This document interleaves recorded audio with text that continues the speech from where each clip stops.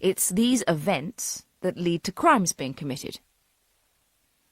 So, say I'm at the pool, and so are a couple of dozen other people. There's a higher likelihood of a crime taking place because of the number of people there compared to when I'm at home. Yes. Take in other factors too, like the car park.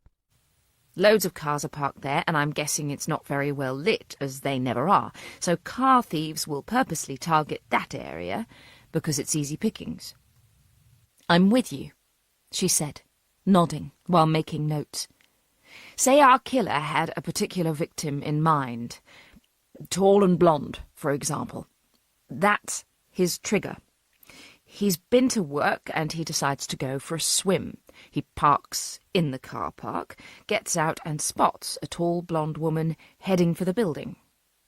Something in his mind snaps that she's going to be his next victim. She's crossed into his activity space and unknowingly made herself a victim. She's in the wrong place at the wrong time. I hate that saying, he said. We live in a democracy.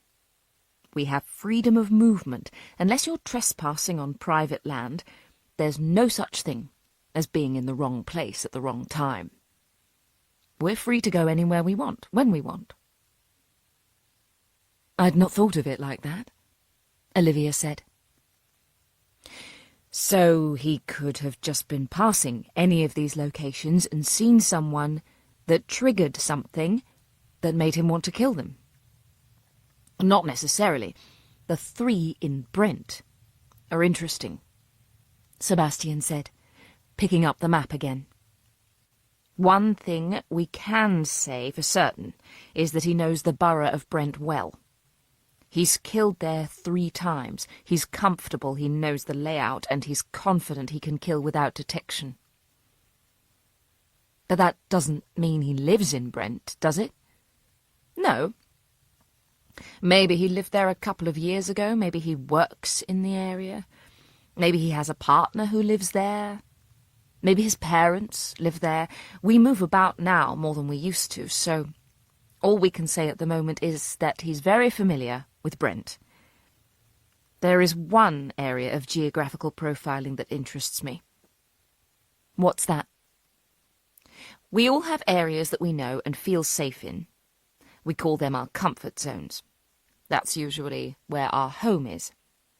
The killer will want to stay local as he knows the area, but he won't want to kill on his own doorstep, so there needs to be a buffer zone. Sort of like a safe area between the two. Exactly.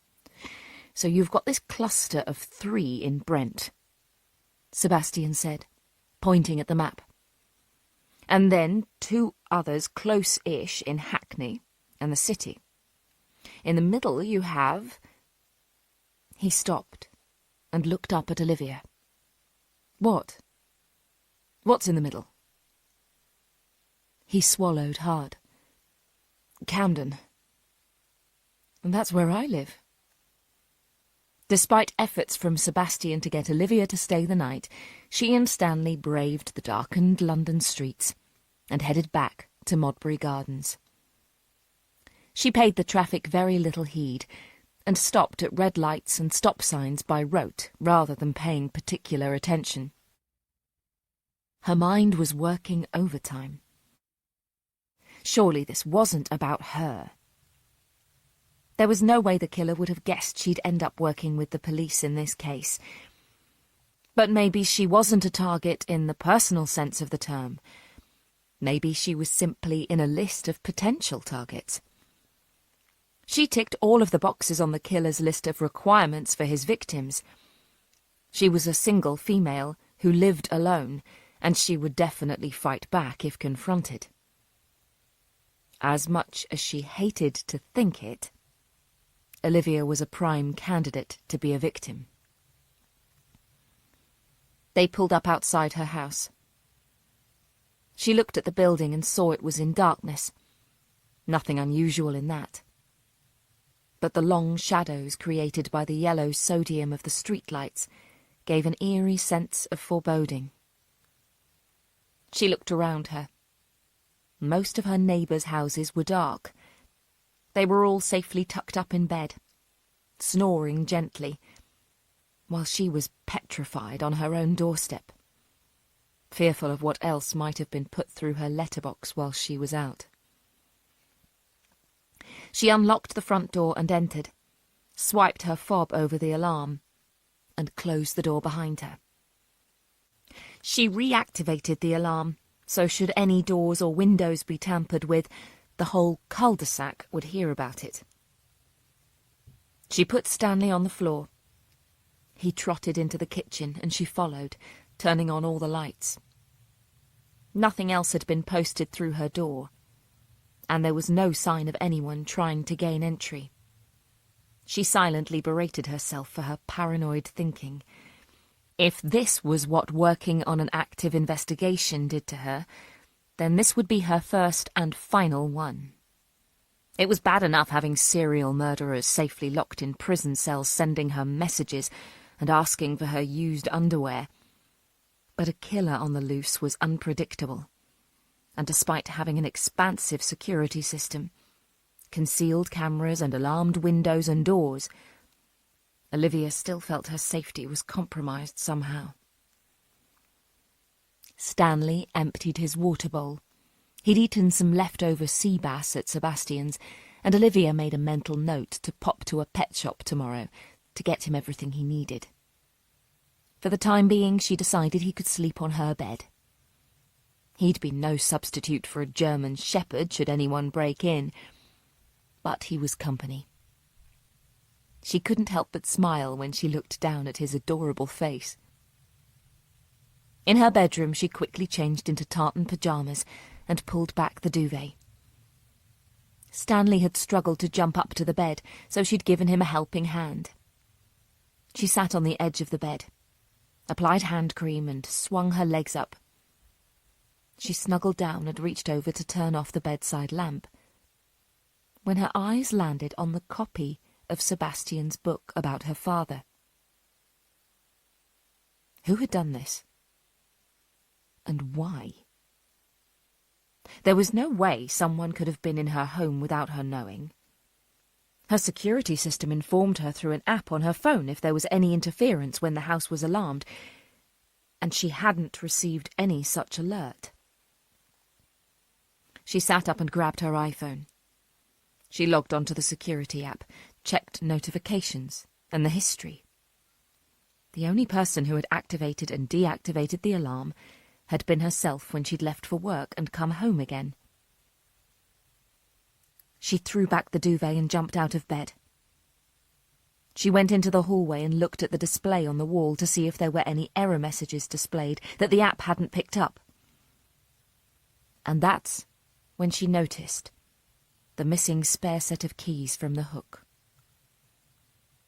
The only people who had been in her house recently were Jessica, Amius, Sam from next door, and Ethan. Had he taken the keys, while she'd been crying on the floor of her ensuite bathroom after their disastrous sex session? If so, why? What did he want from her? Or was it whoever her dad had sent round with the flowers? Had they somehow managed to get the keys? Unless Ethan had been sent by her father. Jesus Christ! She chastised herself aloud. You're taking paranoid to the next level. Just change the fucking locks. There was a simple solution. There always was. Yes, it would be an inconvenience to change the locks and alter the override code on the alarm system, but if it was something she had to do in order to feel safe, she'd do it. Olivia looked at the front door as she went back to her bedroom. The door was locked with a Yale and a Chubb. There were 2 bolts at the top and bottom of the door, and the security chain was on. If someone tried to break in, they'd have to make a hell of a lot of noise, and Olivia would have plenty of time to call the police and arm herself. She went back to bed. Stanley must have sensed her anxiety, because he padded up the bed and curled up on the pillow next to her. "I hope Jessica taught you Krav Maga," she said to him. Chapter 27. Sam Halliday sat on the edge of his bed. The room was in darkness, and the curtains were wide open. The light from the street lamps outside cast long shadows in the room. He looked at his reflection in the mirror on the wall, and hated what he saw. Sam was naked except for the underpants he'd stolen from Olivia's bedroom. They were a tight fit, but comfortable. His body was slim and small. Nothing impressive. He leaned forward and turned his head, looking at himself from all angles, noting his dull eyes that were too close together, his thin lips, his weak jawline. There was nothing striking about him, nothing enviable or fanciable. People didn't look at Sam and wink or flirt or swoon.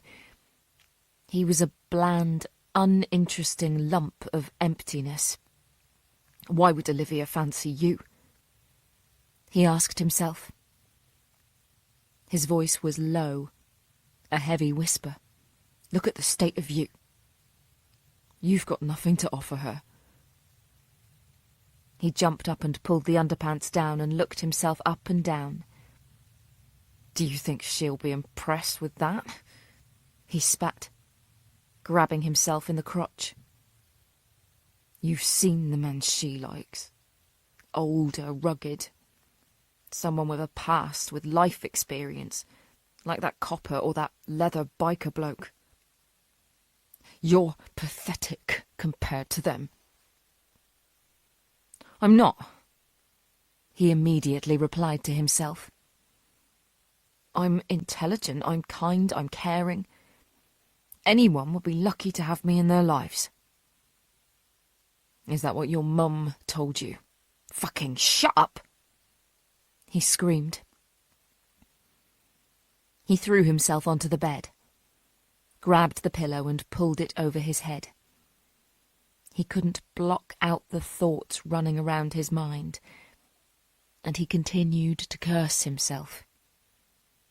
The muffled sound of a siren, a car horn, and a door slamming made him sit up. He looked at the clock. It was well after midnight, and the noises from outside still intruded. Why was it so noisy in London? Didn't people ever sleep, for crying out loud? He pulled his legs up to his chest and hugged himself tight against the cold. He had tears in his eyes. He hated London with a passion. When living in Devon with his parents, he had found the silence deafening. He had been surrounded by openness and space, and he'd felt like it was killing him. He'd wanted to be out in the world, to experience what life had to offer beyond the farm. When that dream became a reality, he had discovered how much he preferred the solitude, the bird song, the stars in the sky, the sounds of nature. London was a place of violence. Sirens could be heard 24 hours a day. The air stank of petrol fumes. It lingered and stuck to the insides of his nostrils and the back of his throat. He felt dirty just riding to the hospital on his bike. His hair always seemed to feel greasy. How could people survive here? Nobody spoke. Nobody said hello or smiled or made eye contact. Buses were silent of chatter but full of the tinny noise of music coming from headphones. Everyone looked so defeated, sad, depressed, angry. Even his fellow junior doctors didn't chat. There was no camaraderie, no banter, no drinks in the pub at the end of the week. Or, if there were, they didn't invite him. Why? Was the problem with him or with them? He'd been in London for a year and only one person had been kind to him. and that was Olivia. She had taken him in after the attempted mugging. She'd tended to his injuries, fed him, gave him succour when she obviously had issues of her own. She smiled at him. It was the first smile he'd received in a year, and it had lit up his heart. Olivia was beautiful. He needed her in his life. She would make everything right. He could enjoy life. He would learn to like London if he had Olivia. Chapter 28. Thursday, 22nd of February, 2024. Olivia barely slept. After checking all the windows and locks to make sure they hadn't been tampered with, she went into her office and opened her laptop. There were concealed cameras above both entrances to her house, front and back. And footage was saved for 7 days before being deleted.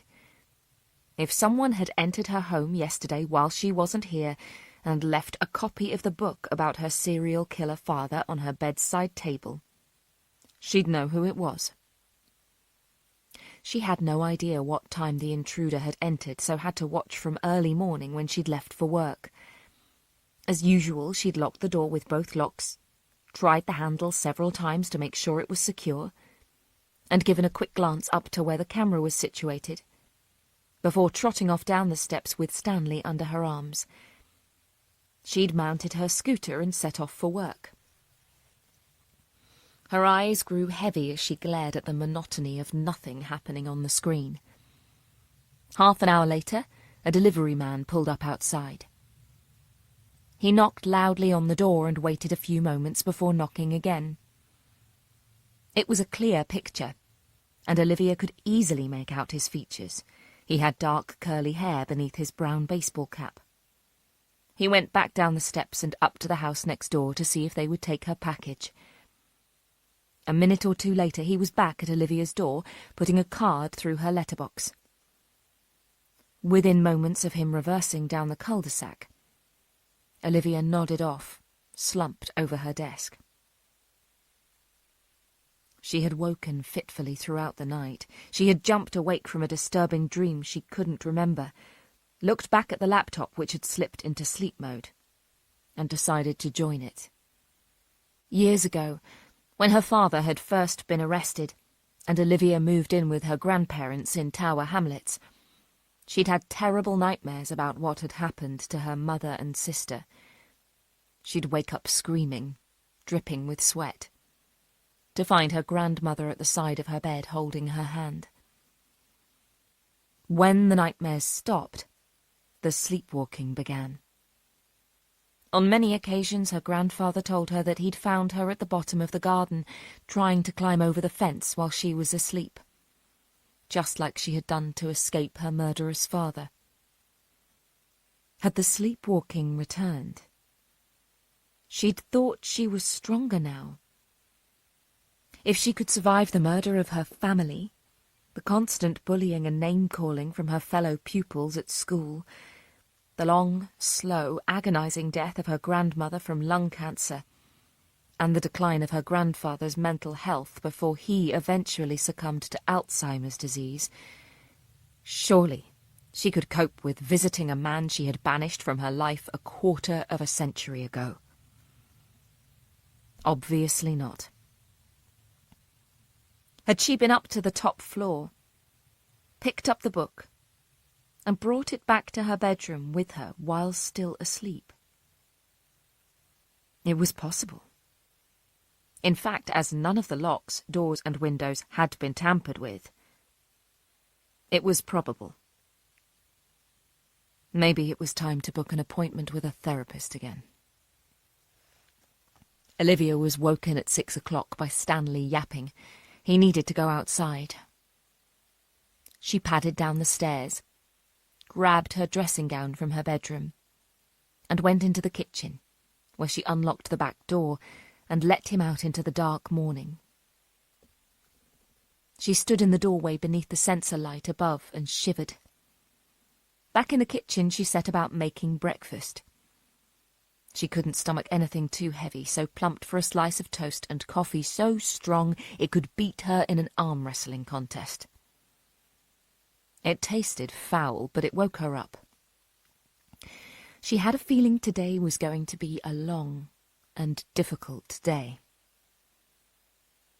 A cold shower set the blood running to every part of her body, and once she'd brushed her teeth and dressed in black trousers, a cream sweater, and black Doc Martens, she felt ready to leave the house.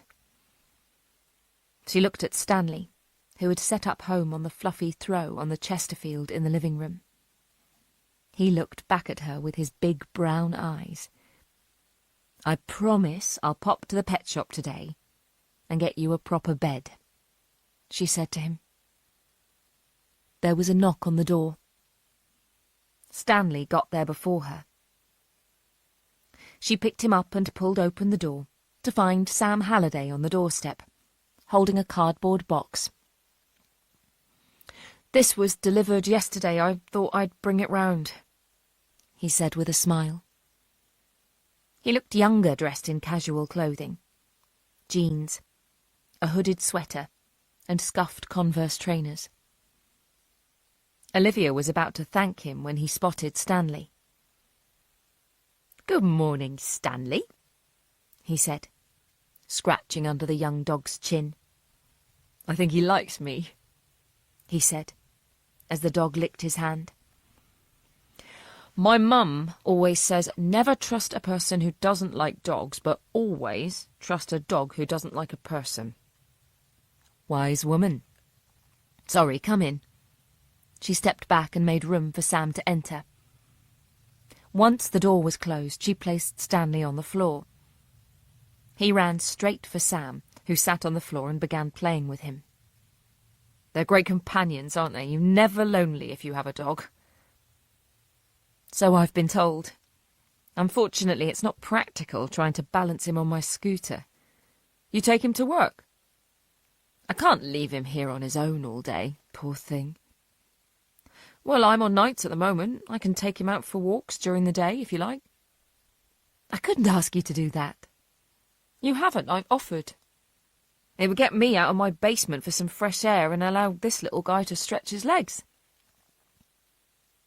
"Are you sure?" "Yes. I'd love it." "I'd really appreciate that, Sam. Thank you." It would make sense for someone to come in and walk him while she was at work, until she could make her mind up on how she could transport Stanley to and from work. The only problem was, Sam would need a key. Nobody had ever had a key to her house. Could she trust Sam? That was Olivia's problem. She didn't trust anyone apart from Sebastian. She couldn't live a life permanently on edge and thinking everyone was a potential killer. She needed to open herself up more if she was going to have any kind of a normal life. She remembered the missing set of keys, and her mind immediately went into overdrive. She was in the midst of a personal crisis where she didn't know if she was capable of walking up to the top floor to retrieve a book without realizing. If she'd done that, could she have moved her keys somehow? "Hang on," she said to Sam, going into the kitchen and grabbing a single front door key from a drawer. When she had high-security locks fitted, she chose a top-of-the-range system that needed a card with an identity number attached, should she require more copies. The missing one would cost a fortune to replace. She felt reluctant to give the key to Sam. She looked him in the eye and gave him a quick assessment. He was a young man, a junior doctor, living in a world that didn't make sense to him. He was nervous, scared, frightened of his own shadow, and in need of a friend. She could be the one to help him settle in London. She wanted to help him. "I'd better talk you through the alarm," she said. "I've only got one key for the front door," she said, handing it to him. "I can't find a full set at the moment. This fob is for the alarm. Just wave it in front of the panel when you come in and leave, and it automatically sets everything. You don't have to press any buttons." Sam smiled as he took the key from her. Their fingers touched briefly. "I'll look after him. You have nothing to worry about." Olivia had only been sitting at her desk in her office for 5 minutes when Daisy called to say D.I. Foley was here to see her. As she heard him pounding up the stairs, she looked at her reflection in the computer screen and neatened up her hair. There was a gentle knock on the door, and it opened without her giving permission. "Good morning," he said, as he entered the room. He was wearing a dark grey suit and matching tie. His once white shirt had dulled due to overwashing, and his shoes were in urgent need of a polish. He looked shattered. Olivia wondered if he'd had as bad a night's sleep as she'd endured. She offered a weak smile. "Would you like a coffee?" "I've lost count of the number of coffees I've had since midnight. Any more and I'll be able to see through time." "Haven't you been to bed yet?" "No. We've made an arrest," he said, as he slumped down into the seat opposite Olivia's desk. There was a satisfied smile on his lips. "Really? Who?" "Sean Fincher. He's 23 years old. He lives in a council flat on Rosemead Avenue. He's practically on the same page of the A to Z as Sarah, Phoebe and Joanne." "How did you come across him?" Olivia asked. Despite the relief in Foley's voice, she was keeping an open mind. "A call from a neighbour said he'd been acting suspiciously lately. She said he'd always been quiet, but lately he'd started to frighten her. He'd also been cleaning his car out on a regular basis, too, almost every weekend. We ran his registration plate through the ANPR, and we've got him at 3 locations when the murders took place." "Which murders?" "He was at the bonfire party, and the Christmas tree light switch-on where Neil and Calvin were murdered. His car was also at Stylecroft Gardens on the day Joanne Douglas was killed." "Did he give a reason for being there?" "He started to until his solicitor told him to keep quiet. We've been conducting a search on his flat and we're going to interview him again. Obviously I can't let you sit in on the interview, but I was wondering if you'd like to observe." "I'll get my coat," Olivia said, standing up, trying not to seem too eager. "Did he resist arrest at all?" she asked, as she put her coat on and began switching off her computer and desk lamp. "No. He answered the door, our officers arrested him, and he walked calmly to the car." "Why?" he asked, when he noticed her frown. "No reason." "Yes, there is. Why didn't he resist arrest?" "There are a couple of reasons for that. Maybe he's tired of killing and wants to get caught to stop himself from claiming another victim. Or there's something else going on. You don't have any forensic evidence from the crime scenes. He'll know this. And he'll also know you'll have to release him without such evidence. You need to be careful, Amyas. If this guy is your killer, he's playing a game with you. A game he intends to win." Chapter 29. The interview with Sean Fincher was to be conducted by D.I. Foley and D.S. Ripner. D.S. Goodfellow led Olivia into the observation room, which was more like a cubbyhole. It was so small. In front of the large glass window was a small desk with 2 chairs and 2 microphones. They sat down with a bottle of water each and made themselves comfortable. Olivia took a notebook and pen out of her bag. "The interview is going to be taped and videoed," Holly began. Mr. Fincher has been read his rights and is under caution. Both D.I. Foley and D.S. Ripner are wearing earpieces, and whatever you say into the microphone, they'll both be able to hear. They're not automatically switched on. You have to hold down the button to speak. When you let go, it cuts transmission. The door to the interview room opened, and Sean Fincher was led in with his solicitor following. Olivia sank in her chair. "Is anything wrong?" Holly asked. "No." "Do you know him?" "No." "Recognise him?" "No, it's not that." "What is it?" Olivia shook her head. She turned to Holly. "He's not your killer." Sean Fincher stood at well over 6 feet tall. He was painfully thin, and had dyed black hair tied back in an untidy ponytail. He had piercings in both ears, in his nose and bottom lip, and a tattoo of a spider's web on his neck. The backs of his hands were tattooed to make them look skeletal. He was deathly pale, with wide, staring eyes. He wore black skinny jeans and black boots with the laces missing, and a black hooded jumper a size too big for him.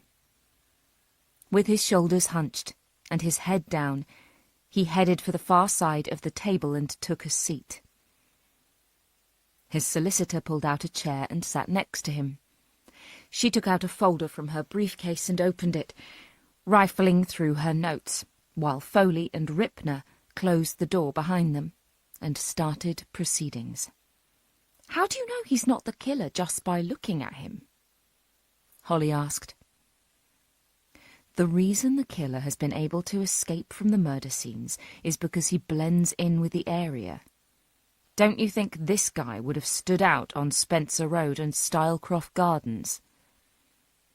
But we know he didn't make his getaway in broad daylight. The killings took place in the late afternoon and early evening. He could have left in the middle of the night, for all we know. But he's researched his victims. He's been in the neighbourhoods before he's made his kills. How else did he know which houses to target? He'll have visited at all different hours of the day, so he knows when to strike. He would have stood out a mile. You've read the house-to-house reports. Have any neighbours mentioned a walking skeleton?" "No." "Exactly. He is not your killer." "Shit. Foley is not going to be happy," Holly said. "Mr. Fincher," Foley began, "can you tell us where you were on the night of November the 5th last year?" Olivia sighed. It was going to be a long interview. Sean admitted to being at the fireworks display, the Christmas lights switch on, and Vale Farm sports ground on the dates when the 3 people had been murdered. He answered in a clear and concise voice. On tape he would have sounded confident, but he kept fidgeting and playing with his fingers, evidence he was fearful of where this interview was going. The longer it went on, the more unstable he became. "I'm showing Mr. Fincher photographs labelled as ID 1 to 7, Foley said, as he laid out pictures of the victims in front of him. "Do you recognise any of these people?" Sean leaned forward and took a detailed look. "I recognise that one and that one," he answered, in a soft voice.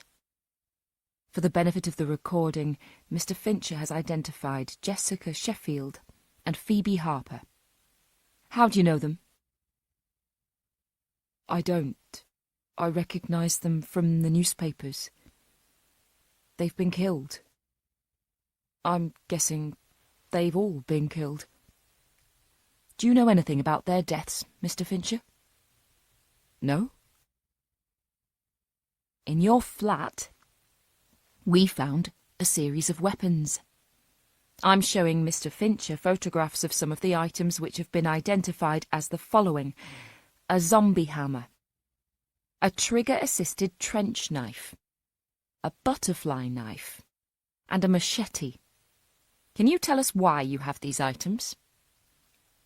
Olivia shook her head as she made a note of the weapons. They're props. They're for my work, he said. His voice had increased an octave. What work is that? I work for Zombie Battle UK. I have done for 4 years. People pay to be part of an end-of-the-world experience, and I play a zombie, he said, almost embarrassed. Ripner and Foley exchanged glances. Ripner didn't even try to hide his snigger. He's not your killer, Foley, Olivia said through the earpiece. Foley glanced at the window for a split second before turning back to his notes. Mr. Fincher, Foley continued, ignoring Olivia. Were you with anyone on the nights of November the 5th, December the 1st, and January the 18th? No. Why did you attend such public events alone? Foley, he's not your killer. There's no reason to keep questioning him, Olivia said, getting agitated. You don't have to answer that question, Sean's solicitor instructed. I went because I wanted to be around people, he replied, picking at the sleeve of his jumper. Aren't you around enough people at work when you're playing at zombies? Leon asked, his question dripping with sarcasm. It's not the same, Sean replied, his head down. I don't go out much, I don't like being outside. I'm trying to do things to help me get better at socializing. You think having these weapons in your flat is going to help you make friends? Leon sniggered. They're not real weapons, they're props. They are offensive, illegal weapons, which could cause serious damage. You should not be keeping them in your flat, Foley said. Mr. Fincher, are you single? That question is irrelevant, his solicitor said. Foley, for the last time, he is not your killer. Why are you questioning him like this? Olivia almost shouted into the microphone. Are you sure this thing is switched on? She asked Holly. Yes. Yes, I'm single, Sean said, a hint of sadness in his voice. I'm not surprised, Leon muttered under his breath, but loudly enough for them all to hear. I need to talk to you right now, Olivia said into the microphone. Right now, Ammius. She knew using his first name would cause a reaction in him. Interview terminated at... He looked at his watch. 11:07, Foley said, standing up and leaving the room. Olivia met him in the corridor. What the hell is going on in there? She asked. Were you even listening to what I was saying? Sean Fincher is not your killer. He was at 3 of the crime scenes. No, she interrupted. He was in 3 very public places, along with hundreds of other people. In any case, Joanne Douglas wasn't killed at a public event. She was killed indoors. Yes, Sean Fincher was close by at the time of her death, but you're making him fit what you perceive the killer will look like, and you're wrong. I doubt one person was at all 3 events. You don't know that. Besides, I've told you the kind of person you're looking for. The reason there are no witnesses to the killer leaving the scenes of the crimes is because he fits in with his surroundings. He belongs in those kinds of neighbourhoods. Do you think a tall, skinny bloke like Fincher with dyed black hair and pasty skin would blend in on Stylecroft Gardens and Dollis Hill? No, he wouldn't. He's not your killer, and you know it. Foley stepped away. He squeezed the bridge of his nose. And the way you're questioning him in there is pure character assassination. He's scared. He obviously has emotional and behavioural issues which he's working through, and you're going to set him back years. Leon certainly is, with his unprofessional conduct. Fuck. Foley kicked the wall in anger. Olivia walked up to him and placed her hand on his shoulder. I know you're desperate to catch the killer. I know you've got people on your back. But you've got the wrong man in there. You need to let him go. I need to charge somebody, he said quietly. I know you do, but not him. If I charge him, it will keep the press off my back, and I can still keep looking. What? You're not thinking straight. Do you have any idea what being held on remand will do to someone like Sean Fincher? It will destroy him. He had weapons in his flat that scared even me, Foley said. His tone had softened. And he's given you a valid reason why he has them. Confiscate them if they're illegal. Slap him with a caution. But do not charge him with murder. Foley didn't say anything. His face was red with rage. He was a mass of pent-up frustration itching to explode. Olivia continued. You charge him and his face will be on the front page of every newspaper tomorrow. The whole of the country will have him down as a serial killer. When you eventually release him, all charges dropped. The press will bury that news on page 26 and nobody will read it. Wherever he goes, whatever job he applies for, people will see him as a murderer. You'll ruin his life. Is that what you want? He turned away and headed back for the interview room. Where are you going? Olivia asked. To continue the interview. Then I'm not watching, she said, heading down the corridor. What? I refuse to be a party to this. I refuse to sit and watch you destroy an innocent man just to buy yourself a few temporary brownie points with the press. You're on your own, Amyas. You want any more help, find yourself another psychologist. She took long strides, her shoes clacking loudly on the tiled floor. She didn't know D.I. Foley, but had at least thought him a man of integrity. Obviously not. She tore off her visitor's pass and tossed it onto the reception desk. She didn't want to work alongside a man who used underhand tactics or a police force that allowed such things to happen.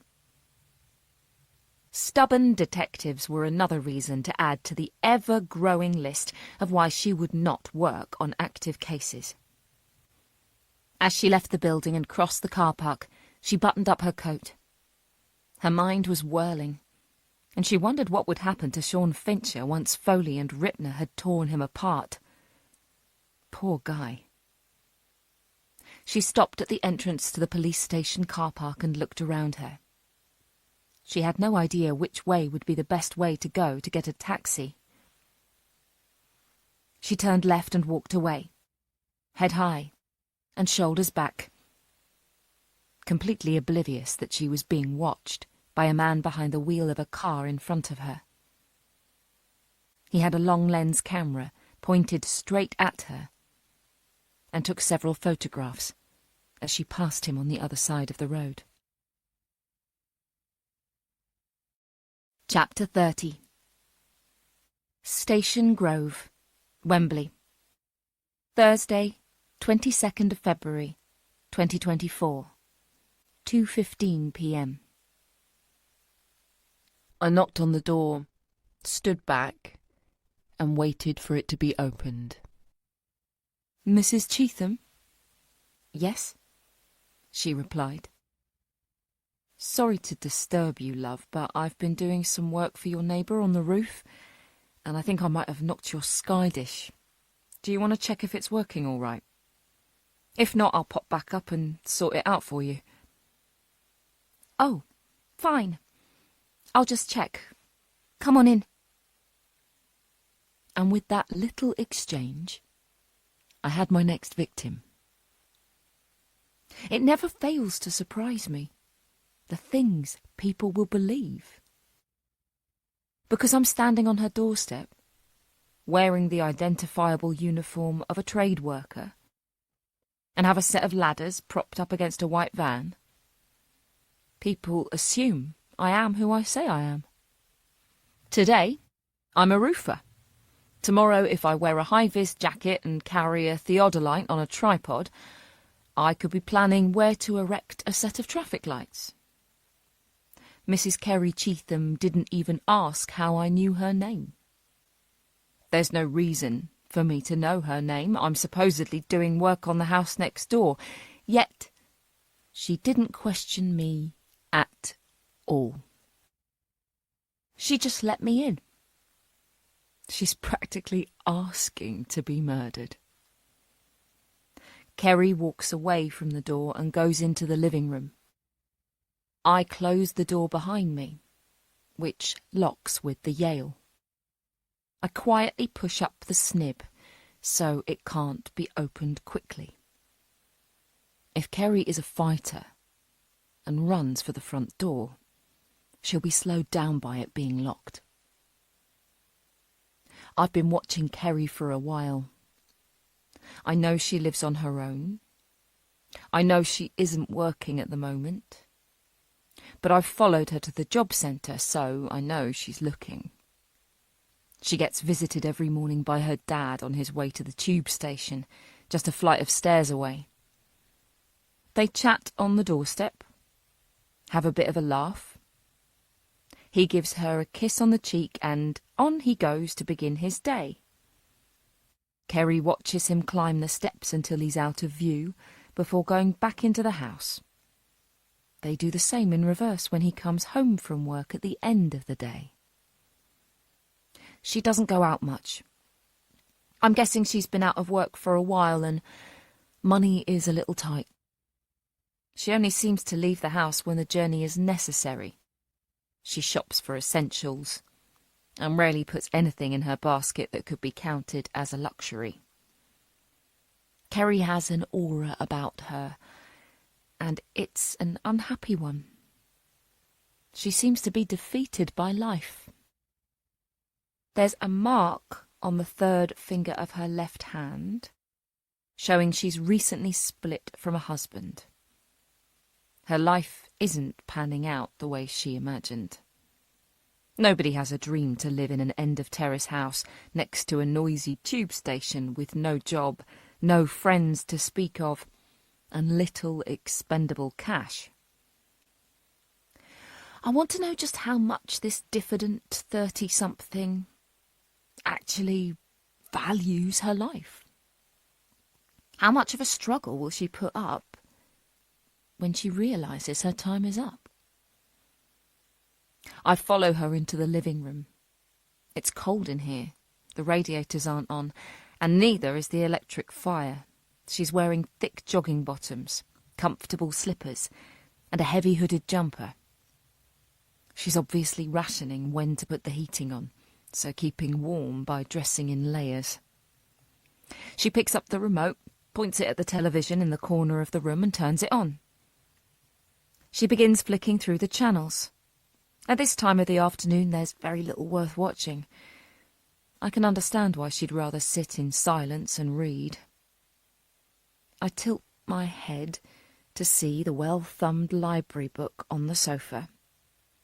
Something brightly coloured by Sophie Kinsella. It looks like pure escapism, not something I'd read. Everything seems to be working perfectly, she says, turning off the television. That's good. Do you want to check your internet connection too, just in case? Sure. She looks around the back of the television. Everything seems fine. The blue light is still on. Thanks for checking. It's very decent of you. You're welcome. At this point, I'd turn and go back to the door. But I want to make Kerry feel awkward in her own home. This is supposed to be her place of safety, but I know I'll get excited when she gets scared. And by lingering in the doorway, I can already see the smile begin to fall from her lips. And her eyes widen slightly. She's unnerved. Is there anything else? I put my bag down on the floor, reach inside, and take out my large, clean, sharp carving knife. I'd really like to see how many stabs it will take to kill you. Kerry's face changes within the blink of an eye. The tears come like a tap has been turned on and fall down her face. She doesn't wipe them away. She backs up until she hits the fireplace. She tries to speak, but the words won't come. She's visibly shaking. Fear has already gripped her, and I haven't even done anything yet. Please, don't hurt me, she cries. I don't have much, but there's a few items of jewellery upstairs you can take. I don't want to rob you, Kerry. That's not why I'm here, I tell her, holding the knife up. Oh, God, please don't rape me, please, I'm begging you. I'm not going to rape you, Kerry. Calm the fuck down. She holds on to the fireplace, fearing her legs are about to give way. What do you want? I've already said. I want to see how many stab wounds it will take to kill you. No, she cries. I don't want to die. Please, don't kill me. Surely you're not happy with how your life is going right now. I'd have thought death would be preferable to misery. I do want to live. Really? Yes. She nods, sucking up her tears. Yes, I do. I want to live. Oh, I say, with mock surprise. I step away from the door and gesture towards it. You better make a run for it, then. Kerry doesn't even wait to see if I'm joking or not. She pushes herself off the fireplace and heads for the door. She practically falls into the hallway, hurtles to the front door and tries to open it. She panics. With shaking fingers, she manages to flick the snib and open the door with the Yale. The light from outside and a cold breeze rush in. She's millimetres away from freedom. I slam the door closed from behind her. She looks up at me, fear etched on her face, tears streaming down her cheeks. Sorry, Kerry. My game, my rules. Her mouth falls open and a muffled cry comes out as I stab her in the stomach. 6 p.m.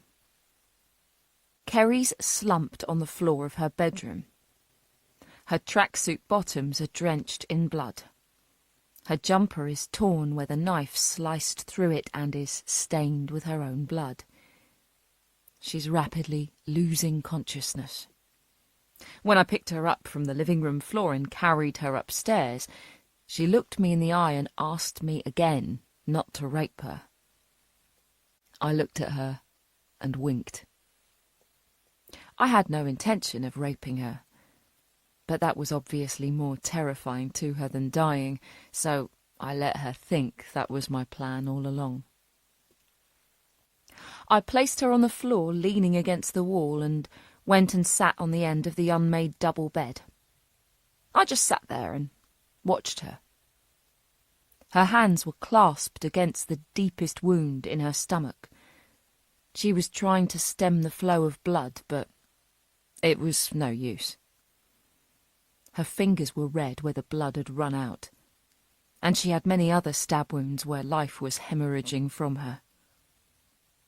Daylight is now fading, and the small room is gradually darkening. I look at my watch. There's plenty of time left. My boyfriend will be home soon, Kerry says. Her breathing has become more laboured. I laugh. I know what she's trying to do. That would be the Invisible Man, would it? I ask her. I've been watching this house for weeks. You live on your own. You get one visitor every morning, and that's your dad on his way to the train station. He pops round for a few minutes to say good morning, and for a few minutes on his way home. You spend your days looking for a job. When you go out, it's only to the local shop for milk and bread. You daren't spend much because you're worried how long your savings are going to last. You refuse to meet with your friends. You don't have a boyfriend. You've been single since you changed your relationship status on Facebook last September. Kerry's eyes widen. How do you know all this? Research. I like to know everything I can about my victims. I look at my watch again. You've done this before? Oh, yes. She winces as she tries to move. She's in a great deal of pain. Are you the man in the papers? The serial killer? I smile. She's the first of my victims to know who I am. I'm famous. I'm infamous. I smile. You killed a detective? I needed coverage. Why are you keeping me alive? I'm not. Don't worry, you'll be dead very soon, I say, nonchalantly. Kerry cries. Tears fall down her face. No, please. You don't have to kill me. I do. No, you don't. You can leave now. I promise I won't identify you to the police. I'll say you wore a mask. What would be the point of that? I need another victim. The more I kill, the harder the police will look for me, the more the people of London will be scared, and the more chance I'll have of meeting the great Olivia Winter. Who's she? How can she not know who Olivia Winter is? She's the best. I get up from the bed and crouch down on my knees in front of her. She tries to back away from me, but there's nowhere for her to go. Oh, Olivia is the queen when it comes to serial killers. She's met them all. She's been around the world interviewing them in their cells, listening to their stories, writing about them, and people take notice of what she has to say. She'll write about me, too. But I'm different from all the others. In what way? Let me tell you something. When killers strike, people read about them in the news and they think they're just sadistic people who stab, shoot, whatever, then leave. I can't speak for all killers, obviously, but for me, that's not enough. I thought it was. That's what I did with my first couple of victims, but I wanted more. Do you know what I mean? She's struggling to hold in her emotions. Her bottom lip is quivering. She shakes her head. No, I don't suppose you do. You see, the thing for me is that I need the closeness. I need to watch you die, I need to listen to you scream. I need to hear the last breath leave your body. I need to be involved in all of it, so that when I go home and think about this moment, I can relive everything from the second I saw the fear and terror in your eyes to the blank look that will come once life has left you. That will hold a special place in my heart, I say, with a smile on my face and a hand on my chest. I take an iPhone from my inside jacket pocket, open the camera, point it at Kerry's face, and take a picture. The light from the flash lights up the whole room.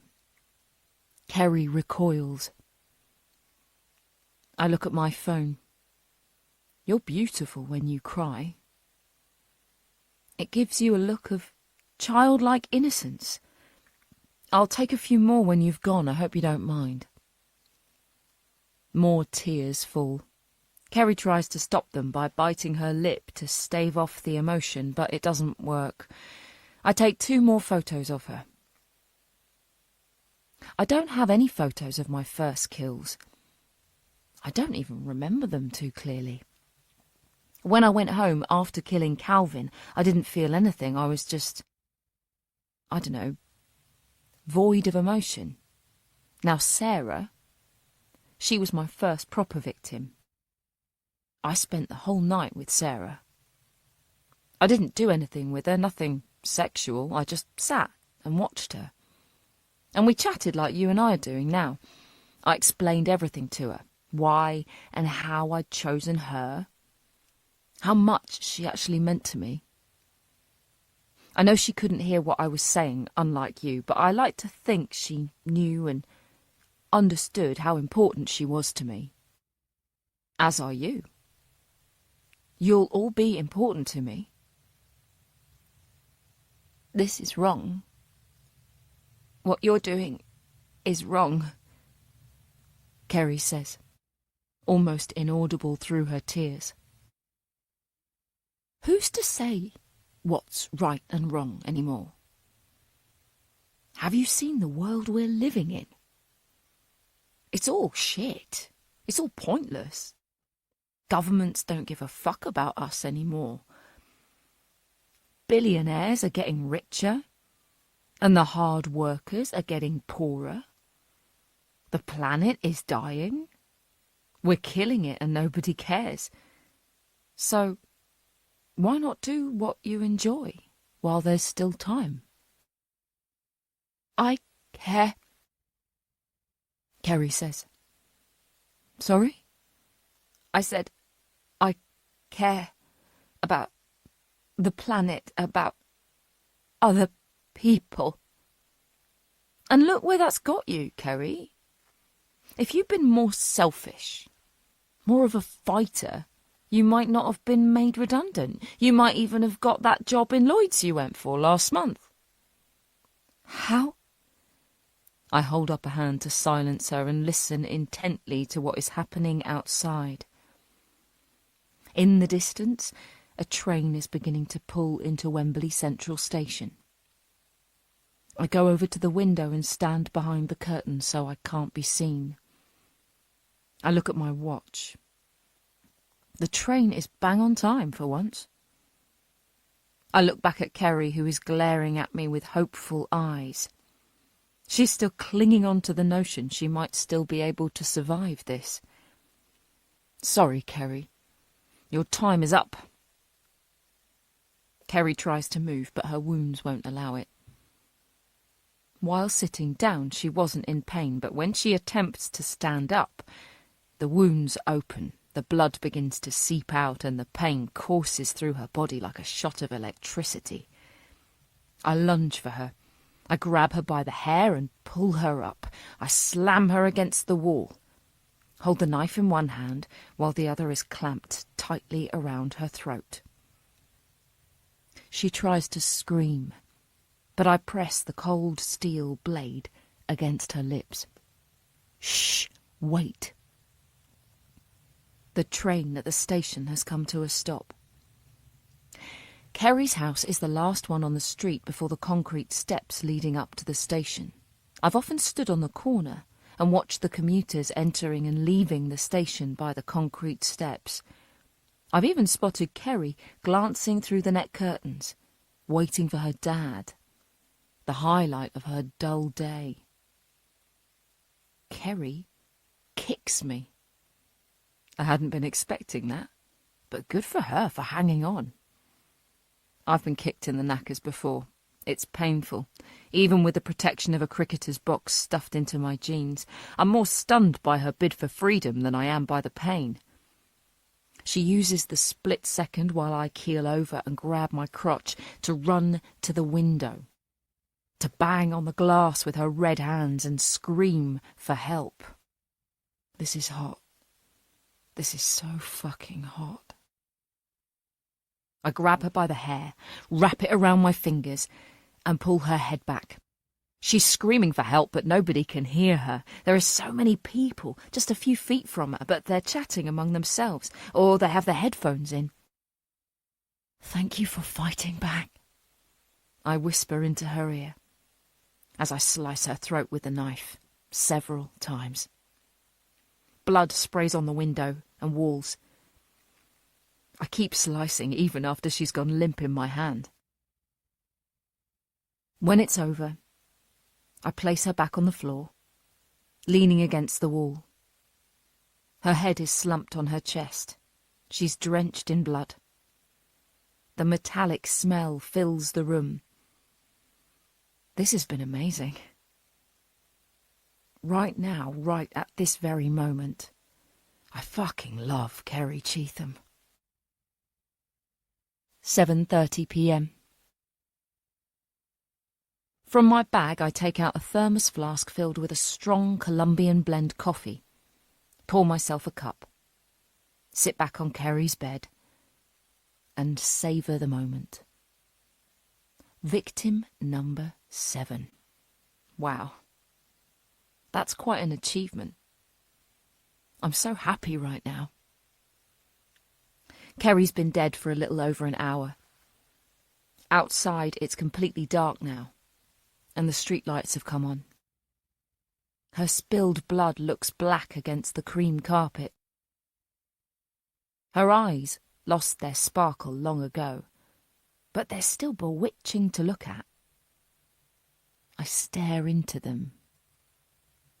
What am I looking for? Whatever it is, I don't find it. I never find it, because there is nothing there to find. I don't believe in a soul or an afterlife. A person is just a body. Once the physical form has been destroyed, all that is left is a carcass. I like this part of the kill. The adrenaline is still shooting through my veins. The come down has yet to kick in as I'm still surrounded by the carnage. I can smell the drying blood. I can still hear Kerry's cries, pleas and screams ringing in my ears. I can feel her warm breath on me. I can feel her touch on my fingers. What I'd love to do is hold her. I'd love to have posed her in bed and got in beside her, snuggled her and felt her go stiff and cold beside me, but I can't risk doing that. I know all about Locard's principle for transferring skin cells and single strands of hair. My DNA is most likely all over this house. I've tried to minimise it as best I can, but every contact leaves a trace. I'm not yet on the police database, and the longer I can maintain that, the better. I take another photo of Kerry. She's long since dead and rigor mortis is beginning to kick in. I look at the picture, pinch the screen and zoom in on her face. Do you know something, Kerry? I think you're better looking dead than alive. I also think you've been my favourite so far, I say, with a smile. I should be going soon. It's a shame I can't stay for much longer, but her dad will be knocking on the door to ask how her dull day has gone, and if she's applied for any more jobs. When she doesn't answer, he'll use his key, or look up and see the blood spatter on the window. He'll find her tonight. I need to leave. I've thought of every eventuality and have a clean pair of overalls in my bag so I can get to my van unnoticed. I'll try to remember as much as I can for when I'm in bed tonight. But it won't be the same. It never is. Right now, I'm more content, relaxed, and happier than I've ever been before in my whole life. Chapter 31. On the way home, Olivia stopped off at a pet shop and bought a comfortable bed for Stanley, a new collar, and a disc engraved with her contact details. After a conversation with an assistant, she bought several bags of food so she could try and figure out what the little dog enjoyed. Another Uber was summoned, and she was home at a reasonable time for a change. She asked the driver to drop her off at the bottom of the cul-de-sac as usual, and struggled with her shopping as she walked down the pavement, her eyes darting from one well-lit house to the next. It was dark, and a fine drizzle was falling. This winter seemed never-ending.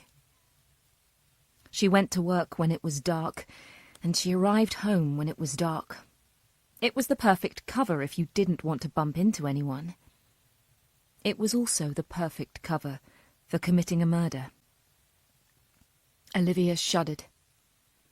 She stopped in her tracks and looked around her. She was completely alone in the street. In the background she could hear the distant hum of traffic and the siren of a police car or ambulance. There was always a siren blaring in London. It was a little after 6 o'clock, early really. Yet she felt vulnerable. She unlocked the front door.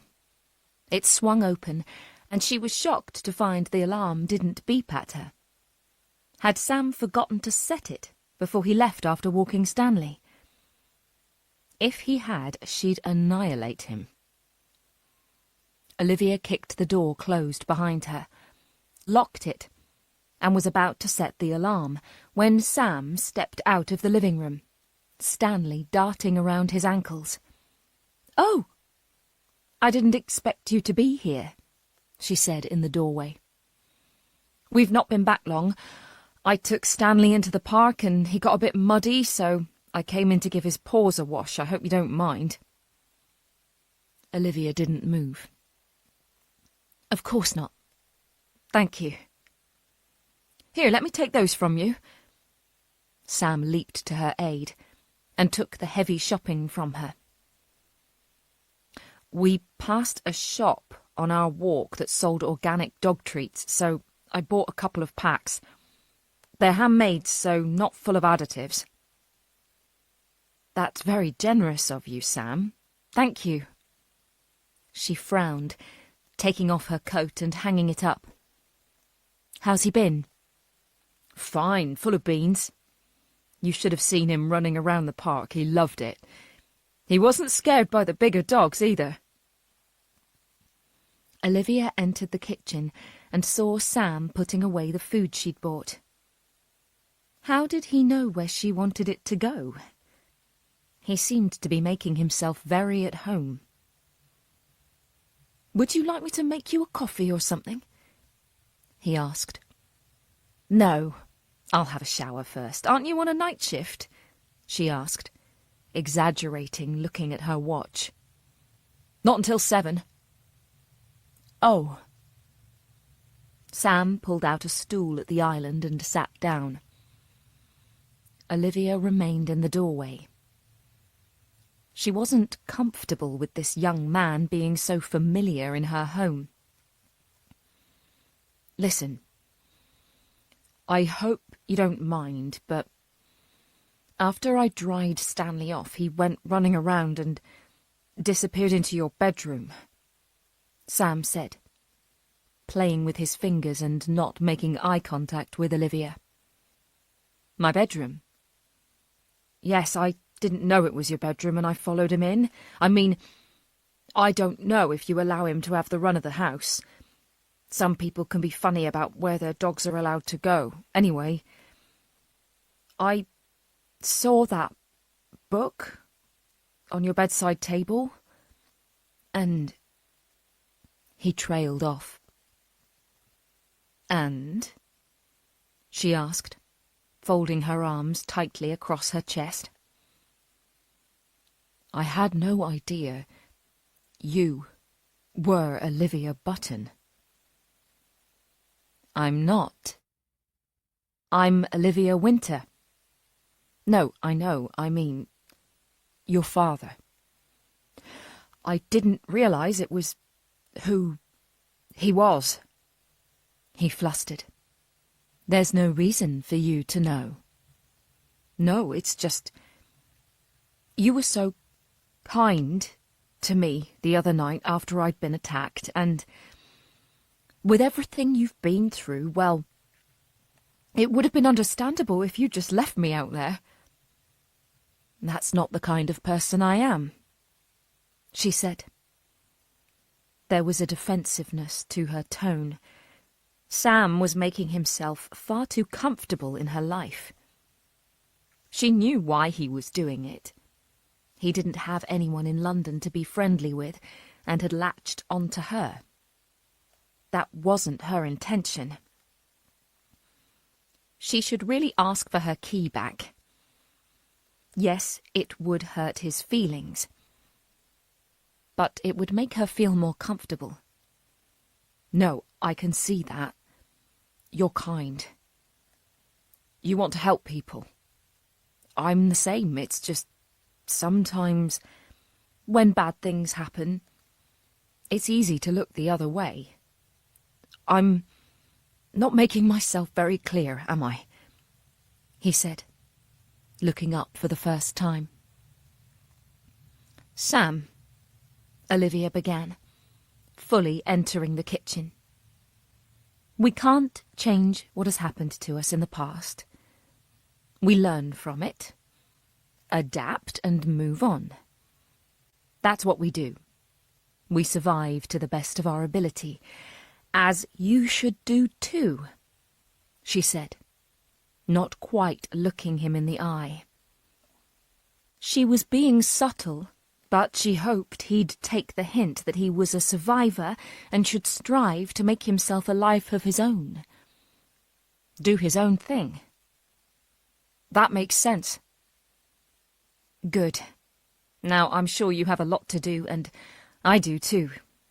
You don't want to be hanging around here." She wanted him to leave, and tried to wrap up, asking him to go in as nice a way as possible.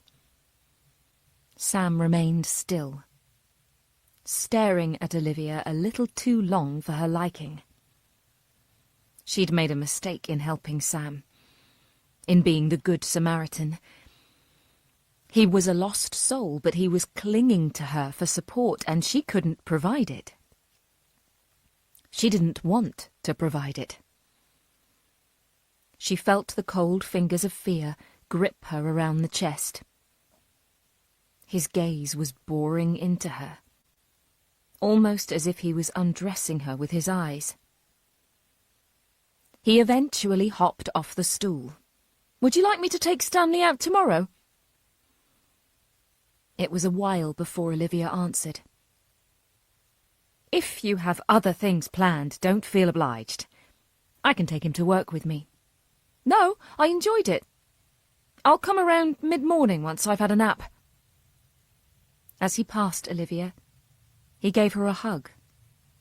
She didn't reciprocate. Her body tensed at his touch. "Thank you." She remained motionless in the kitchen until she heard the front door close, and then shuddered. Stanley liked his new bed straight away. Within minutes he was curled up and snoring. Olivia had never thought about getting a pet. Not even a self-reliant cat that could come and go as it pleased. But with Stanley in the house, the sound of his sleeping whimpers made her smile. It made the house seem warm and homely, less stilted. She set about making herself a quick meal, courgette spaghetti with grilled chicken and sesame seeds, before settling down with the Evening Standard she'd picked up on her way home. Olivia rarely read the papers, but as she was working on an active hunt to catch a killer, she was interested to see how the case was represented in the media, and what the mood of Londoners was. There was nothing on the first few pages, and Olivia read the headlines of several stories, but didn't bother with the main text. When she turned to page 7, she dropped her fork with a clatter, waking Stanley from his slumber. Seeing her face staring out at her made her jump. The photograph had been taken earlier in the day as she was leaving Sanderson Street police station. Her face was thunderous, lips pursed, eyes wide, and she was taking long strides out of the car park. She hadn't noticed a photographer, but her mind had been on other things. "Police consult killer catcher in hunt for London murderer," screamed the inaccurate headline. The story was mostly filler. A spokesperson for the Metropolitan Police refused to comment, but the prose was written in a way to stir up fear in the public. There was a serial killer stalking the streets of the capital, and police were stymied to the point where a world-renowned serial killer catcher had to be brought in to help. Mentioning Olivia by name, the story touched on her books and successful interviews with well-known murderers. Fortunately, they didn't seem to know who her father was. Long may that continue. She was ready to turn the page when something caught her eye. In the corner of the picture of her was the name of the photographer. Ethan Miller. The name sounded familiar, but it took a moment or two for her to place it. When her memory cleared, her face reddened in anger. Ethan Miller, a.k.a. the Handsome Stranger. She pushed the paper away, and her meal.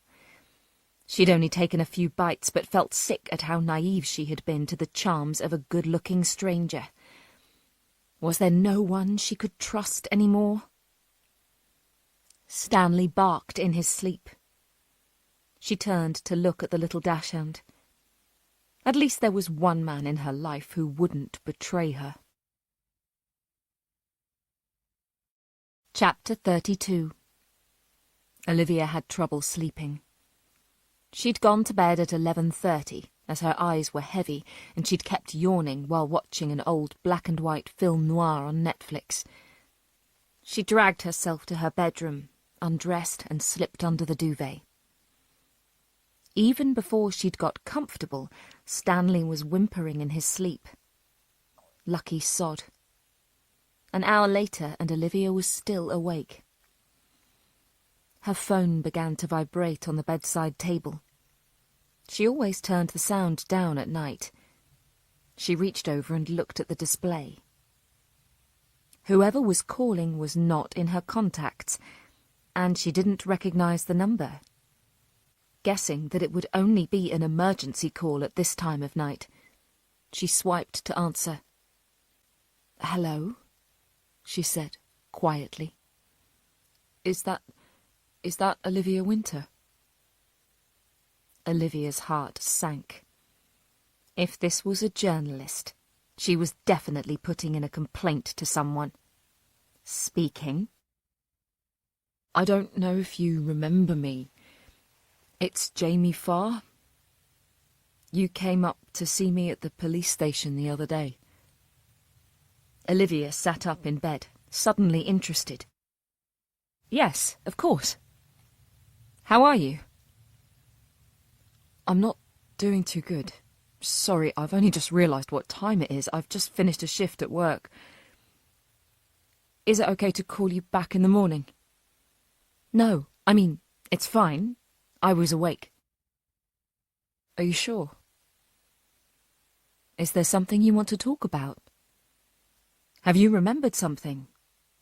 I wish I had, he said, sounding genuinely sad. Have you seen the newspapers? No, I try to avoid them. I read them all. There's a lot of empty time during a night shift. In the Sun yesterday there was a profile of all the victims of the killer that police said I was attacked by.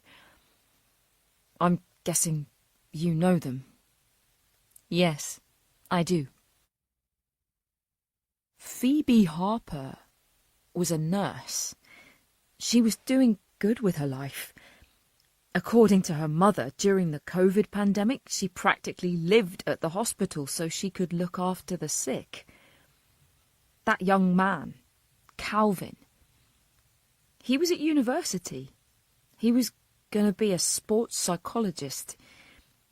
He was an excellent long-distance runner, too. They were good people, Jamie said, tears evident in his voice. Why them, Olivia? I don't know, she said, giving an honest answer. And why did I survive? I work in a petrol station, for fuck's sake. I'm not saving lives, I'm not contributing to society. Why did I survive when they didn't? Olivia turned on her bedside light, which lit up the framed photo of her mum and sister. Jamie's question was one she'd asked herself on many occasions when she was growing up. Why had she survived when they hadn't? Jamie, I'm really not qualified to help you, but to me it sounds like you're suffering from survivor's guilt, which is perfectly normal and understandable. I can put you in touch with some people to talk to about this, but please, don't beat yourself up because you survived when others didn't. You could actually use this as an opportunity to turn your life around. You've survived for a reason, so that your perspective on life has changed and you can do something laudable in the face of adversity. There was a silence, and for a while Olivia wondered if Jamie had ended the call. Do you mean, like, from a higher power? Olivia smiled to herself. No, nothing like that. I just mean, maybe you could go back to college and retrain, or join a charity or an organisation and do good work in the community. Help others. You could say that you've been given a second chance at life. Use it to make a mark on the world. Make a mark? Yes. Maybe I could do something so that Phoebe and Calvin and the others are remembered. I think that's a good idea. I do think you should speak to someone, though, a professional. Can I give you a call in the morning with some numbers? You mean a therapist? He sounded uncertain. There's nothing wrong with seeking help. We all struggle with things at various points in our lives, and there are people who can advise us on ways to cope. We shouldn't bottle things up. No. You're right. I'd like that. Thank you, Olivia. I really am sorry for calling so late. That's fine. Look, Jamie, if you need to talk again, or if you think of anything more about the man who attacked you, please, let me know. I will. I do keep trying to remember. Thank you. Good night. Good night. Olivia ended the call and leaned back in bed. She felt sorry for Jamie Farr, and was suddenly transported back to how she felt in the immediate aftermath of her father's attack on her. The guilt was consuming. She spent night after night crying, and not just because she missed her mum and sister so much, but because she hadn't died with them. It was years before she had a full night's sleep without waking in a cold sweat to find her grandmother by her side, holding her, telling her she'd been screaming in her sleep again. She saw a child therapist, but he hadn't been much use. He'd used dolls, one in each hand, called Timothy and Rosie. He'd spoken through them in a childish voice. She'd felt silly talking to squinty-eyed puppets, and refused to go back after 3 sessions. When she was in her early 20s, Olivia had plucked up the courage to see a psychotherapist. She'd known that the career path she was starting down was a mistake. She should be putting everything behind her and forging a life for herself. But she'd wanted to know just how attached to her past she really was. She'd liked her therapist, Geraint Hughes. He had a lovely, smooth Welsh accent, and his eyes twinkled when he spoke. He'd told her that understanding the past was important in order to shape the future, but that we shouldn't live in the past. We should just visit it from time to time. Olivia had said that by trying to understand serial killers and discover why they committed the acts they did, she was doing more than visiting the past. She was buying a holiday home there. Geraint had smiled at that comment and said that as long as she didn't get her post redirected, it was fine. They'd both laughed, and the mood had been lightened. Basically, Olivia was trying to do what she'd told Jamie Farr to do. Her mother and sister had been killed in the most violent of ways, and taken from her when she'd needed them the most. She was honouring their lives, and their deaths, by, hopefully, helping to understand these people, in order to stop the serial killers of the future, and to prevent their potential victims going through the agony that she, and now Jamie, was going through. She heard a deep sigh, glanced down, and saw Stanley looking up at her. "Sorry. You're going through it as well, aren't you?" she said to him. His tail beat a couple of times against the duvet.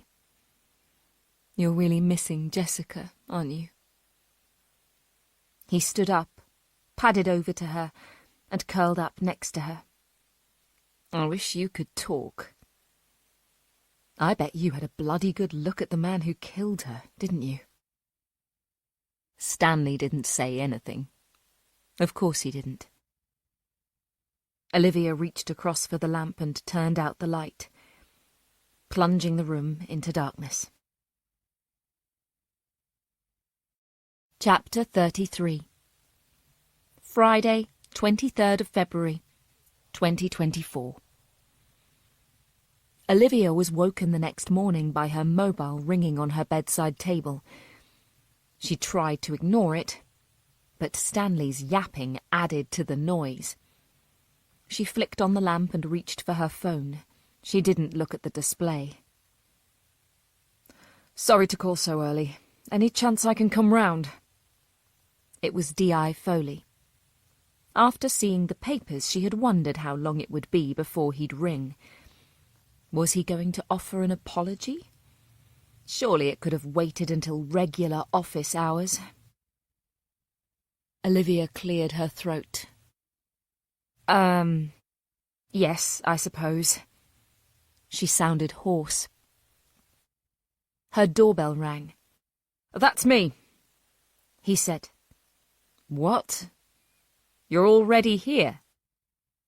Yes, I thought you'd be up. Olivia flung the duvet back and shivered. She was shattered. She'd barely had 3 hours' sleep. She slipped her bare feet into carpet slippers, grabbed her dressing gown from the back of her door, and went out into the hallway. She swiped the fob over the sensor and unlocked the door. Why would you think I'd be up at... She looked at her watch. 6 o'clock in the morning? I don't know, I just assumed you didn't sleep much. Foley looked shattered. He was wearing a padded waterproof jacket over a dark red jumper and black trousers. I usually sleep very well, thank you. Well, when I'm allowed to. I suppose you'll want to come in. She stepped to one side. Any chance there's a coffee going? She rolled her eyes and showed him into the kitchen. The strip lighting blinded her. She hated being woken so abruptly. I'm assuming you have a reason for calling so early. I wanted to apologize for yesterday, he said quietly, as he sat himself down at the island. She turned to look at him. Have you been worrying about this all night? I've been worrying about this since you left yesterday. I haven't been to bed yet. Why not? She asked, as she set about making coffee for them both. We've found another victim. Oh my God. You were right about Sean Fincher. I let him go almost as soon as you'd left, no charges. Although I've told him to buy a decent storage locker for his weapons. Well, the ones we've allowed him to keep. Olivia handed him a coffee and sat next to him. Tell me about this new victim. Foley closed his eyes and shook his head. Kerry Cheetham. She was 36 years old and lived alone in Wembley. Who found her? Her father. He has to pass her house on his way to and from work every day. He always calls for a few minutes to say hello. When she didn't answer the door, he thought something was wrong, so used his spare key to let himself in. He found her in the bedroom, stabbed to death. Foley was finding it difficult to talk. Olivia placed a comforting hand on his arm. I'm sorry. Are you all right? No. He's laughing at us, Olivia. He's fucking laughing at us. How do I catch him? Tell me more about the scene. What was happening close by? Was there a party? Or a football match? No. Nothing. Really? It might not be the same killer. He likes an audience. He likes the excitement that someone could catch him, but he knows they won't. She lived on Station Grove, right next to Wembley Central Station. Her house is the last one before the entrance to the station. Commuters have to go down some steps once they've got off the train. Do you know the estimated time of death? Early evening. To coincide with rush hour, she said, almost to herself. What? He waited until people were coming back from work, during rush hour. There would have been so many people walking past the house less than a few feet away as he was butchering this poor woman. He'll have heard them chatting, laughing, and it will have driven him to stab her over and over again.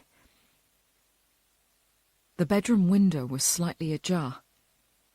Perfect. He'd have been able to hear them clearly. How many times was she stabbed? The pathologist came out to the crime scene. He tried to count the stab wounds, but there were too many. We'll know more after the post-mortem. Jesus. He's escalating. He's cocky. He's confident he's getting away with it. He's beating you at a game you're supposed to be a champion at, and he's loving it. Olivia, Foley said, looking up at her. I really am sorry for yesterday. She waved away his apology. I need your help more than ever. How do I catch him? How do I stop him from killing again? Olivia turned away. Her eyes fell on the open copy of the Evening Standard she'd pushed away last night. An idea came to her. You set a trap. How do I do that? You offer him something he wants. What does he want? Me.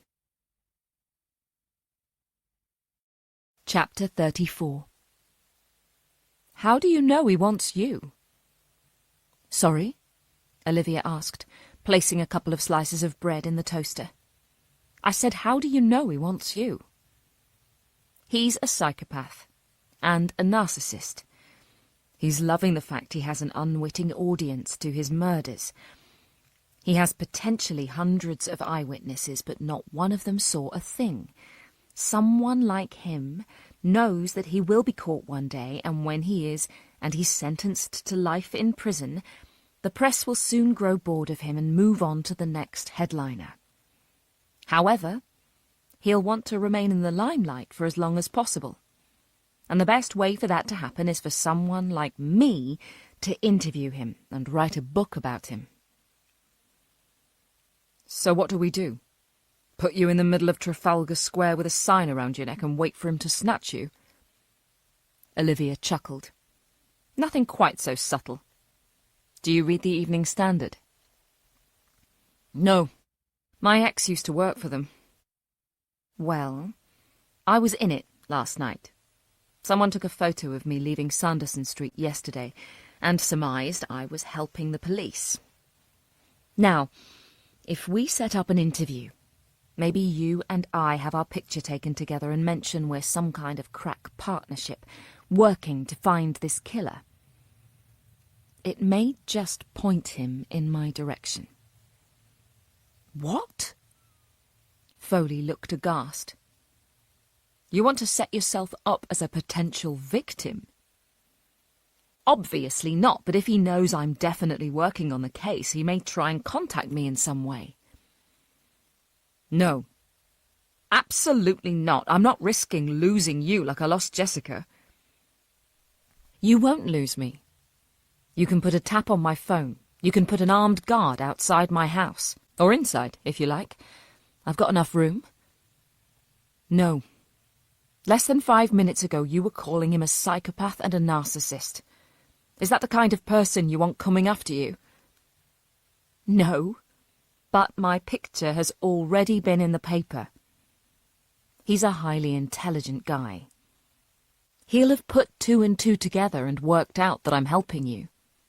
At least this way he comes for me with us being prepared. Foley hung his head low. Olivia watched as his neck reddened slightly. His eyes were darting left and right as he thought. His left leg jiggled involuntarily, his telltale sign of being uncomfortable. He'd never worked a serial investigation before, and his reputation would take a hammering if more victims were discovered, or the killer went to ground and was never caught. Have forensics found anything at the scene of Kerry's murder? Any hairs, fibres, fingerprints? Olivia said, after a long silence. Nothing useful. We found a couple of skin cells under Kerry's fingernails, but this bloke isn't on the DNA database, he said. What about the neighbours? Did they see or hear anything? They were all at work. Is there anyone else who could possibly have killed her? An ex-husband? A disgruntled boyfriend? No. She'd been single for a while, according to her father. She was married, and we've tracked her husband down to a villa in Spain with his new wife, so he's in the clear. She'd been made redundant from her job at a bank and spent most of her days scouring the internet for jobs. She rarely went out as she was trying to spend as little money as possible. What about social media sites, dating sites? She was on Facebook and Instagram. No threats, no trolling. Everything was perfectly innocent. So, this is our guy. He's a perfect stranger to her, and he's left nothing of himself behind. He's cool, he's cunning, he's vicious, he's evil, and he has no intention of stopping unless he's lured out into the open. My boss will never go for it, putting a civilian in harm's way. Olivia smiled to herself. Foley was obviously warming to the idea. Okay, so we don't tell him. We do the interview with the newspaper as some kind of PR piece, and let the chips fall where they may. He looked across at her. You're seriously willing to risk your life to catch him? I don't consider my life to be at risk. If you have the manpower to keep an eye on my home and keep me safe, then we have absolutely nothing to worry about. I'll move in myself if I have to. Does that mean you'll do it? He took a deep breath. Is there any other way? None that I can think of. It doesn't look like I have much choice then, do I? Chapter 35. The atmosphere was heavy in the CID room at Sanderson Street. Another victim. 7 in total. 8 if you included the attempted murder of Jamie Farr. As Olivia made her way through the melee towards Foley's office, she glanced at the whiteboard. Her eyes landed on the smiling face of Jessica Sheffield. If there were any doubts before about her using a fake interview to lure the killer out, the reminder of the murder of one of her few friends put paid to them. She knew she was doing the right thing. Jessica had been a young, ambitious DI. She had been pregnant and would have made a fantastic mother. She'd had her life and happiness torn away from her, as had the other victims. The killer had to pay. And to Olivia, it didn't matter what the cost. While Foley contacted a journalist he knew at the Evening Standard, Olivia dug out the dog-eared business card Ethan Miller had left on her scooter after their failed rendezvous at the swimming pool. She was fuming at his deceit as she entered his number in her phone. "Ethan Miller?" he answered straight away. His voice was deep and strong. Olivia remembered the disgusting things he'd whispered to her as he'd fucked her hard and deep. It was what she'd wanted, needed at the time. She'd hated herself afterwards, as she always did.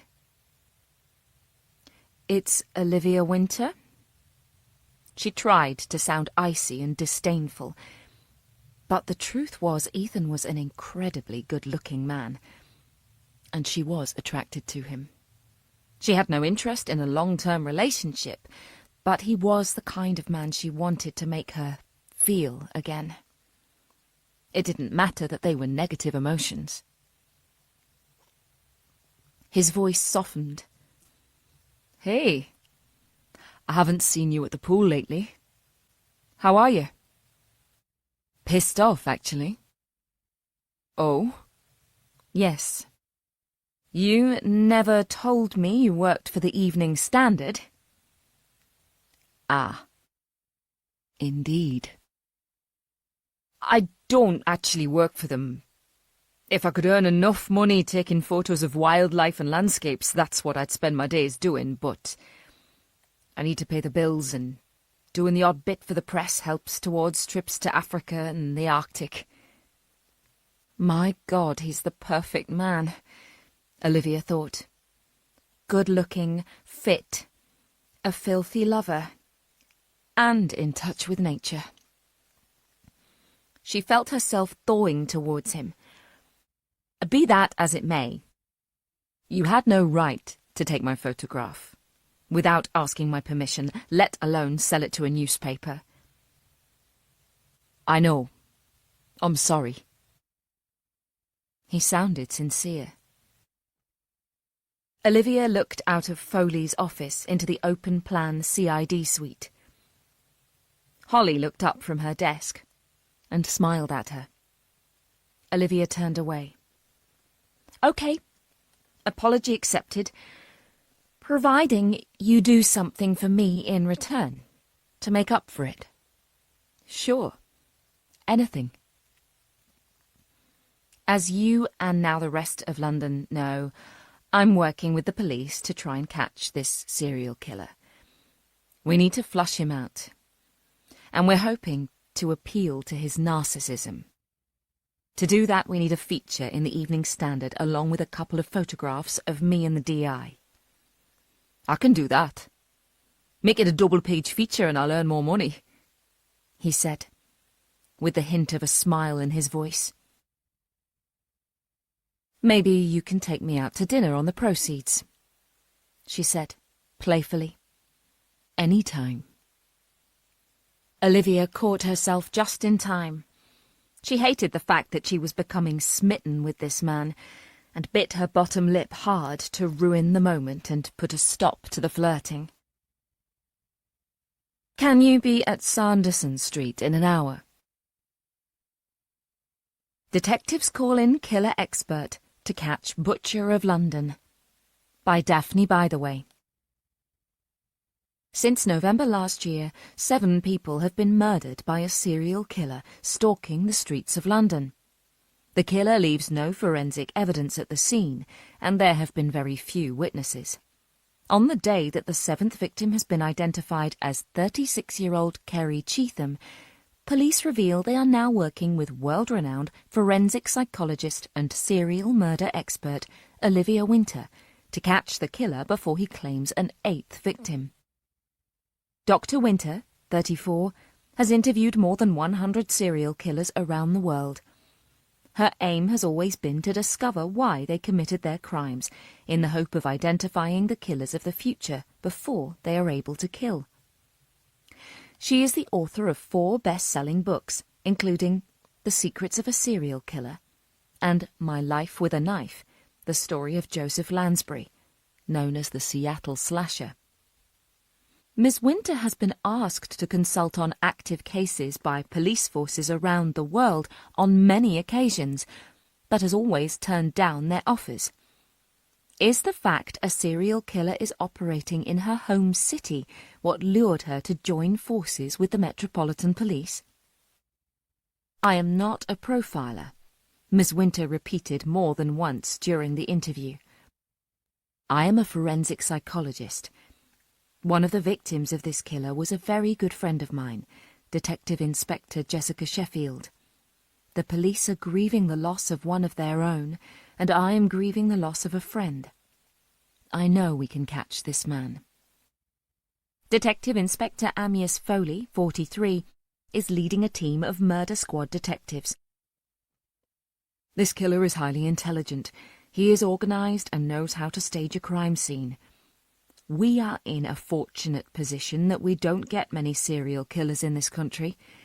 Our clear-up rate of murders is high. But when it comes to catching a serial murderer, we need someone with psychological insight to point us in the right direction. It is the psychology of the murderer that interests me, Ms. Winter continued. I want to know why he is committing these crimes. What satisfaction is he getting out of killing? How sure are Ms. Winter and the police that the killer is male? Serial murderers are more likely to be male than female, Ms. Winter explained. Studying the victims and the way they were killed has pointed out a number of factors that can identify who the police should be looking for. So why hasn't the killer been caught? Why has he been allowed to claim a 7th victim? Victimology is the study of a person after a crime has been committed for traits that give clues as to why that person has been targeted. From that, I can estimate what kind of personality the police should be looking for. If I could narrow that down to a name, I'd be a very in-demand woman, Miss Winter said with a smile. Olivia Winter is one of the world's foremost experts on serial killers and walked us through the process of a psychological profile with ease. As the interview came to a close, I asked how confident she was the killer would be caught. Extremely confident. As D.I. Foley has said, this killer is very intelligent. He believes himself to be untouchable. However, nobody is that smart. I'm not waiting for him to become complacent and make a mistake. I believe I can help catch him before that. I know exactly what kind of person he is. I just need to find him. The determination of Olivia Winter, D.I. Foley and his dedicated team of officers is admirable. The people of London, although frightened at the thought of a serial killer walking amongst them, should take comfort. They are being protected by such gallant men and women. Chapter 36. In his hospital bed, Richard Button was sitting up, a mound of pillows behind him to keep him comfortable. He'd eaten his first full meal since being admitted to hospital, and was on the road to recovery. It wouldn't be long before he was back in his cell in Belmarsh. The hospital food was much better, but he missed his own bed. It was comfortable. It was home. A nurse was removing his dressings and apologised when he winced as the tape tore at his chest hairs. You'd think with all this technology that by now someone would have invented something to protect the wound by not ripping out hairs, she said, smiling. Her fingers were shaking. She was obviously nervous about being so close to a serial killer. You'll be giving me a bald patch, Richard replied. I could cut around the tape if you want. She looked back at the tray she'd wheeled in. I'm sure I put some scissors on here. I'll just go and grab a pair. You couldn't bring me in a paper, could you? There's bugger all on TV. I'll grab you one from the staff room. As soon as the door was closed, Richard eased the stolen pair of scissors down his sleeve and slipped them under the mattress. He had no use for them at the moment, but he knew they'd come in handy at some point. Once his dressing had been changed and he was comfortable in bed again, he sat back with the well-thumbed edition of the Evening Standard. His eyes opened wide as he turned to pages 4 and 5. It was a double-page feature about the hunt for the serial killer currently scaring the people of London. He remembered that feeling well, and it made him smile. The 3 pictures that went with the text warmed his heart. There was his little girl, his Livy, all grown up, sitting at a desk with Detective Inspector Amyas Foley. What kind of a name was that? Looking deep in thought as they leaned over a file. In another shot, Olivia was standing at a whiteboard, a blur of detectives in front of her as she spoke to them. She looked authoritative, confident, determined. She looked just like her mother.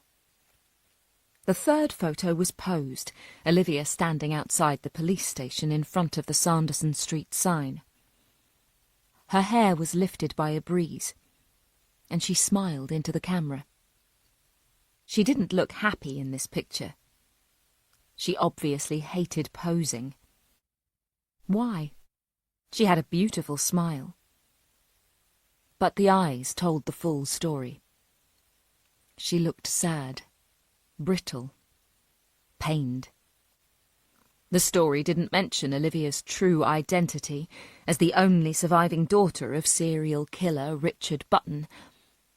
But it didn't matter. He knew her secret. He knew what torment was hidden behind those big brown eyes.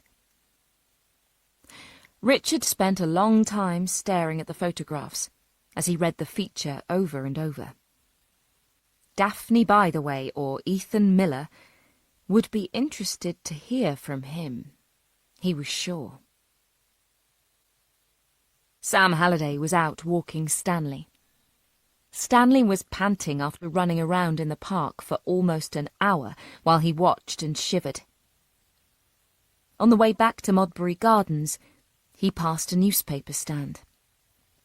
He saw the banner headline mention a serial killer, so he took a free copy of the Evening Standard proffered by an elderly man wrapped up against the elements. He let himself into Olivia's house and closed the door firmly behind him. "Hi, I'm home. Have you had a good day, love?" he said, smiling to himself. He knew Olivia wouldn't be in yet, but it was fun to pretend. While Stanley lapped at the water in his bowl, Sam flicked on the kettle and sat on a stool. He opened the paper and smiled when he saw Olivia staring out at him. He took in her face, the smile, the cute wrinkles at the side of her eyes, the button nose, the thin lips, the pale, smooth skin. He'd love to reach into the photograph and stroke her face. The kettle boiled. He made a black coffee and returned to read the story. He couldn't decide if Olivia's job was dangerous or not. He'd been reading her books in his free time since he'd met her. Usually she only interviewed killers once they were caught and safely behind bars, so this was new territory for her. He wanted to protect her, look after her. He didn't like the idea of a serial murderer using his brief encounter with Olivia for his masturbatory fantasies. The thought made his blood run cold. No, Olivia should not be doing this kind of work. However, it was work she loved, work she was good at. He'd need to show her that she was safer in an office behind a desk, with him taking care of her. It was strange how the feature didn't mention who her father was. Surely they knew. Would it affect her career if the truth that her father was an infamous serial killer was revealed? Sebastian Lister was loading the dishwasher while the twins played noisily in the living room. Why didn't children come with a volume button? He'd had a long, hard day trying to pacify several professors from universities around the world about what questions they wanted to ask in their serial killer survey. There were only so many questions they could ask, but they all wanted their input for the money they were providing. And time difference and an intermittent internet connection added to the frustration. He had picked the twins up from school and found a letter in Robert's book bag informing Sebastian his son had been bullying a girl in his class. They had a talk in the car while stuck in traffic, but the slow-moving cars, his short temper, and his son laughing, had caused Sebastian to explode with anger, which had resulted in both children crying. He had tried to apologise, but the damage was done. Rosemary would have handled things a lot differently. He wasn't coping too well as a single parent. They arrived home to find 12-year-old Alistair needing new rugby boots. And there was a class trip to Reykjavik next winter he'd love to go on to see the Northern Lights. Every time that child opened his mouth, it ended up costing Sebastian. When he eventually found a few minutes of alone time to open the post that had been piling up in the last few days, he noticed his bank account was rapidly emptying. And his bills were rising. The last letter was a royalties statement from the publisher of the 2 books he'd written, The Riverside Killer and The Perfect Killer, the story of Sheffield serial killer Stuart Mills. Last month's sales had given him a paltry £180.57. That wouldn't even make a dent in his monthly bills. Last month's electricity bill alone was more than that. "Have you seen this?" Tilly asked, entering the kitchen. "What?" "Olivia's in the paper." "Really?" Sebastian stood up from loading the dishwasher. "Why?" "She's helping the police track down that killer. It's a full 2-page spread." She handed the paper to her father. "She looks pretty in that bottom photo, don't you think?" "Yes," he said absently, as he read the story. "She didn't say she was doing this." "Well, she doesn't have to run everything by you, does she? Can I have this eclair in the fridge?" "It's not like her," he said, going over to the kitchen table and sitting down. "She hates all this publicity stuff. She's always worried the press will find out who her father is." "It doesn't matter who her father is, surely. It's not her fault." "No, but the press would have a field day." "I bet you'd sell more of your books if they found out," Tilly said. She slapped him playfully on the arm and left the kitchen. Sebastian frowned. It would be advantageous to him if the truth of Olivia's parentage was known by the press. Not only would his book sales increase, but his publishers might ask him to write an updated version. It would be tastefully written, naturally. He wouldn't go into any gory details about Olivia's distress at having a killer for a father. He was sure she'd understand his need to provide for his children. "Did they have to use my first name?" Foley asked. "You've no reason to worry. Look at this photo of me," Olivia said. "I look like I've just escaped from somewhere." Olivia and Amyas were in Foley's office. They each had a copy of the Evening Standard and wanted to see if Daphne Bytheway had done what she promised to do and written an article that would tempt the killer into contacting the police or Olivia in some way, while at the same time appeasing the frightened members of the public. She seemed to have struck the right tone, and while they were happy with the text, they were not too happy with the publicity shots.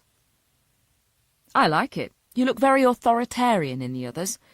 The one outside the station gives you a softer, welcoming look." "Do you think?"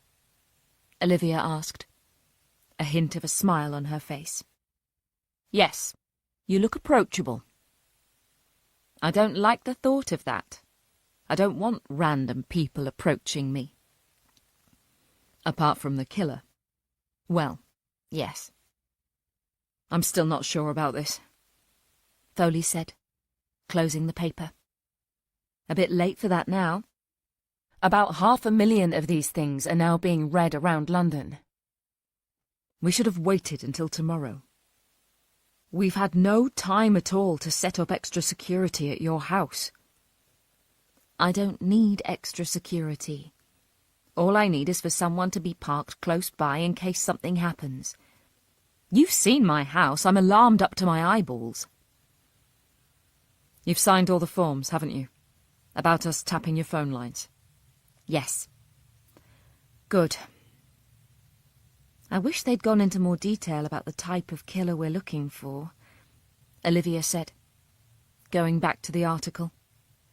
"In what way?" "Daphne seemed interested when we talked about the thrill killer and what he'd be getting out of his murders," She hasn't mentioned any of that. Maybe she's waiting until you've caught him. Maybe. Well, I think I'll call it a day. I'm neglecting my other work. We're starting one of the biggest studies ever into the early lives of serial killers, and I want to be in at the very start of this. It's not fair leaving Sebastian to do all the legwork. He'll probably be sticking pins into a little doll of me. As she left, Olivia continued to wonder why Daphne hadn't included more details about the killer they were hunting. Olivia had been vague when questioned about his personality. She had tried to answer as fully as possible, but the truth was, Olivia hadn't come into contact with many thrill killers. Most murderers had a motive for their crimes. Manipulation, domination, sexual gratification. But homicidal mania wasn't something she knew much about, especially with killers in England. Her father had been a thrill killer. He'd had no real motive apart from the buzz and rush of adrenaline it gave him. If Olivia really wanted to understand this killer and catch him, she would have to understand what fully drove him. And there was only one way to find that out. She stopped in her tracks. Many times over the years, Sebastian had brought up the prospect of her interviewing her father, not only for research purposes, but for her to understand him as well, to silence the demons. She'd flatly refused.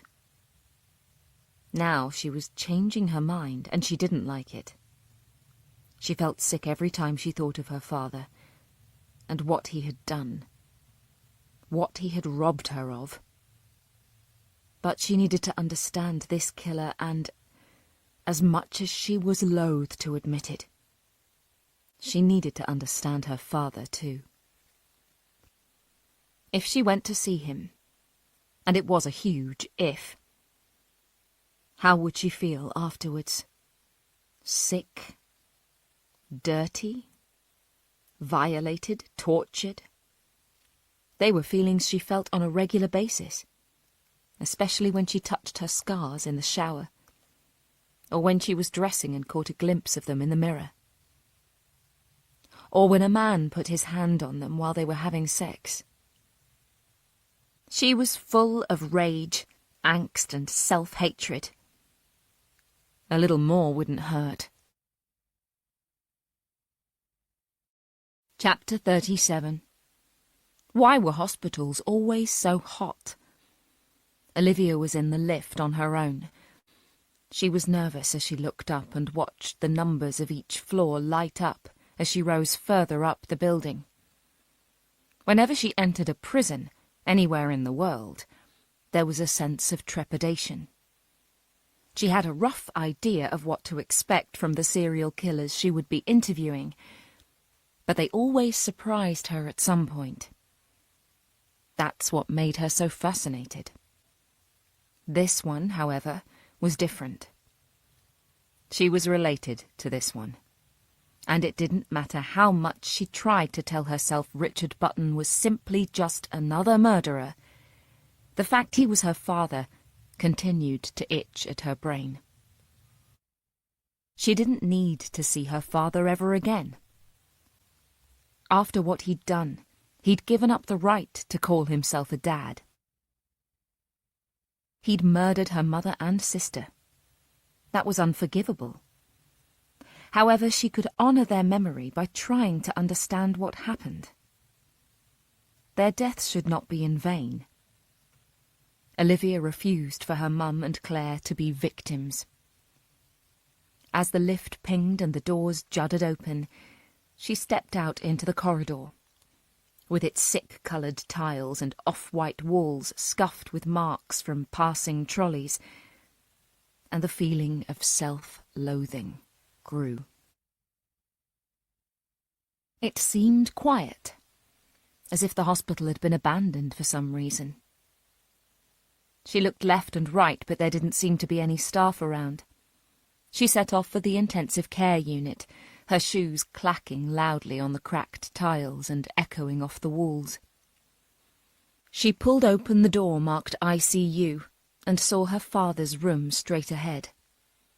There was no armed guard standing outside. She wondered if he'd been moved. Behind the reception desk, a tired-looking nurse was eating an apple with one hand and typing frantically on a keyboard with the other. "Excuse me," Olivia said quietly.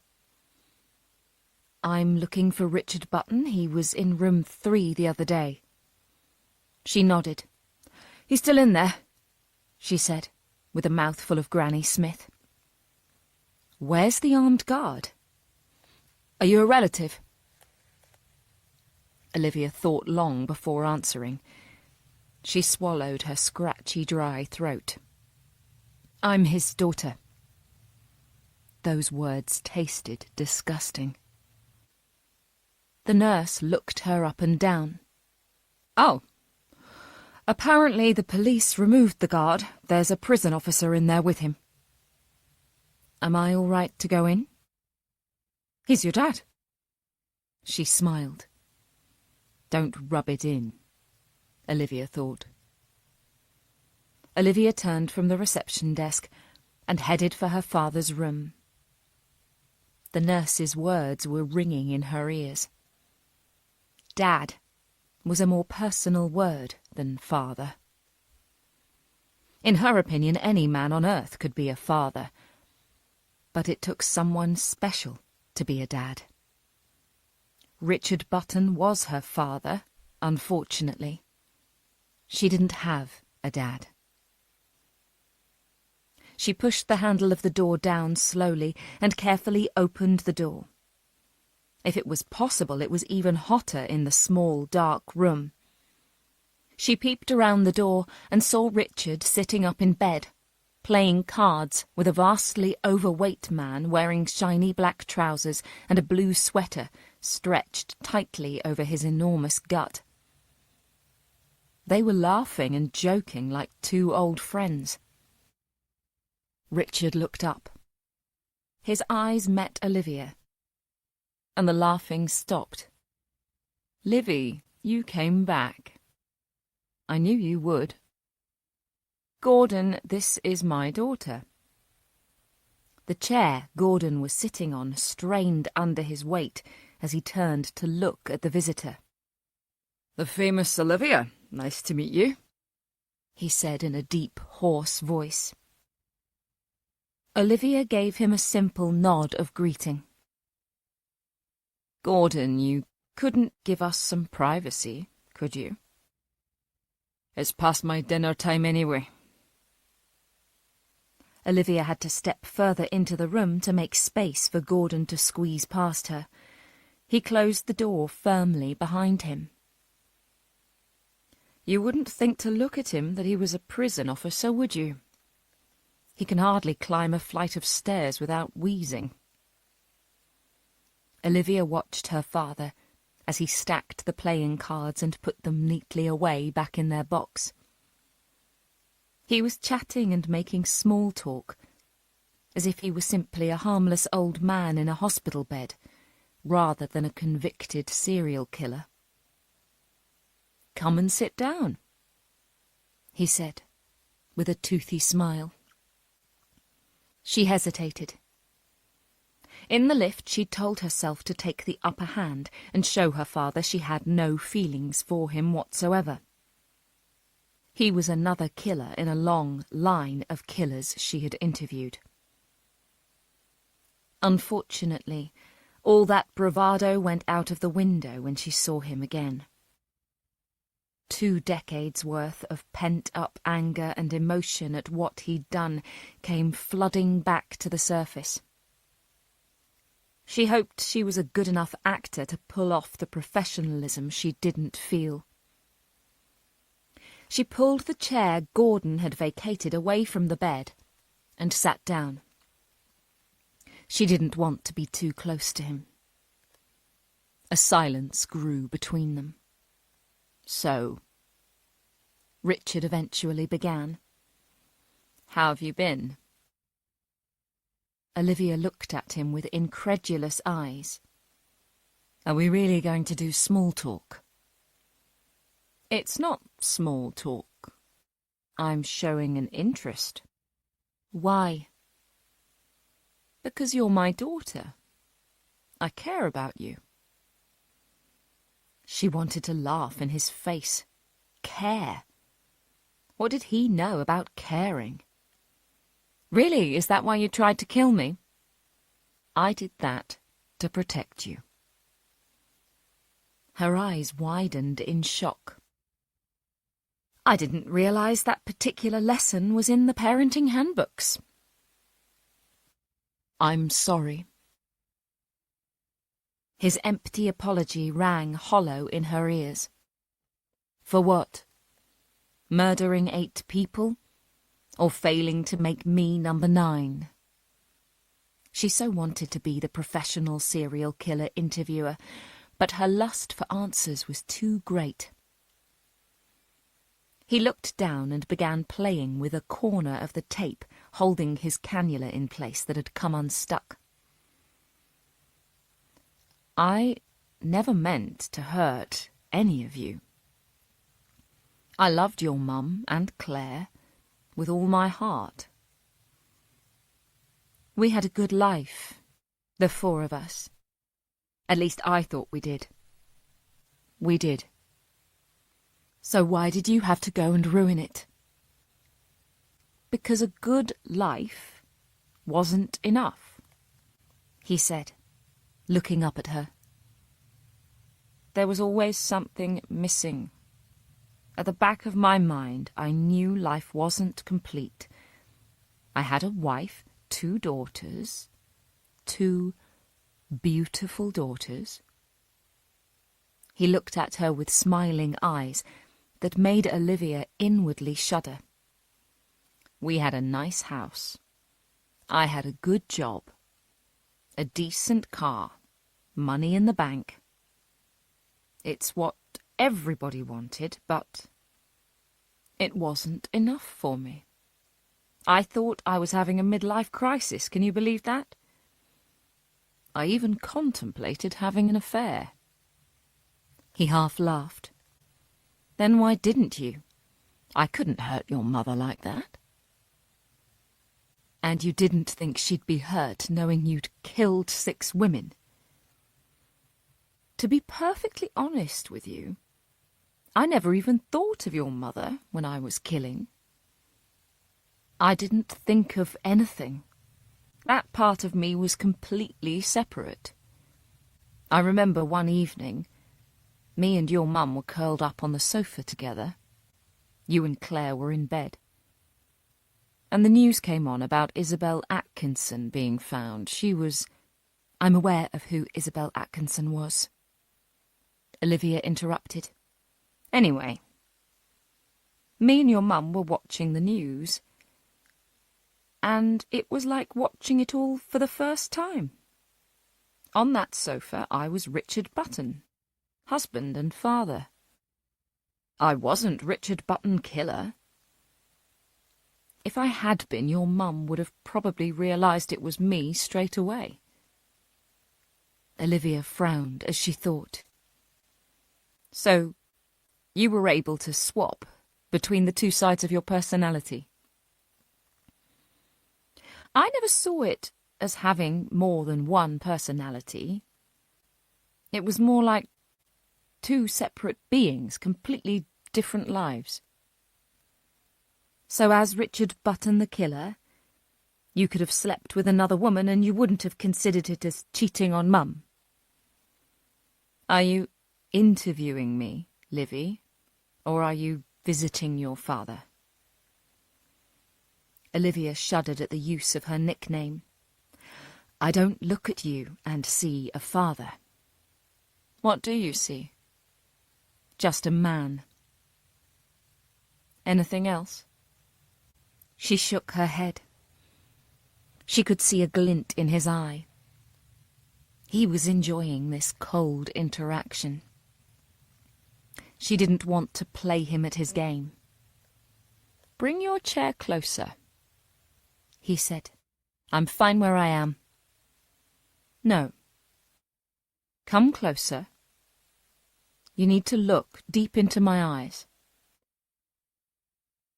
I don't, she said, her voice a touch above a nervous whisper. Olivia, look at me. She found the courage from somewhere. She swallowed hard. Her throat was dry. She inhaled deeply, felt the prickle of sweat under her armpits, and looked up at the man whom she had almost wet herself laughing at when he did the perfect voice for Mr. Toad when he was reading her Wind in the Willows. She had no idea where that memory suddenly came from. What do you see when you look in my eyes? He asked. She shook her head again. Nothing. There's nothing there. I think there is. You see yourself. You see Claire. I'm your dad, Livy. Olivia bit her bottom lip hard. She was struggling to hold on to her emotions.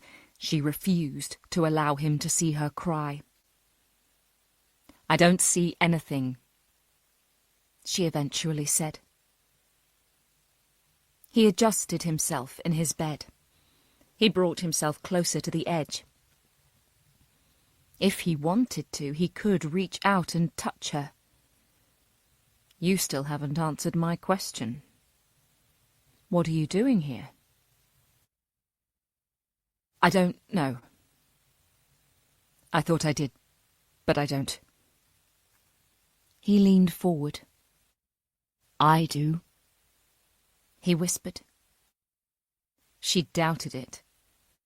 Go on. I've written to you on a regular basis from the first day I set foot in prison. I've sent you cards for your birthday and Christmas. And I've lit candles in the prison chapel on the anniversary of your mum and sister's deaths. You've always been in my heart. I may not have seen you grow up, but I've shown an interest. I wrote to your grandparents asking for updates, but they never replied. However, once you left university and started getting your work and research published, I was able to watch you from afar. I've read all your books and your papers in specialist journals. I'm incredibly proud of you, he said, with the smile of a beaming father. We both know there are 4 types of serial killers. The visionary, the mission-orientated, the hedonist, and the dominant ones. There are also those who were influenced by media, but we'll not count those. Now, in your entire career, you've interviewed them all, but you've been itching to speak to someone under a specific hedonistic subheading. Olivia didn't comment. She was uncomfortable in the hard plastic seat, but didn't dare move. Her gaze was fixed firmly on her father. There are 3 types of hedonistic killer: thrill, lust, and comfort. You've interviewed more lust killers than you care to remember, and comfort killers are 10 a penny. But you've rarely come across a thrill killer, have you? Why is that? I'm not sure, she said quietly. You had the opportunity to interview Robert Hansen in 2012, but turned it down. Any other person in your position would have jumped at the chance. Why didn't you? I couldn't get funding to go to Alaska. That's bollocks, and you know it. You've used your own money on many occasions to interview a killer. Your grandparents left you very well off, and your books sell in their millions around the world. Why didn't you interview Robert Hansen? Richard had control of the conversation, and Olivia had allowed him to take it. When had that happened? With anyone else, she always kept her guard up and never allowed the gruesome details to get under her skin. Here, there was a little voice in her head that kept screaming at her that he was her father. And that hurt more than anything else. Olivia was sweating so much she could smell herself. She felt sick. Was it the stuffy room? Her empty stomach?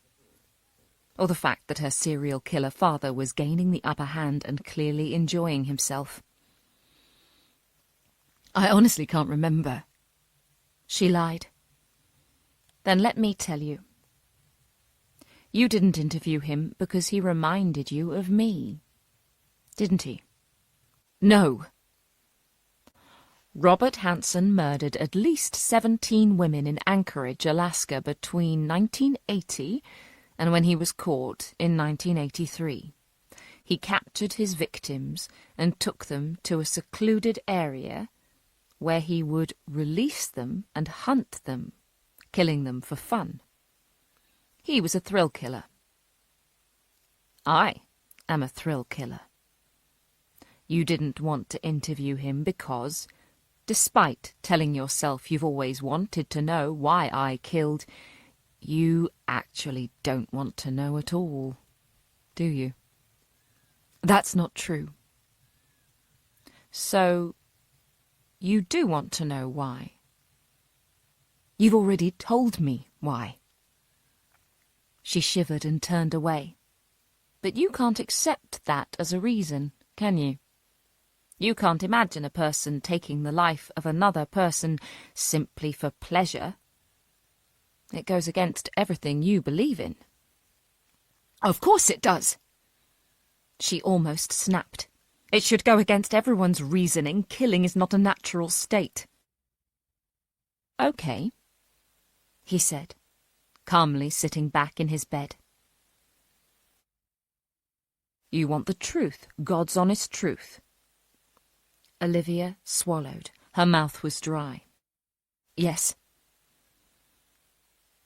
Richard slowly leaned forward. He lowered his voice. I killed them because I fucking loved it. He smiled. I killed them because I knew I could get away with it. And why? Because your mother gave me the perfect alibi. Olivia frowned. What are you talking about? Who was my first victim? Diane Hobbs, Olivia replied without hesitation. Date? 13th of April 1995. And what's the significance of that date? Olivia thought. It wasn't her birthday or Claire's. It wasn't her mother's either. I don't know. Come on.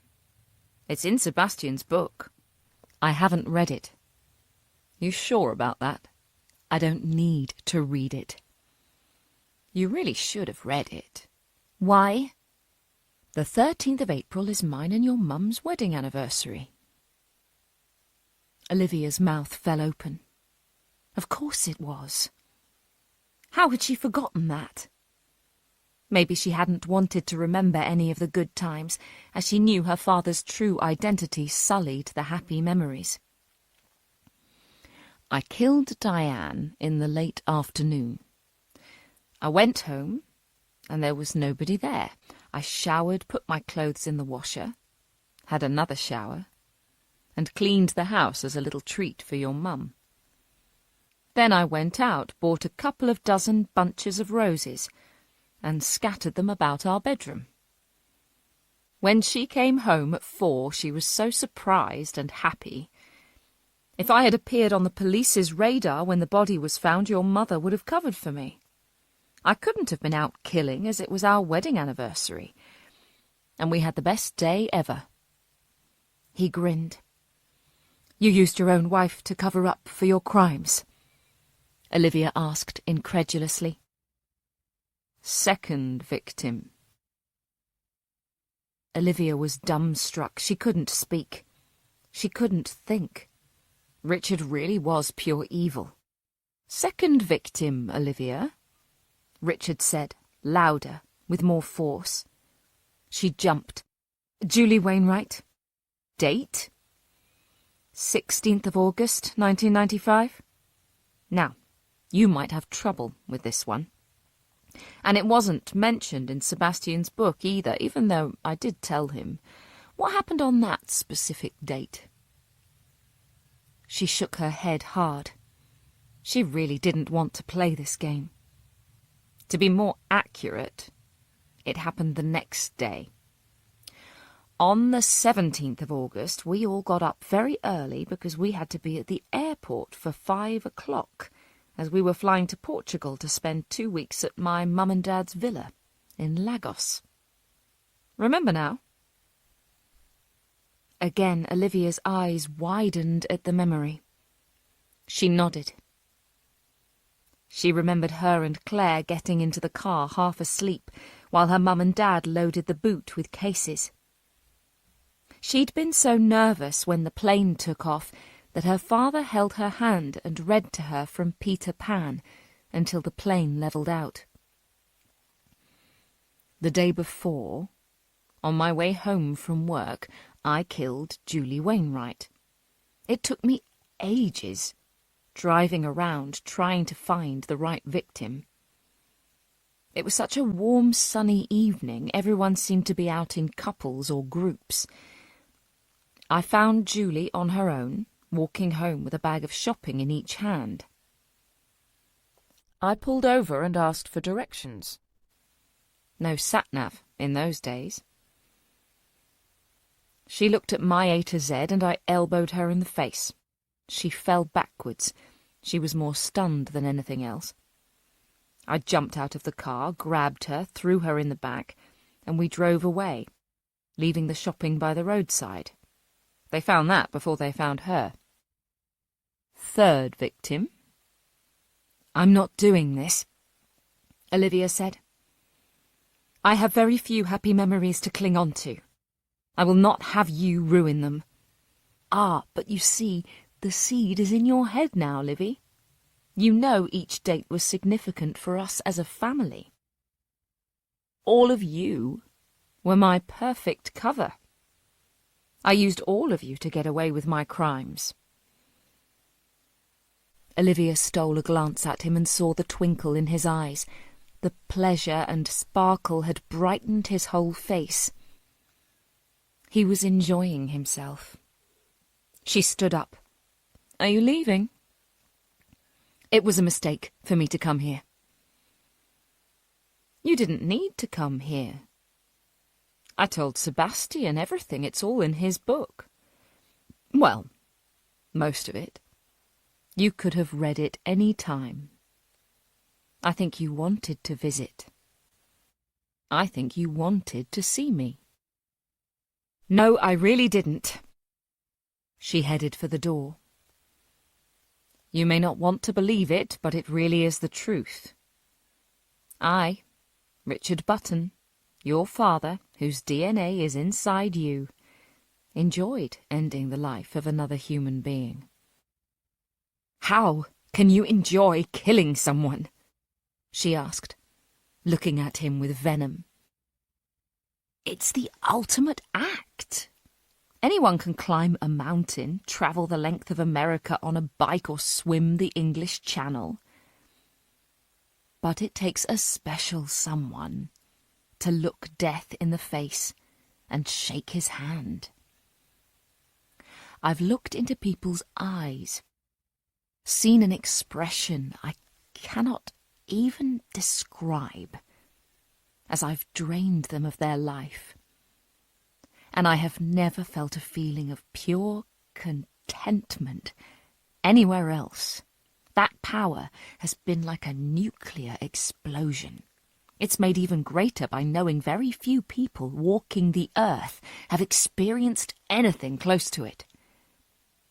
"You're sick," she uttered, as tears filled her eyes. "I'm not. I'm really not." To label me as sick is saying that I wasn't in control of my actions, and that couldn't have been further from the truth. I knew exactly what I was doing. I found those women, I followed them, I learned their routines. I hunted and stalked them and knew when the best time to strike was, sometimes just for a day, sometimes for an hour, sometimes for much longer. I watched Diane Hobbs for 6 weeks. Can you believe that? For 6 whole weeks she went about her life unaware that I was right behind her. But why kill her? If the thrill was in the hunt, why end it? Why not go on following her? What's the point of that? Does a lion follow a zebra around all its life just to let it know who's boss? No. It stalks. It puts the fear of God into it, then it obliterates it from the face of the earth. Job done. Oh my God. Olivia turned away. And that's why you've come here today, isn't it? This killer that's on the loose, he's a thrill killer, and you haven't got the first idea how to catch him, so you've come to see me for a few tips. I'm right, aren't I? Olivia didn't reply. Aren't I, Livy? Yes. She almost snapped. She was pressed firmly into a corner of the room. The handle on the door was right there for her to reach out, open and leave, but she couldn't tear herself away. It was like passing a car crash on the motorway. You always had to look. He smiled. Tell me, why are you working with the police on this? You've had police forces from all over the world ask you to help them in the past, and you've turned them down. Why now? Because. Go on. Because one of the victims was a friend of mine. The detective. Olivia nodded. He's struck lucky there. I often wish I'd offed someone high up, but to be honest, I didn't think about the victims until they were named in the press. He won't have known she was a detective when he killed her. All he was interested in was the chase, the hunt, the thrill, and putting the fear of God into her. Once she was dead, he'd have stepped over the body and started thinking about the next one. Trust me, Livy, as much as you build up the kill in your mind, the feeling is over very quickly. You soon realise that it's all about the chase. The image of Jessica, her best friend, popped into her mind. Did she know she was pregnant and was trying to get her head around it herself before sharing the news with her? Or did she really not know? Either way, those final few minutes of her life were lived in terror. Olivia had walked the crime scene. She'd seen the horror inflicted upon her. She must have been so scared. How can anyone get enjoyment out of doing something so despicable? Olivia couldn't stay any longer in this room with this creature. She pushed down the handle on the door and pulled it open. In the corridor she heard the normal sounds of the hospital machines beeping, trolley wheels scraping on floors, people chatting. Everything was normal outside of this room. "Close the door, Livy," her father said, calmly. She really didn't want to, but her professionalism took over. She'd come this far. She'd endured so much. What else could he tell her that might help her catch this killer? Reluctantly she closed the door, though she remained squeezed into the corner of the room. There's one thing about the thrill killer you may have overlooked. I doubt he's thought about it much either, but it will be there, at the back of his mind. Go on, she prompted. What he wants, more than anything, is to commit the perfect murder. It's what we all want. He'll want to get away with it for as long as possible, and the more he kills, the more he'll think he's doing so. he'll start getting cocky. He'll make mistakes. He'll taunt the police or even you. Now he's seen the great serial killer biographer is looking for him. He won't be able to help himself getting in touch. That'll be his first mistake. The police are getting calls all the time. A great many of them are cranks. How will I know it's him? He'll tell you, and you'll believe him. Olivia looked at her father, studied his face. He was no longer smiling as he spoke, but looked like he was in deep contemplation. How did you feel after getting caught? I'm sorry. Well, you say a thrill killer wants to commit the perfect murder, but that means getting away with it. You didn't. Surely that must have been a blow to your ego. Richard leaned forward again. The smile was back. Olivia, I was convicted of killing 8 people. I never said I'd only killed 8. He winked at her. Chapter 38. Olivia sat in the back of the taxi on the way home in a state of shock. Her father had confessed to killing more people than the 8 he had been convicted for. Could she believe him? She knew what killers were like. They were manipulative. They liked to shock and control people. A killer in prison had been stripped of the power and mind games they were able to hold over their victims. However, when an opportunity presented itself to regain some of that influence, they grabbed it with both hands. Was this what her father was doing? Was he manipulating his own daughter into thinking he was a more prolific killer than originally thought? Was he trying to impress her? Or scare her? She should have thought of all of this before she'd gone in to see him, but foolishly, she didn't think her father would be so calculating to his own daughter. As usual, Olivia asked the driver to drop her at the bottom of the cul-de-sac. She stumbled out of the cab and dragged her feet to her front door. She felt physically and mentally drained after spending an hour in her father's company. She held onto the cold iron railings and pulled herself up the steps, where she stopped dead in her tracks at the bunch of yellow roses waiting for her on the doormat. How the fuck had he been able to arrange a delivery of flowers so quickly? Olivia wanted to cry. She wanted to scream, but she was all spent of emotion.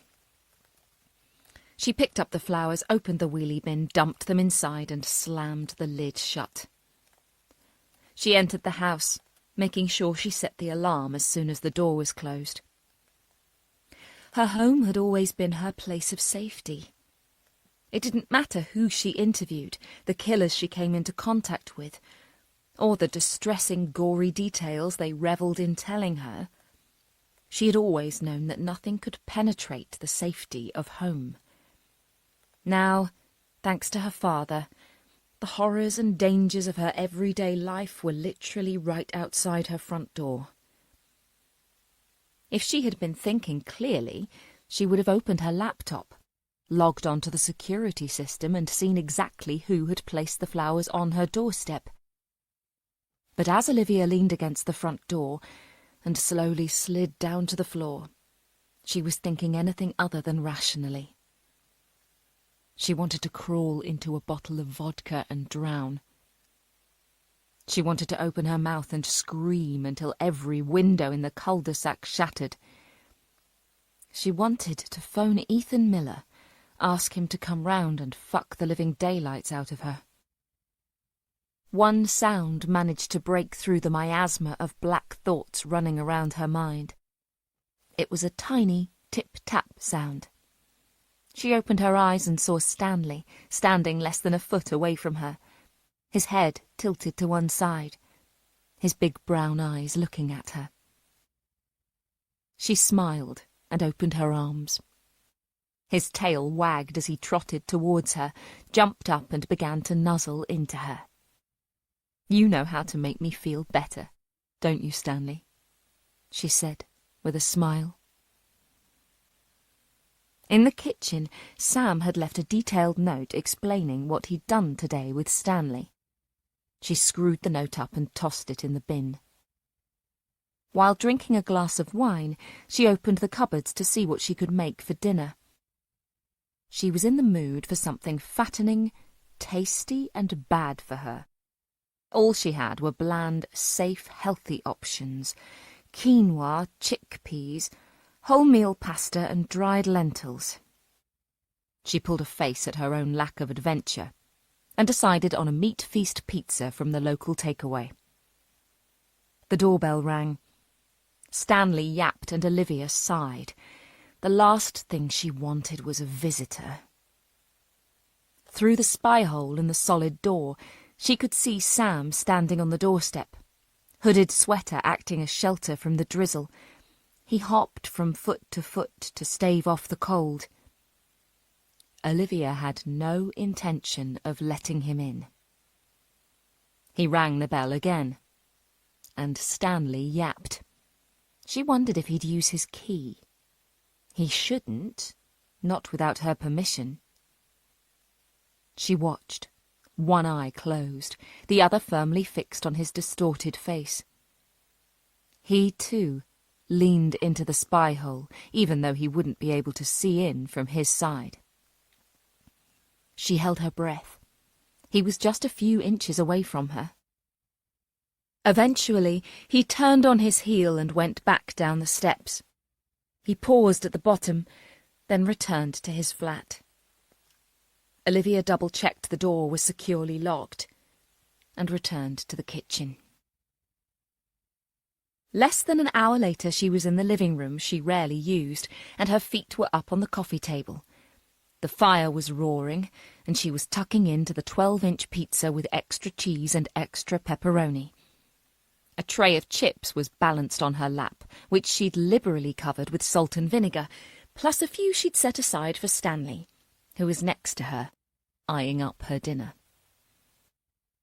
"When I was little, Stanley, I always wanted a sausage dog. I've no idea why," she said, as she fed him a chip, and she tore a bite out of her third slice of pizza. "Actually, I do know why. Mrs. Montague, a few doors down, had two. They were black and tan, just like you are. What did she call them? Anyway, it doesn't matter.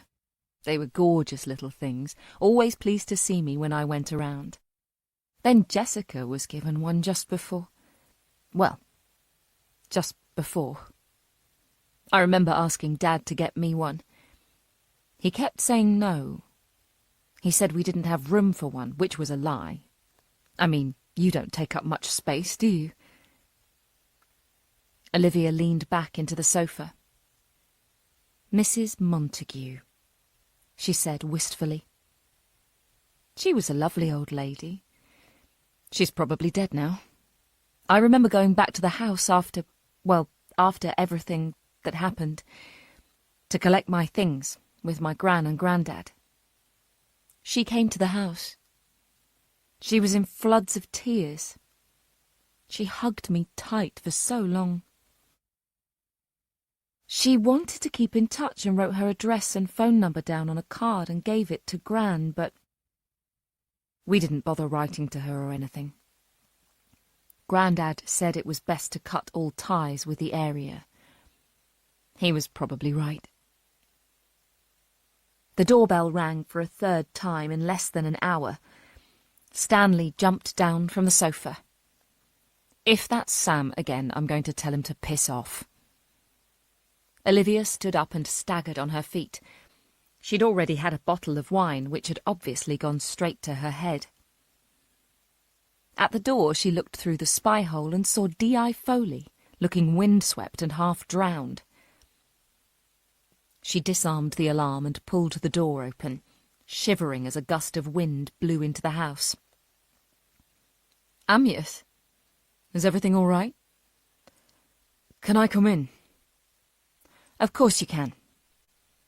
She stood back to let him in and quickly closed the door on the bad weather. I hope you're hungry. I ordered too much pizza and I'm making a real pig of myself. I'm starving. She opened a second bottle of wine and handed a glass to Foley, who sat on the armchair and helped himself to a couple of slices of pizza, garlic bread, and a handful of chips. Has something happened? Have you found another body?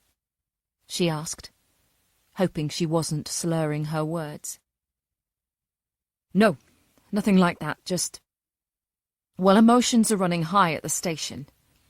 Leon says one thing, Holly says another, and before you know it, they're all kicking off.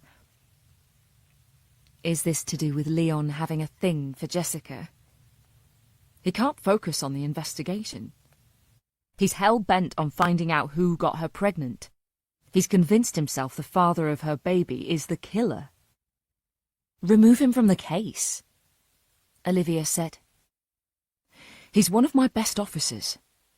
Not when he's acting like this, he's not. You're trying to find a serial killer who is one step ahead of you at every turn.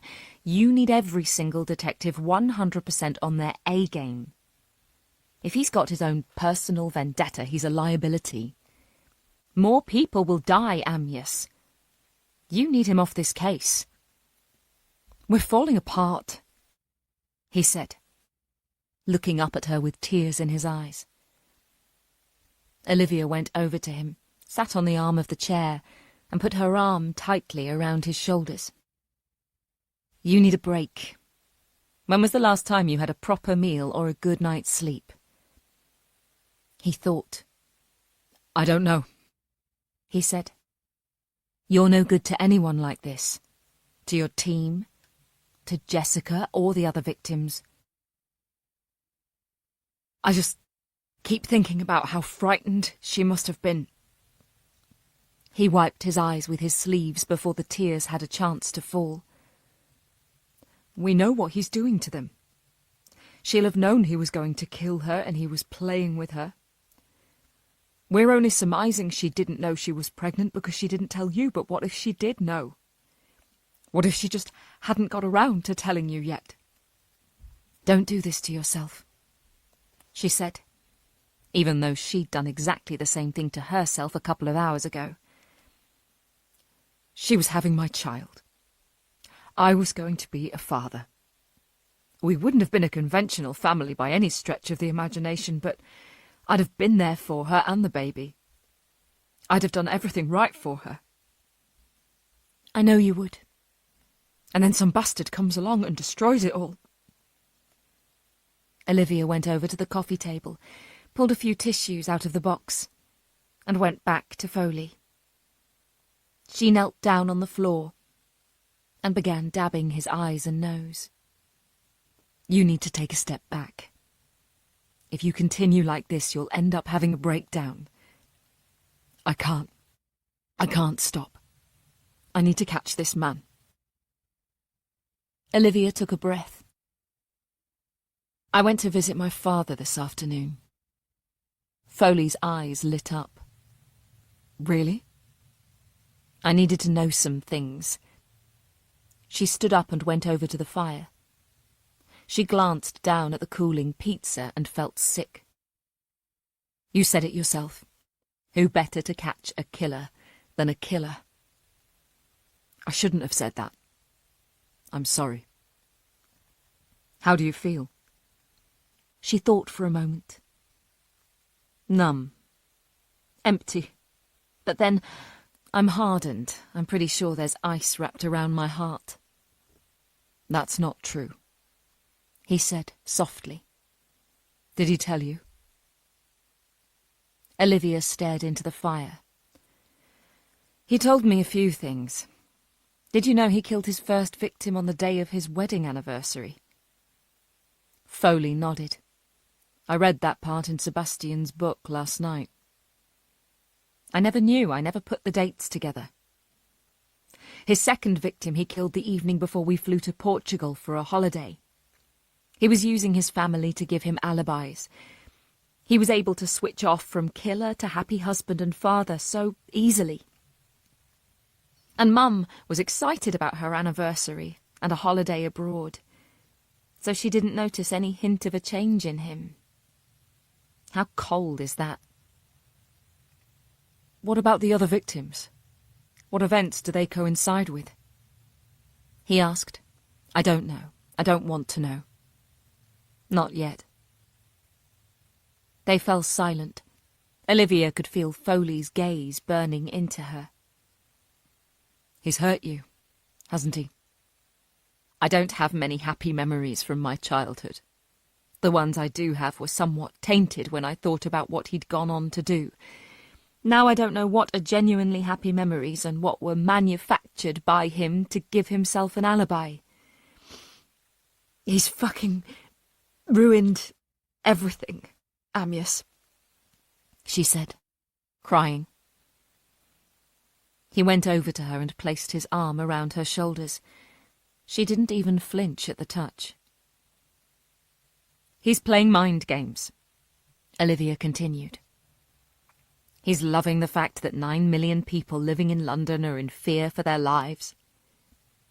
She turned back to Foley and wiped her eyes with her sleeve.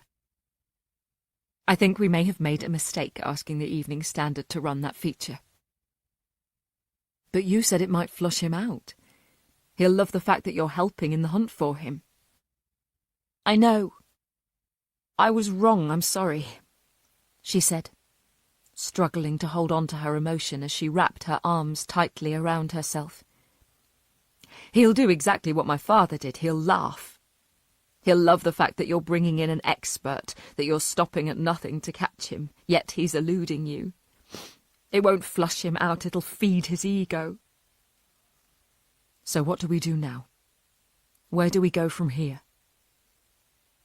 As I said before, I believe you already know who the killer is. You'll have already interviewed him. I also believe that in the next few days I'll meet him for the first time too. How do you mean? The feature in the paper will have told him I'm helping the police. He'll love that. But now he'll want to show himself to me, to prove how clever he is. You think he's just going to come up to you, hold out his hand and introduce himself? No, but someone new will come into my life and it will be him, because he will want to be close to me. Jesus Christ, Olivia. What have we done? I've put myself in his path. He'll come for me, and that's how we'll catch him. He could kill you. He won't. He'll want me to write a book about him. I can't do that if I'm dead. Foley took a deep breath. What if you're wrong? Then you'll have to adopt Stanley, Olivia said, with a nervous laugh. Chapter 39. Foley stayed long enough to have a second glass of wine, but decided to leave while he was still able to drive. Besides, he had his own dogs to walk and feed. He promised Olivia he would protect her, and made her promise that she would take care of herself. She showed him out and closed the door behind him. She was light-headed from the wine and fumbled with the security chain before giving up. She let Stanley out into the back garden to do his business and finished off the second bottle of wine while waiting. Once he was back in the house, she locked the door and went straight to bed. She struggled out of her clothes and slipped under the duvet. Stanley needed help getting up and found a comfortable spot at the bottom of the bed. Olivia was in a deep sleep within minutes, as was Stanley. It was a little after 1 o'clock in the morning when the key turned in the lock, and Olivia's front door was slowly pushed open. The wind had eased slightly, but the rain continued to fall. The hallway lit up with the white light from the street lamps outside, and wet leather shoes left footprints on the wooden floor as Sam Halliday crept into the house. Earlier he'd watched as Olivia had let the detective into the house, whereas he'd been ignored. He waited, counting the minutes until the man left. He'd been in there over an hour. That rankled. Sam wouldn't have intruded. Sam would have been happy with 10 minutes in Olivia's company. He was doing her a favour by walking her dog, yet she couldn't be bothered to invite him in for a quick chat or a cup of tea. No, she rejected him, but welcomed the detective in. That wasn't fair. Sam had waited in his basement flat in a deathly silence while Olivia's house slipped into darkness. He'd had no idea how long it would take her to fall asleep, and he had almost nodded off himself while waiting. He should have been at work, but a colleague had asked him to swap shifts. He was more than happy to do so. Despite enjoying helping Olivia with Stanley, he wasn't seeing her, as she was out all day. He'd hoped to see her this evening, but that fucking detective had been let in instead. In the hallway of Olivia's house, he stood quietly and inhaled. He could smell leftover takeaway and a hint of wet dog. The fragrance Olivia used had disappeared. He listened and caught the rhythmic sound of the deep breaths of someone in a relaxing sleep. Carefully, he wrapped his hand around the doorknob, twisted and pushed the door open. There was very little light in the bedroom. Fingers of brilliant white came from behind the curtains and cast lengthy shadows across the double bed. Stanley, alert to any hint of a noise, woke and lifted his head up.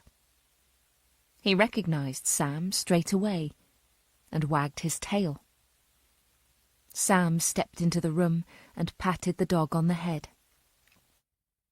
He tiptoed over to Olivia's side of the bed and dropped to his haunches.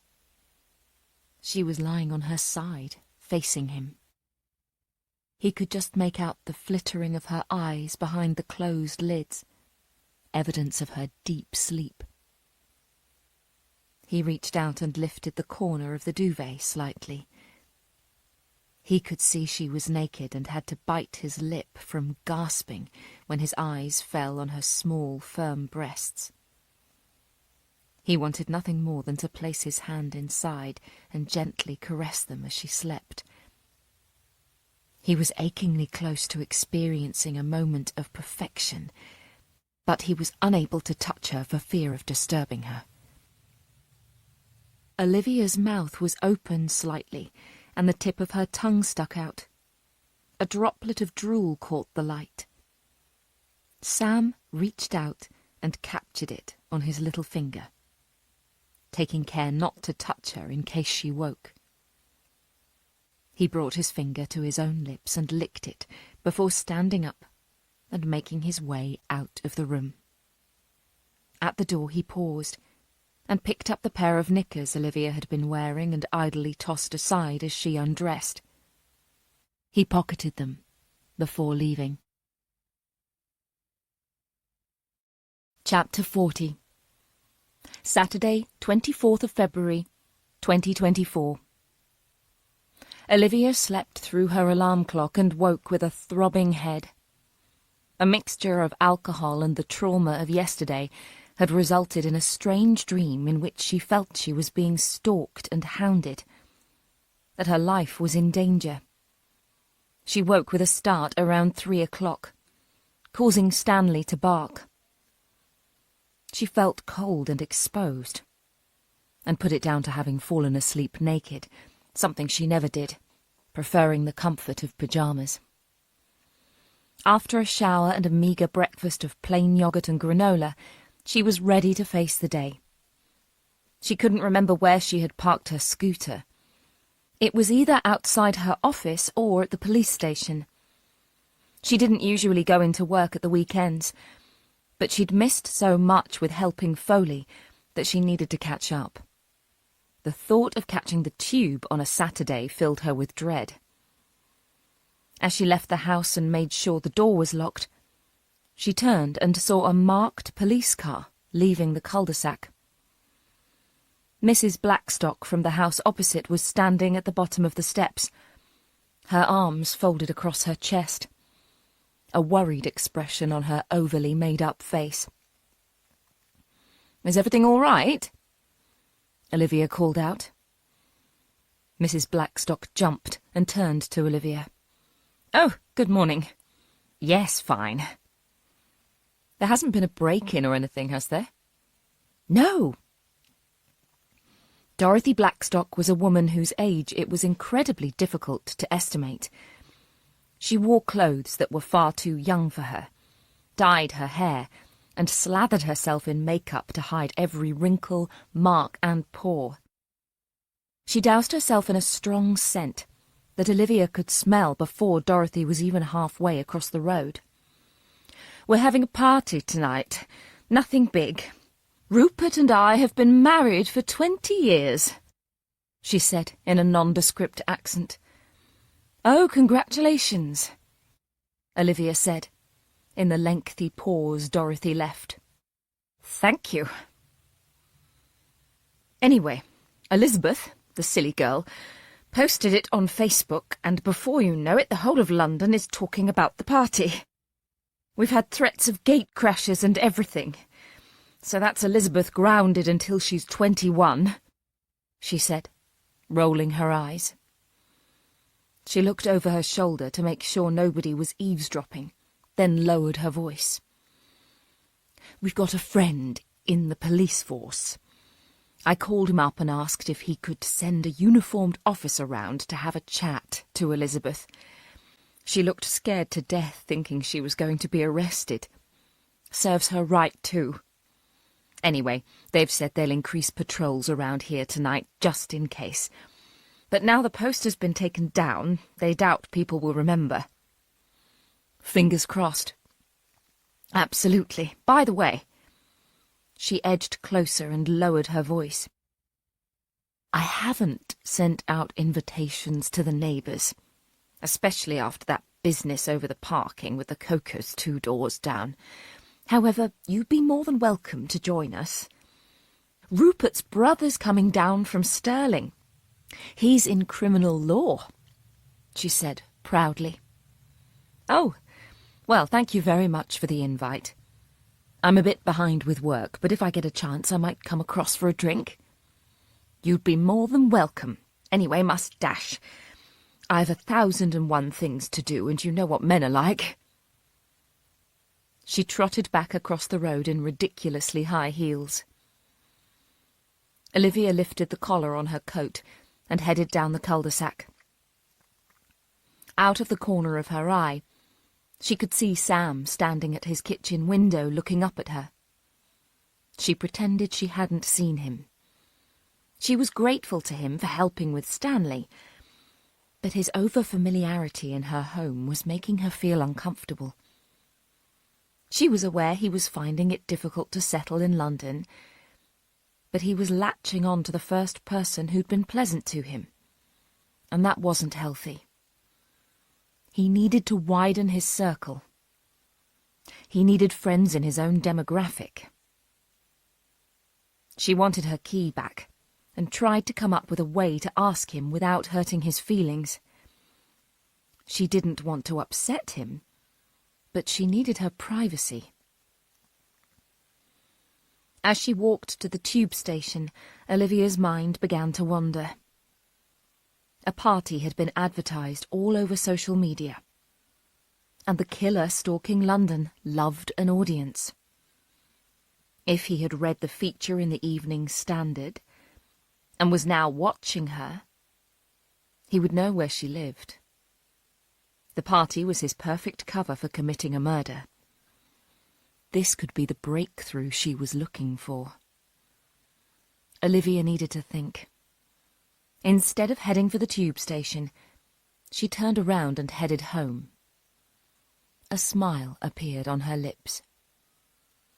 If she played this right, she would be able to catch the killer tonight. There was only one problem. She would be revealing her true self to the world. Is that what she wanted? No. Would she give away her privacy to stop the killings? Yes.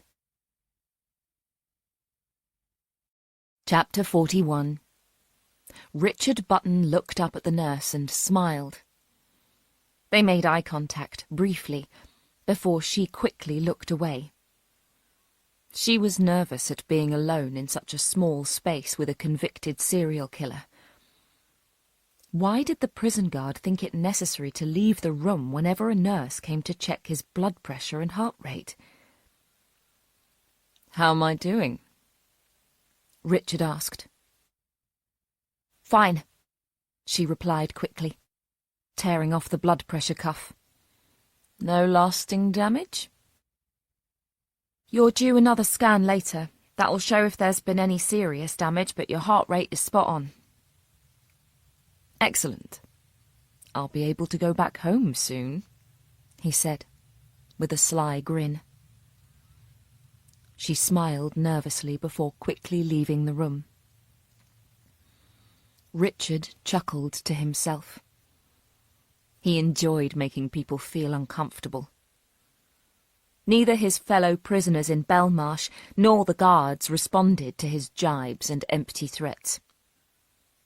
Out there, in the real world, he might have been convicted of murdering 8 people, but inside the prison he was just a number. That hurt. He didn't necessarily care about being feared, but he felt he was due some respect built on his history. There was a knock on the door, and it opened slightly. A fresh-faced young man in jeans and a blue-checked shirt popped his head around the door. "Mr. Button? I'm Ronald Nash." He held up the lanyard around his neck, but from this distance Richard couldn't see it. "I'm a physiotherapist. I've come to talk you through your recovery and how you can improve your health when you go back home." Richard grinned. "Well, quite," Ronald said. He pushed the thick-rimmed glasses up his nose and stepped fully into the room, closing the door behind him. He grabbed the chair and sat closer to Richard than any other visitor had. "How are you feeling?" he asked, once he'd crossed his legs and took a notepad out of his folder. "I'm fine." "You're not in any pain?" "No." "And your breathing isn't laboured in any way?" "No." "Have you been out of bed much?" "Only to go for scans and X-rays. I tried to walk up a flight of stairs yesterday, but had to stop halfway. I get tired easily." He was genuinely unhappy about his state of health. In prison, Richard used the gym whenever he could. He walked miles around the exercise yard and on the treadmill. He lifted weights, and as much as was possible didn't indulge in carbohydrates and fatty food. However, it was a prison, not a health resort, and there was only so much he could do before the cheap food clogged up his arteries and caused his heart to malfunction. "Well, take it slowly, one day at a time. There's no point in rushing these things and ending up back in here," Ronald said. "I've got all the time in the world, mate," Richard said with a smile. Ronald looked up and returned the smile. "I'm afraid I've exhausted the extent of my medical knowledge when it comes to rehabilitation."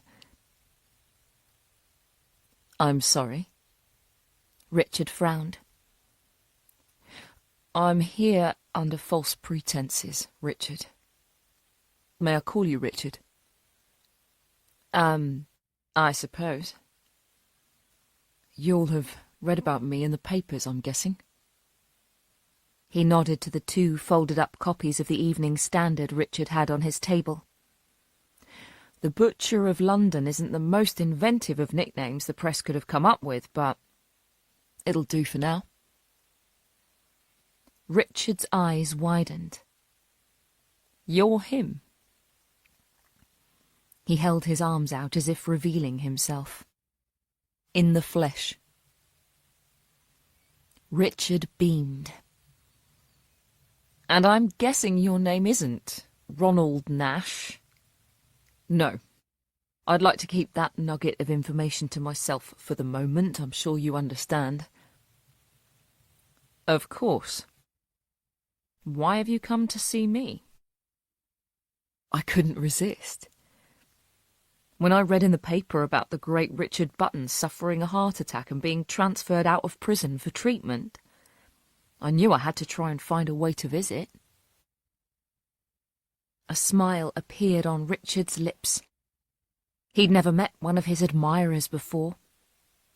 He'd received countless letters from around the world from people enamoured by him and his crimes, but to have one sitting within touching distance was like all his Christmases had come at once. You're a fan? I'm a big fan. I was born the year after you were convicted. Well, that makes me feel old. Sorry, I didn't mean it to. I've read every book written about you. I feel like we have a special connection. Oh? Why is that? We grew up in Suffolk, me and my family. We moved to London when I was 3 years old. My dad bought this house that hadn't been lived in for years. It was run down and needed doing up. He bought it for a song, I believe the saying is. A lovely, spacious family home on Elmbridge Avenue. Richard's eyes widened, and a smile spread on his face. Your dad bought my house? Ronald nodded excitedly. The neighbours thought we were mad to be living in the house of a serial killer. When I was old enough and I told people at school where I lived, they asked all sorts of questions. I was so popular. People wanted to know if there were any bloodstains, if it was haunted, if I heard strange noises in the night. I tell you, nobody dared knock on our door on Halloween. Richard threw his head back and laughed. It was years before the neighbours sent us a Christmas card. When I was young, I didn't fully understand, but then I found that book Sebastian Lister wrote. I've lost count of the number of times I've read it. I loved it. I grew up sleeping in your Olivia's bedroom. And now, here I am, sitting opposite the great man himself. You have no idea how amazing this is for me, he said, with a huge grin on his face. And you're following in my footsteps, it would seem. Of course. Who wants to go to university and study for years to become a doctor or something when you can achieve worldwide infamy by becoming one of the great serial killers? And how good will it be when it's discovered that by pure chance I lived in your house? There are going to be so many books written about me. They'll start believing in some kind of, I don't know, ethereal being that's attached itself to the house. Our very own Amityville House of Horror. Ronald's excitement was palpable. He couldn't sit still. How many have you? Richard asked, tailing off. Killed. Only 7 up to now. 1 off your total. Richard raised an eyebrow. You plan to continue? Of course. I couldn't stop if I wanted to. It's fucking amazing. He beamed. Richard looked at him. Studied him. What?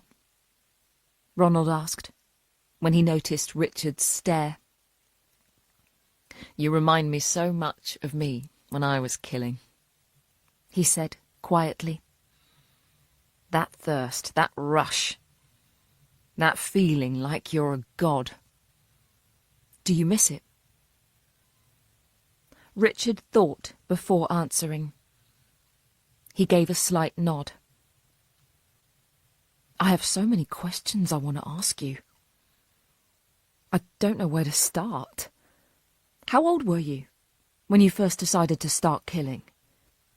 Did you always want to kill from when you were young, or did it come later after you were married and had kids? Richard looked bewildered as he was bombarded by questions. To be honest with you, Roland, he said, purposely getting his name incorrect. I can't answer those questions. I don't actually know. I just saw this woman one day, and I had this urge build up inside me, and I wanted to put my hands around her neck and squeeze the life out of her. Did you? No. The very thought shocked me. I was married, I had kids, I had a good job and a good life. I took a few days away from everything and thought about it. My life wasn't good at all. It was dull and boring. I was doing everything by rote and not enjoying life to its full potential. And that potential was having another person's life in your hands. Precisely. Can I ask, though, that last kill of yours, Fiona Goddard, it was... He struggled for the correct word. Sloppy, Richard offered, though he didn't tell him Fiona Goddard wasn't his final kill before his wife and daughter. It was merely the final one he was convicted of. Why did you do it? He asked, leaning forward, elbows on his knees, waiting for the answer. The more people you kill, and the longer you go undetected, the more you crave it. Like I said, you feel like you're a god, and there is no greater feeling in the world. You've killed so many people and nobody knows who you are. You begin to think you're invisible, infallible, and you start listening to that voice inside that tells you you're capable of absolutely anything. There was a look of serenity on Richard's face as he was taken back to another life, one he obviously missed and longed for. Ronald cleared his throat. There's a theory that you wanted to get caught? Richard turned his head sharply to look at him. His face showed anger. You've been researching. I live in the age of information. It's all at my fingertips. Too much information is not always a good thing. Don't believe everything you read. I did not want to get caught, he said, firmly. I wasn't finished. Not by a long shot. But you can't continue. No, Richard said, relaxing into his pillow. I can't.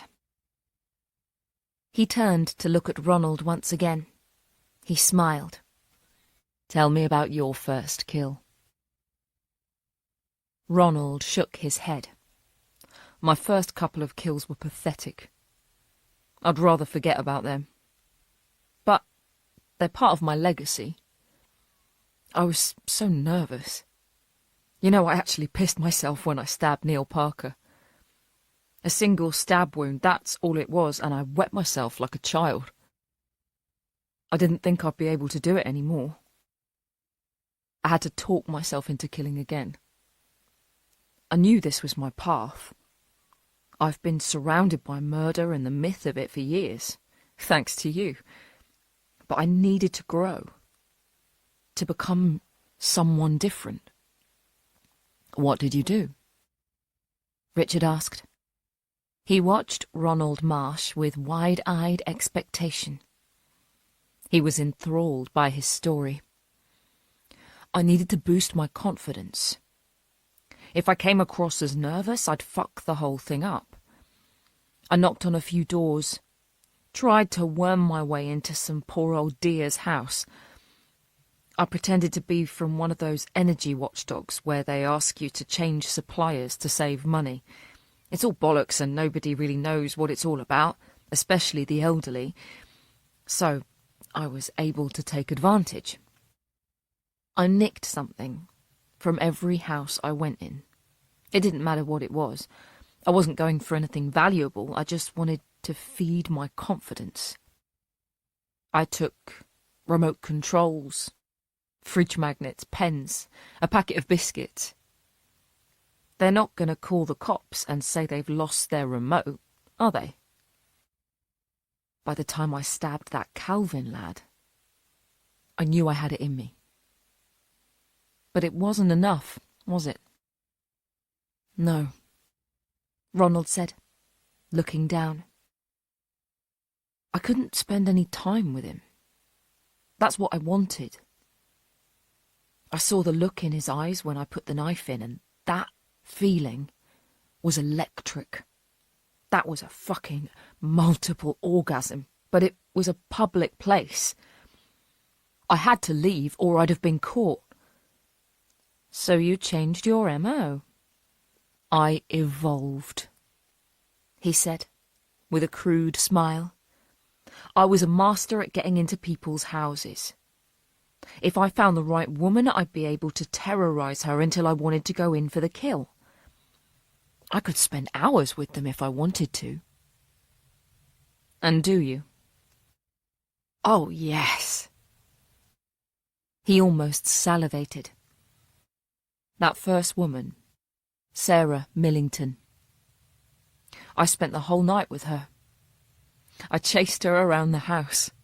I terrified the bitch. She was crying, begging and pleading with me to leave her alone. A shallow stab here, a deep stab there. I had her in the palm of my hand. I was rock hard too. I couldn't believe the adrenaline rush. Why hadn't I started doing this years ago? His face lit up in the retelling. You found your niche. I found what I was born to become. You're a serial killer. Richard smiled. I'm a fucking serial killer. Ronald agreed. Richard held out his right hand. Ronald couldn't hide his excitement. He reached out, took the older man's hand in his, and shook it hard. Welcome to the club, Richard said. Thank you, sir. Why did you really come here? Richard asked. What do you mean? Ronald asked, pulling his hand away. I'm a convicted killer in a public hospital. You must have known I'd be surrounded by prison officers. You've taken a hell of a risk, coming here. I wanted to see you. You've lived with me in your head for years, haven't you? Ronald nodded. You're disappointed, though, aren't you? They always say never meet your heroes as it'll ruin the mystique you've built up about them. You'll go away, relive this conversation over and over, and you'll feel flat. Ronald's face dropped. I should probably go. Ronald stood to leave. He took a tentative peek through the Venetian blinds out into the corridor. I've read about you in the newspapers. The police have drafted in Dr. Olivia Winter. You'll know all about her, I'm guessing. The smile appeared once again on Ronald's face. The great forensic psychologist. Of course I know about her. She's interviewed some of the greats. Though she's never interviewed you, I've noticed. Do you want to know why that is? Ronald frowned. Come and sit back down. Ronald obliged. Would you do something for me? Of course. Obviously, your next victim will put you on a par with me. I don't even mind if you eclipse my total. But how about we make your next victim a bit special? What do you mean? You've read about me, obviously. You know everything about me. That I killed my wife and daughter. Yes. He nodded excitedly. And that I had a second daughter. Yes, I slept in her room for years. Pass me that top paper. Ronald reached for the newspaper and handed it to him. Richard took his time as he flicked through it. He folded it back and handed it to Ronald. Olivia Winter. She was born Olivia Button. It took a moment for the penny to drop. No fucking way. Yes, fucking way. Olivia Winter is your daughter? Richard nodded and smirked. That is fucking mental. I want you to make her your 8th victim. Ronald's smile dropped. He looked from his hero to the smiling photo of Olivia in the newspaper, then back up to his mentor. Why do you want me to kill your daughter? Parents aren't supposed to have a favourite child, but I did. Livy was my favourite. I knew the moment she was born she was going to do something special with her life. He laughed to himself. I didn't think it was going to be something like this. However, when I knew the police were onto me, the first person I thought about was Livy. It wasn't my wife. It was my Livy. I couldn't have her be disappointed in me. That's why I went home to kill them all. It was easy killing Geraldine and Claire. I'd never really bonded with Claire. She was always her mother's child. But Livy, she was my star. When it came to it, I couldn't kill her. I stabbed her 4 times, but none of them were deep enough to kill her. I just couldn't do it. Why not? I don't know, he said, looking away. Did you and she, you know? He trailed off. Richard looked at him. What? Did the love you had for Olivia go further? You know, he said, clearly uncomfortable with asking if Richard sexually abused his oldest daughter. Richard didn't say anything. He continued to stare at his visitor. Unblinkingly, he burned a hole in him with his gaze. The longer he looked, the more uncomfortable the situation became. Ronald cleared his throat and looked away first. So, why do you want me to do it? Richard let the silence grow. He was taking everything in about this young man in front of him. He'd learned so much more in that awkward silence than words would ever tell him. The so-called experts think they know everything there is to know about serial killers. Let's show them how wrong they are.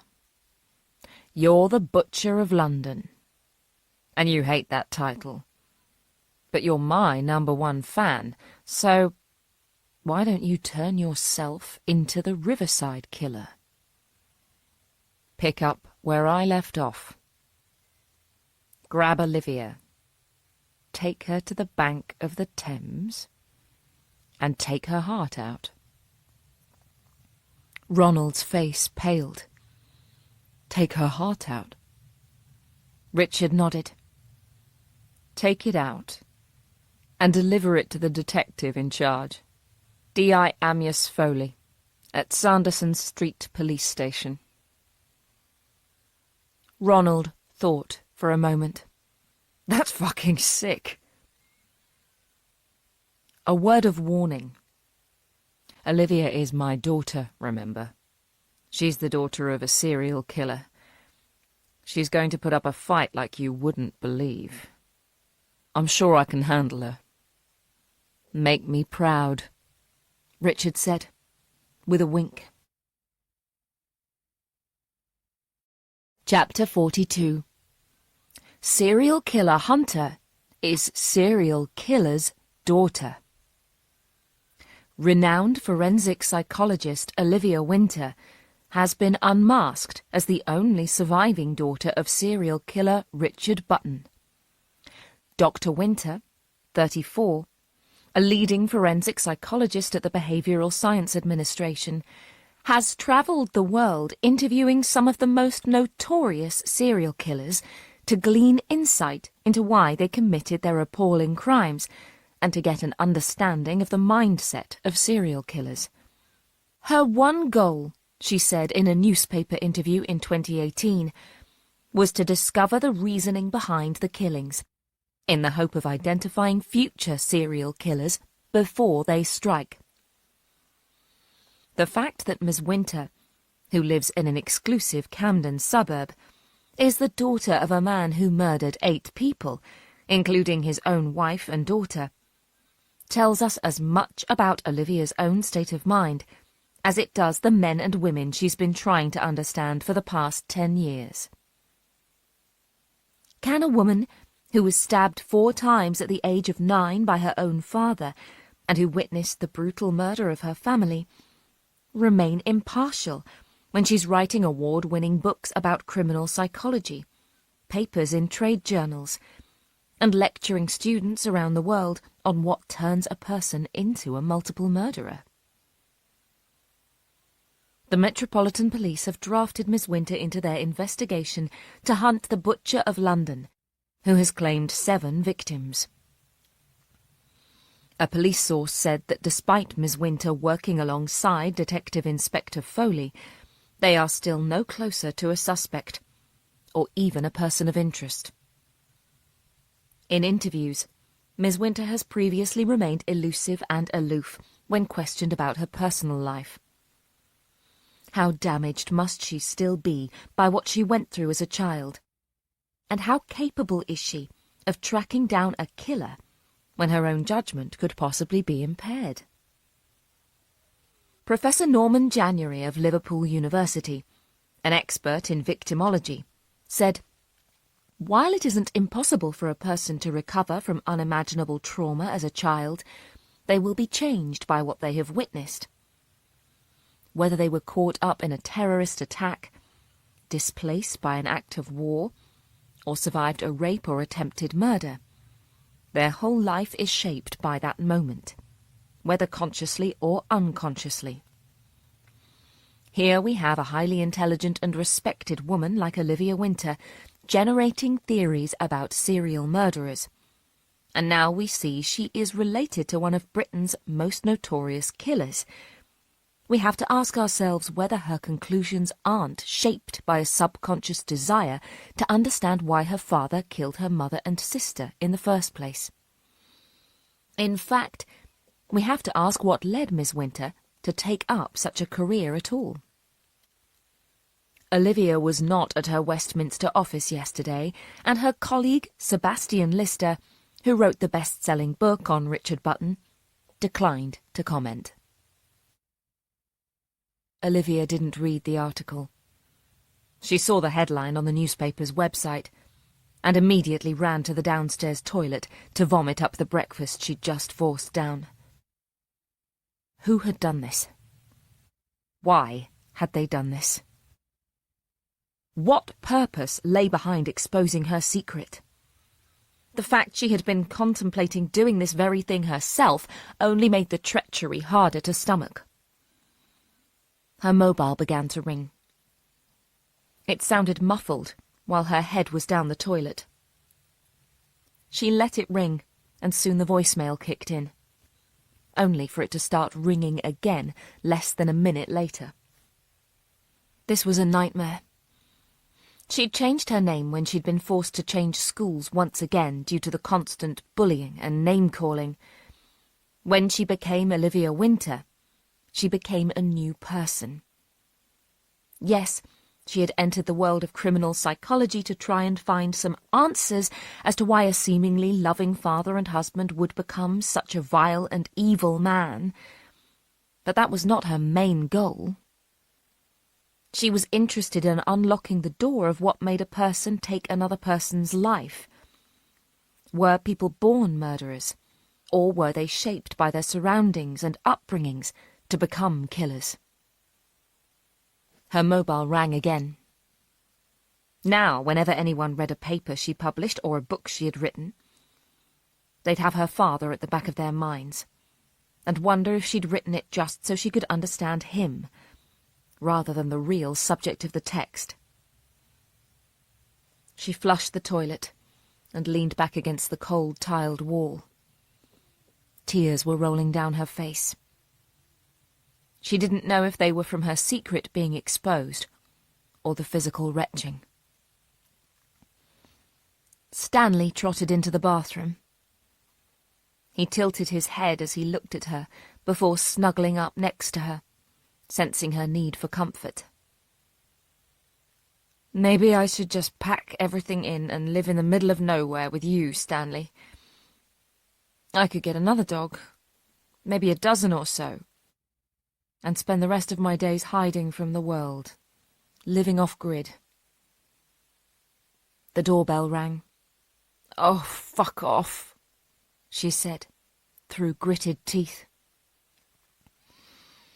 She hoped it wasn't Sam. She couldn't be doing with his non-problems this morning.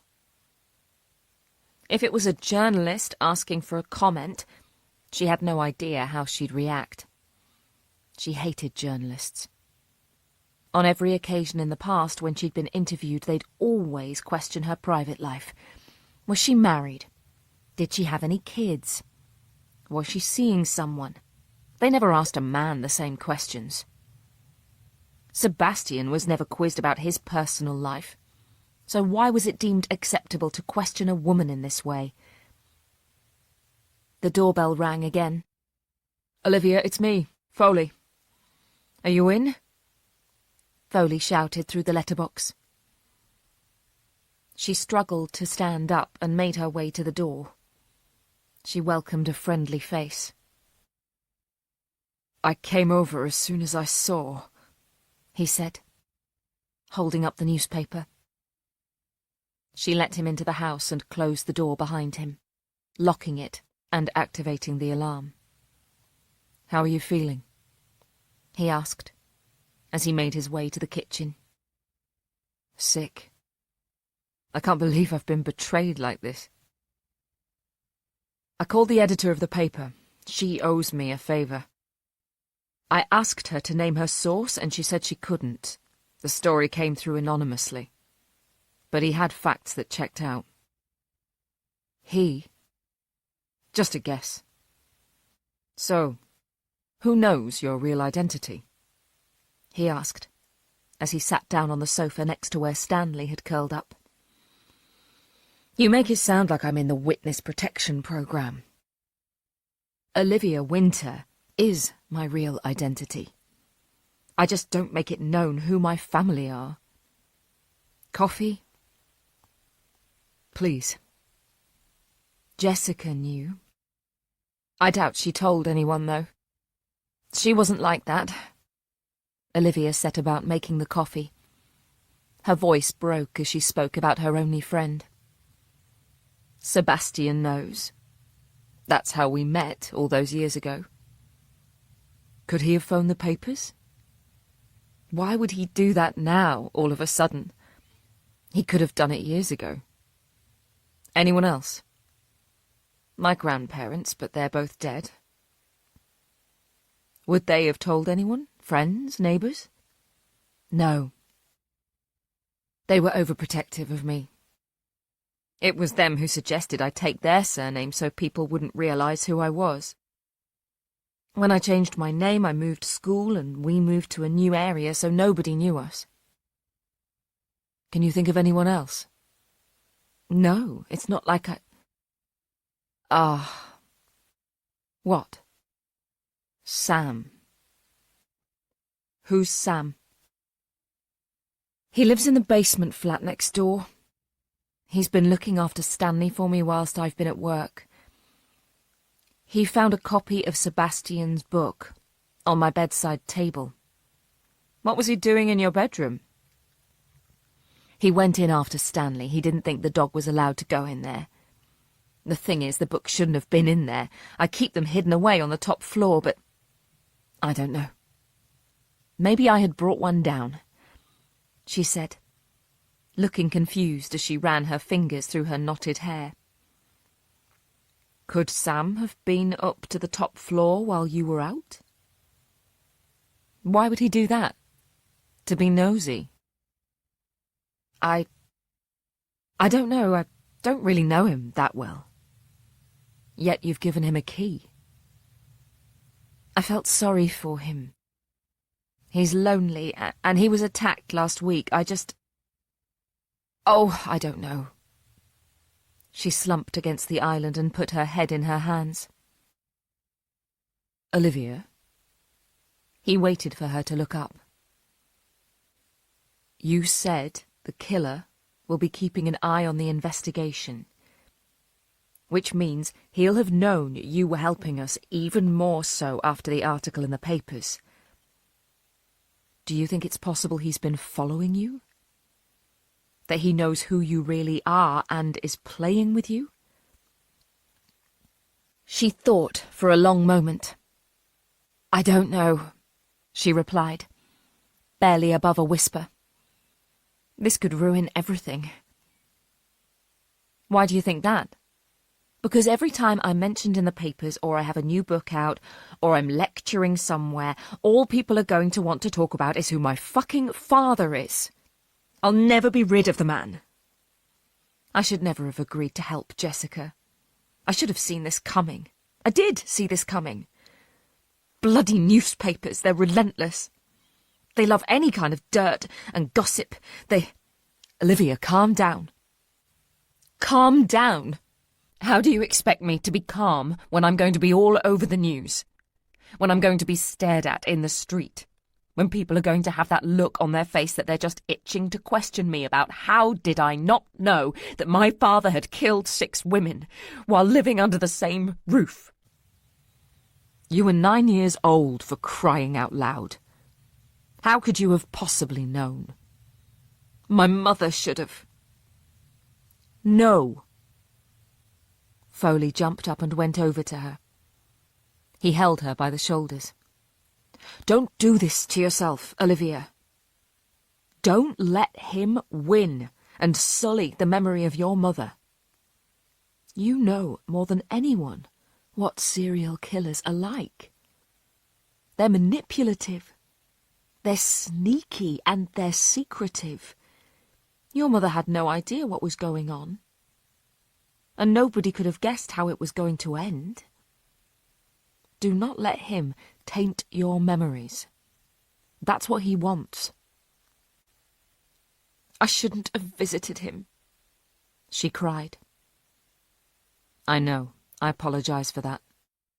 I shouldn't have pushed you. This is such a mess. I don't know what to do next.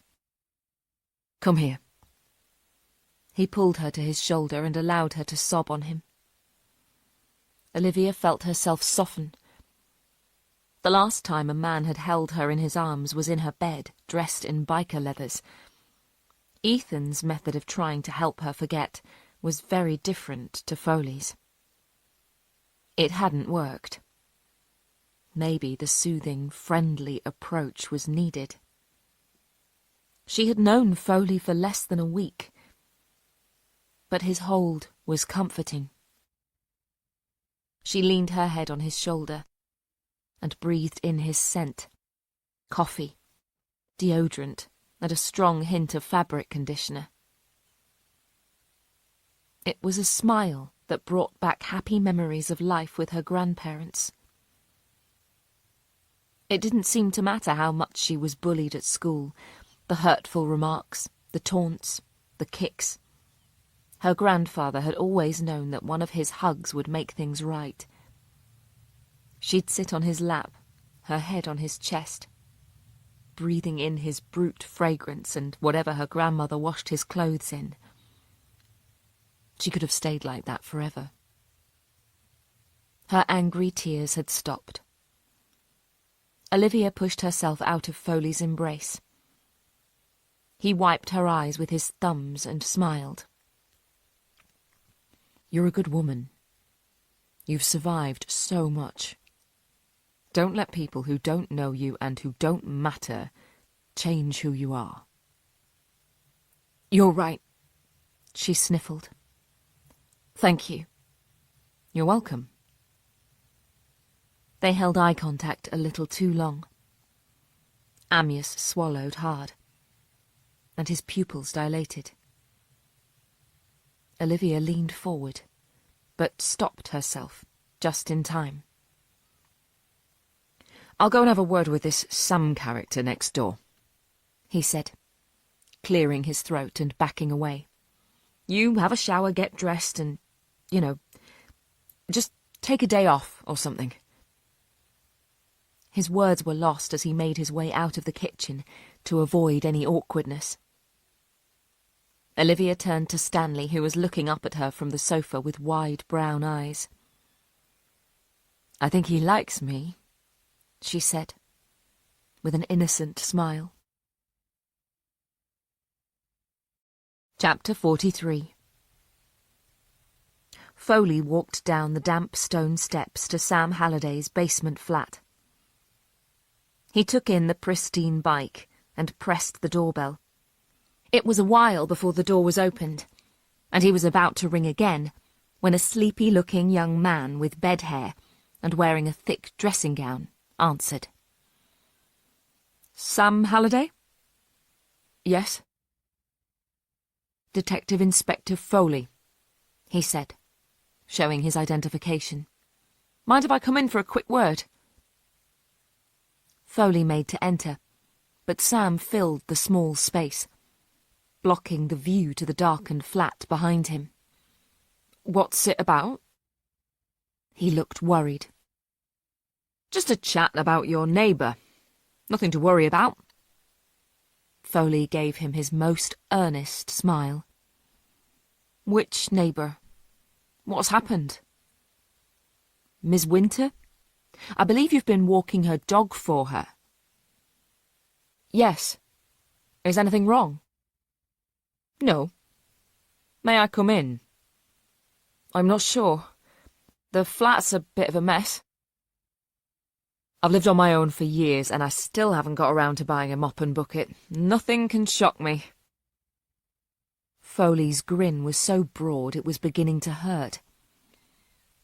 Sam seemed to think for a while before pulling the door open wider and allowing his visitor in. "Sorry, I'm a bit dazed. You woke me up." "Shift work?" "Yes, I'm a doctor at the Royal Free."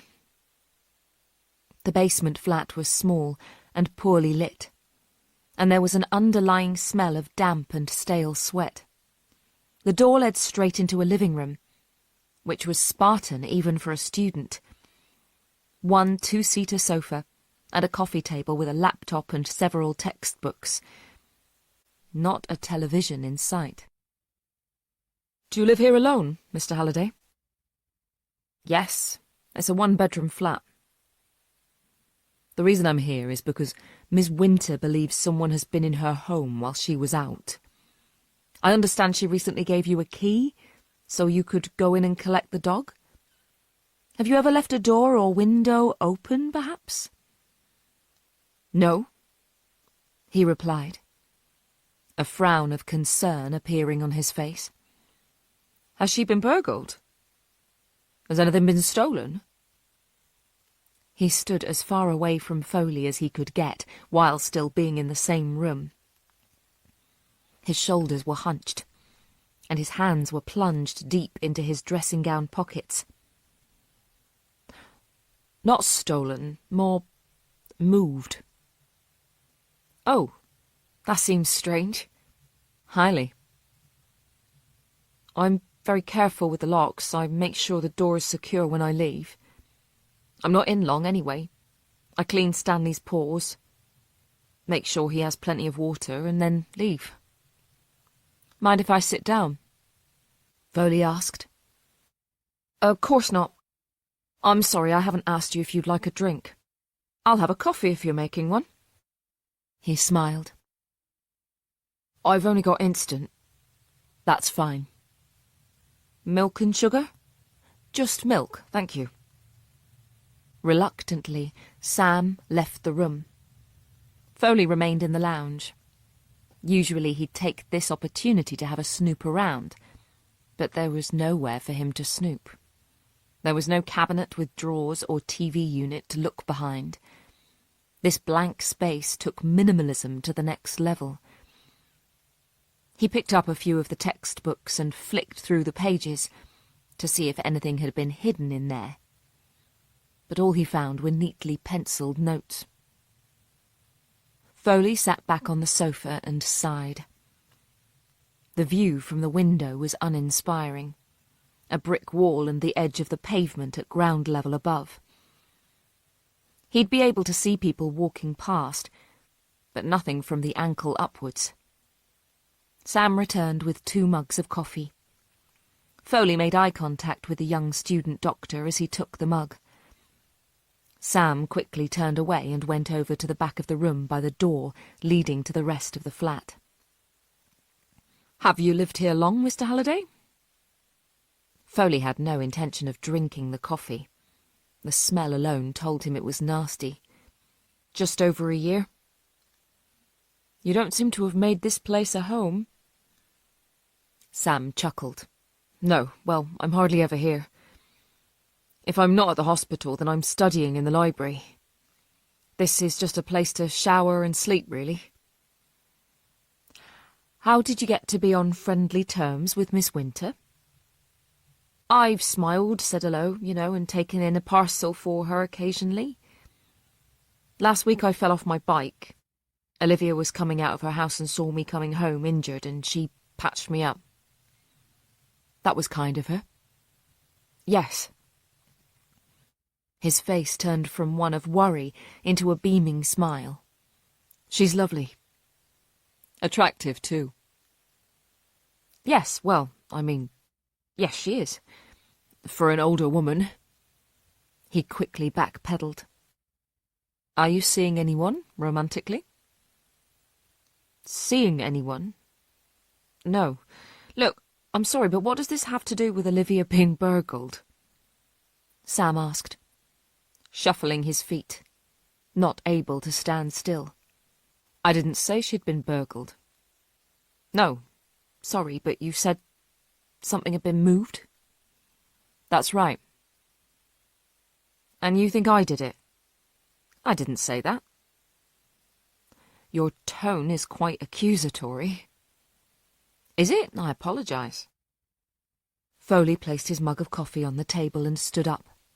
"Sam, I'm here informally. I know Miss Winter professionally, and she told me about something strange happening in her home. Now, only you and she have keys to the property. Is she blaming me?" "Nobody is blaming anyone. Someone has been in Miss Winter's home, and it spooked her a little. I'm sure you can understand." "Of course. I'd feel the same." "Is everything all right?" Foley asked, frowning. "Yes. Why?" "You seem a little nervous." Sam gave an exaggerated laugh. "I've never been interrogated by the police before." "I'm not interrogating you." "No, it's just... Shit. Sorry, Perhaps you should give her back her key." "What?" Why? He asked quickly. I've advised Miss Winter to increase her home security and to limit the people to whom she has given keys. I think it would be best if you gave me her key, and I'll return it. He held his hand out. But what about Stanley? Sam asked, after a long pause. That's not really your problem, is it? He's her dog. It's up to her to walk him. I was only doing her a favour. I was being nice. I know. And I'm sure she's very grateful. However, things have happened, and the arrangement has to change. Foley held his hand out further. It's in my coat pocket, in my bedroom. I'll go and fetch it, he said. Sam left the room with his head down, looking hurt. When he returned, he was taking the key and alarm fob off his own keyring. He handed it to Foley, placing it reluctantly in his upturned palm. Thank you. Foley headed for the door. Will you tell Olivia? He trailed off. Yes? Tell her that I'll still walk Stanley for her, any time she wants me to. Foley smiled. I'll tell her. He left the flat, and Sam watched from the doorway as Foley made his way back up the steps, before turning and going back inside. Sam felt hurt. He felt sick and betrayed. If Olivia had wanted her key back, why didn't she ask for it herself? Why did she have to get the police involved? He liked her. He genuinely had feelings for her. He'd gone out of his way to look after Stanley for her. He'd changed to night shifts, something he hated, so that she could go to work and not worry about that bloody dog. And how had she repaid that kindness? By making him feel like a criminal. He went into his bedroom and closed the door. The room was clean and tidy. Clothes were freshly laundered, ironed, neatly folded and put away in their own designated space. Furniture was polished, and the threadbare carpet vacuumed on a daily basis, despite there being hardly any dust or crumbs. The ensuite bathroom shone like it had never been used, yet he could still smell the damp coming from deep within the brickwork. There was nothing he could do about that, but it made him feel dirty. It made the flat feel grimy. It made him feel filthy. He removed his dressing gown, placed it carefully on the hook behind the door, and climbed back into bed. He wouldn't be able to get back to sleep, and his mind was whirling with Olivia's treacherous behaviour. One moment she was grateful for everything he was doing. The next she was sending a detective round to demand her key back. What was wrong with the bloody woman? She wasn't the only one who could play mind games. He opened the top drawer of his bedside cabinet and smiled. There was the bunch of keys he'd stolen with an alarm fob attached. It would take more than a mentally unstable forensic psychologist and a bully detective to outfox him. Chapter 44. Olivia had waited by her bedroom window for Foley to leave Sam's flat. It was almost half an hour before she saw the detective ascend the steps and head down the cul-de-sac to his car. Within seconds, her phone pinged an incoming text message. Foley told her he thought Sam had a crush on her, and he'd managed to get her keys back. He'd give them to her later. Although Olivia felt guilty asking for her key back, and hoped Sam wasn't too hurt, she relaxed at the thought of having her security back under control. She had never given her key to anyone before, and wondered why she had offered Sam access to her home. She had let her guard down while being kindly and offering help. past experience warned her she should always keep the barriers up. She was still wondering where that spare set had gone, and made a mental note to check her drawers at work. She could have hidden them there for safekeeping before she went to America. While waiting for Foley to come out of Sam's flat, Olivia's mind had been formulating a plan. The anniversary party tonight, at the house opposite, was the perfect camouflage for the killer to strike in the street. But did the killer know about it? Did the killer even know where she lived? There was no doubt in her mind he was keeping a very close eye on the investigation, and hopefully, thanks to the double-page spread and the cruel exposé about her being Richard Button's daughter, he'd know Olivia was helping the police. That being the case, she surmised the killer would know her every movement, and that meant knowing her address. He would also have checked out the perfect entry and escape routes from the cul-de-sac. Add into the mix a party that seemed to have gone viral, and the conditions were spot on for him to make himself known to her tonight. All she would need to do was wait for him to strike. The doorbell rang, making her jump. She felt nervous. The news was out about her father. It was only a matter of time before the reporters descended on her doorstep. Was this the first of many? She looked through the spy hole and found herself pleased to see Ethan Miller on the other side. She checked her appearance in the hall mirror. She hadn't showered yet. Her hair was sticking up in random directions, and she had dark circles under her eyes. She smoothed down her hair as best she could and opened the door. "Hello," she said, looking him up and down, taking in the tight, worn jeans, the heavy boots, the black leather biker jacket that sat perfectly on his broad shoulders. She could smell the intoxicating hint of peat, pollution, and Ethan's own masculinity emanating from him. She almost forgave herself for giving in to her base urges the other night. The man oozed sexuality. "Hi, I was in the area. Hope you don't mind me just popping round." "That depends." She shivered from the cold. "Can I come in?" She stepped back and allowed him to enter. She closed the door firmly behind her and alarmed it. "That's some security system." "Would you like a coffee?" she asked, ignoring his comment and heading into the kitchen. He followed. "Please." Olivia busied herself with the coffee. She turned to him and saw him straddle a stool at the island. Stanley trotted in, tail wagging with excitement at a new face. Ethan picked him up with one hand and allowed the dachshund to nuzzle him and lick his face. If Olivia had found Ethan attractive before, she practically erupted seeing him go all soft with a dog. "He's gorgeous." Ethan beamed. "Yes. Sorry, how do you take your coffee?" "Black, thanks."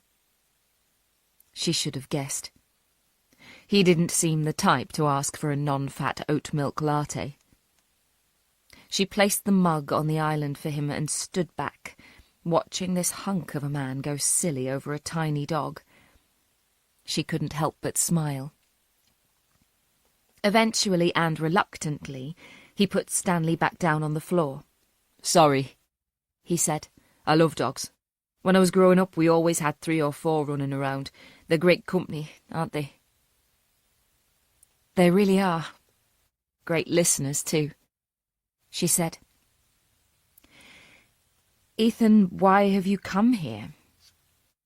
He took a sip of his coffee. "A couple of reasons, actually. I wanted to apologise, again, for taking your photo outside the police station. I was asked, and I should have said no, but it's okay. It's your job.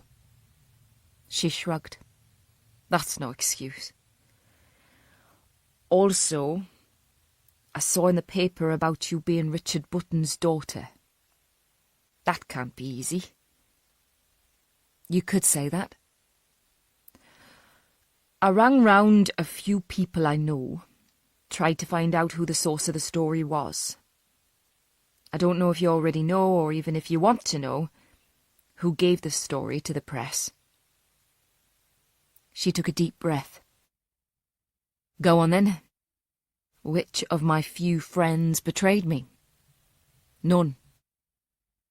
It was Richard Button himself. Why am I not surprised?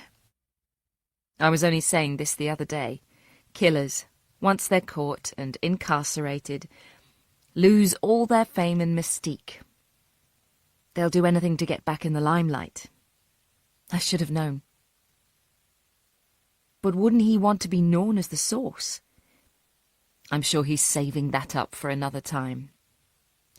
Give it a couple of weeks and there'll be a whole feature on Richard Button and the daughter he tried to kill. I'm never going to be free of him, am I? I'm really sorry. She looked up at him and smiled. That's okay. Thank you. I appreciate you telling me. I also had another motive for coming round. If you want me to give you an exclusive, you can think again.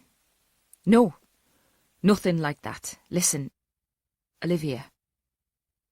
I know we don't really know each other, even though we've been swimming next to each other for months, but you're a beautiful woman, and you're intelligent, and have the cutest smile I think I've ever seen. Can I take you out to dinner one night? Inside, fireworks were flaring in all directions. Olivia decided to play it cool. Wow.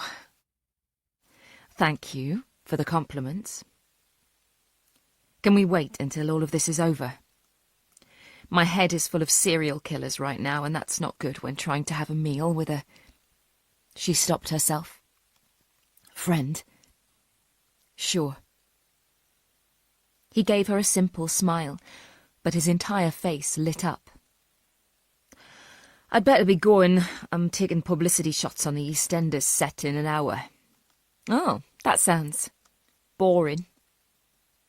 It might not be. It could be fun, surrounded by famous people. Trust me, it's not. Still, London Zoo tomorrow, to photograph penguins. Give me animals over people any day.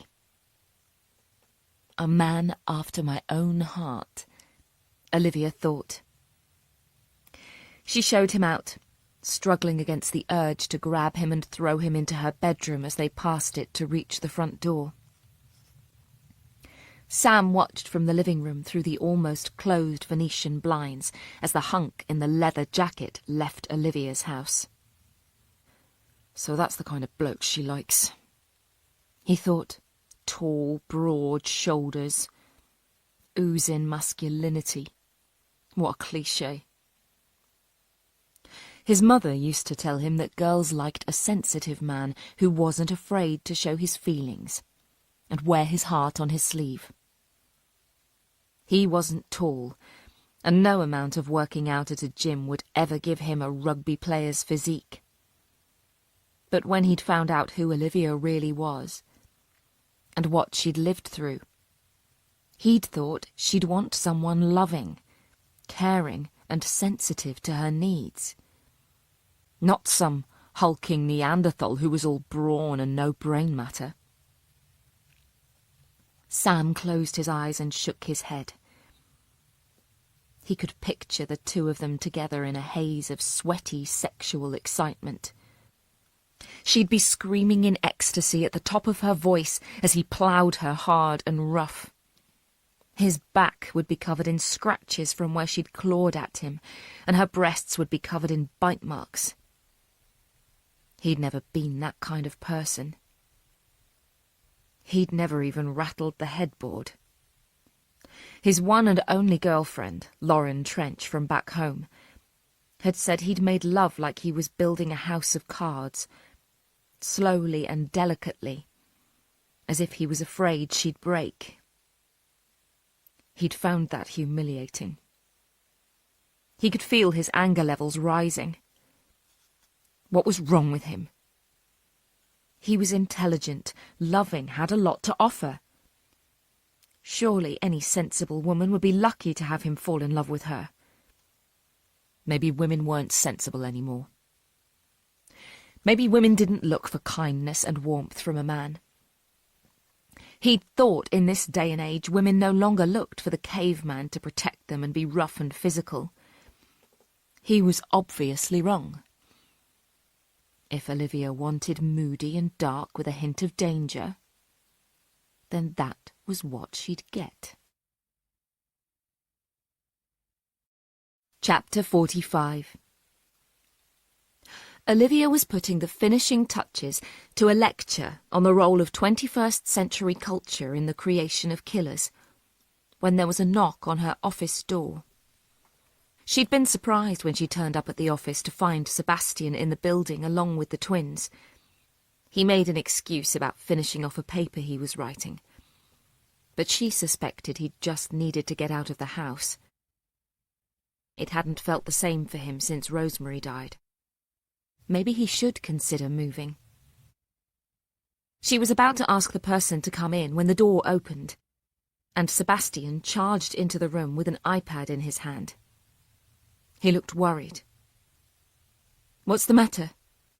Olivia asked, looking up. "Look at this." He handed her the iPad.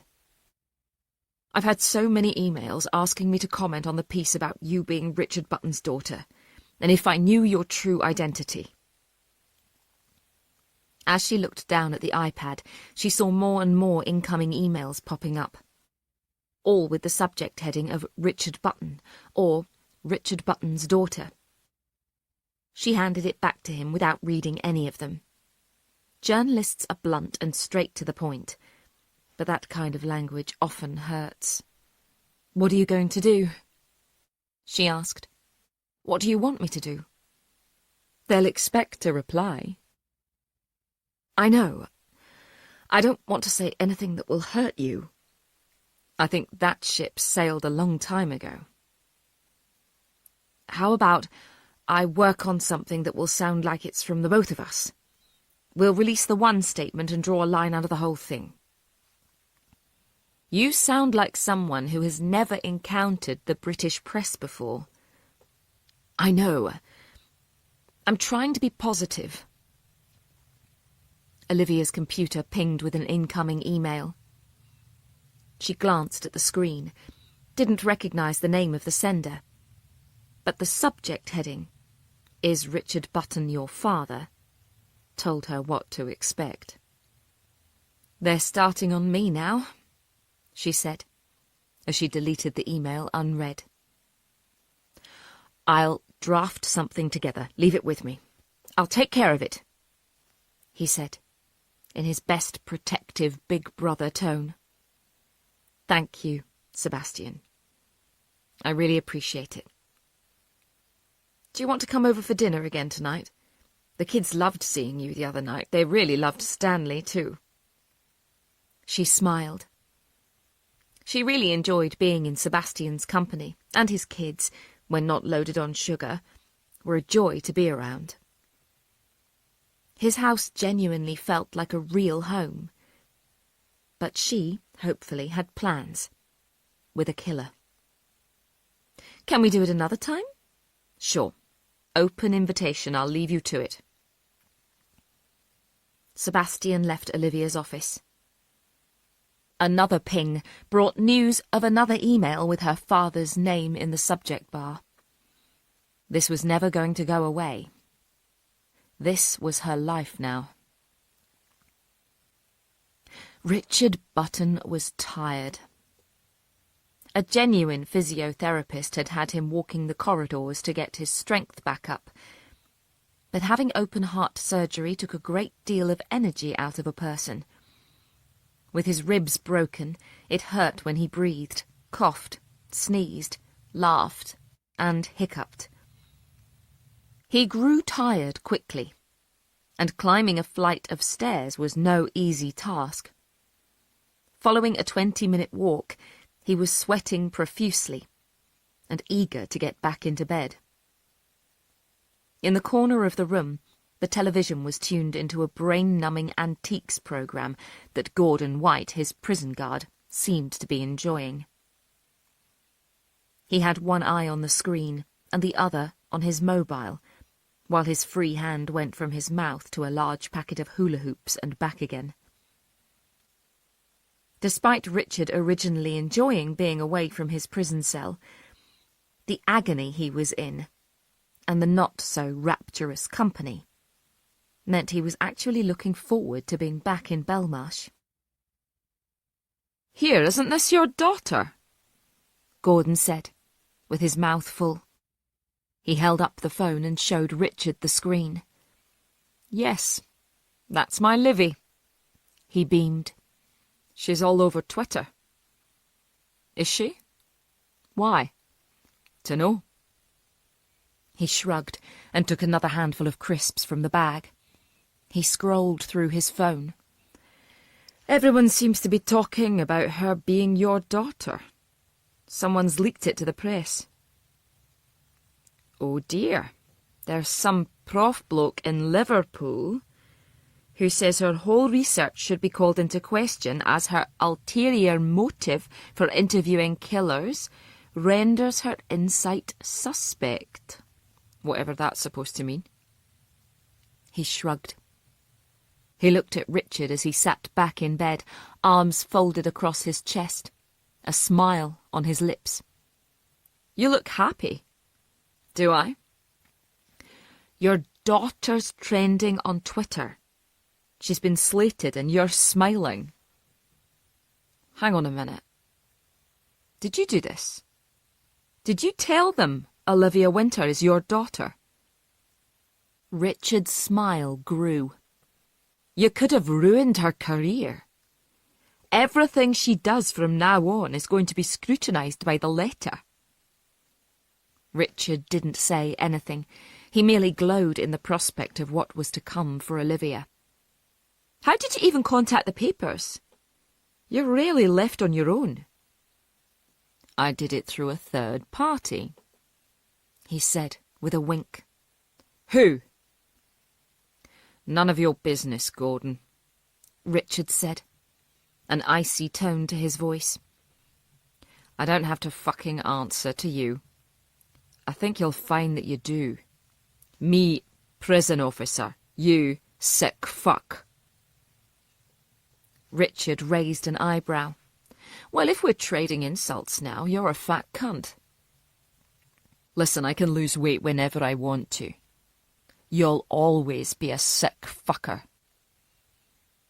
"Are you allowed to talk to me like this?" "There's no one around. I can talk to you however I like. And I'll tell you something else. When you keeled over in your cell, not one person ran to get help." "It was that new kid that said we should get medical attention.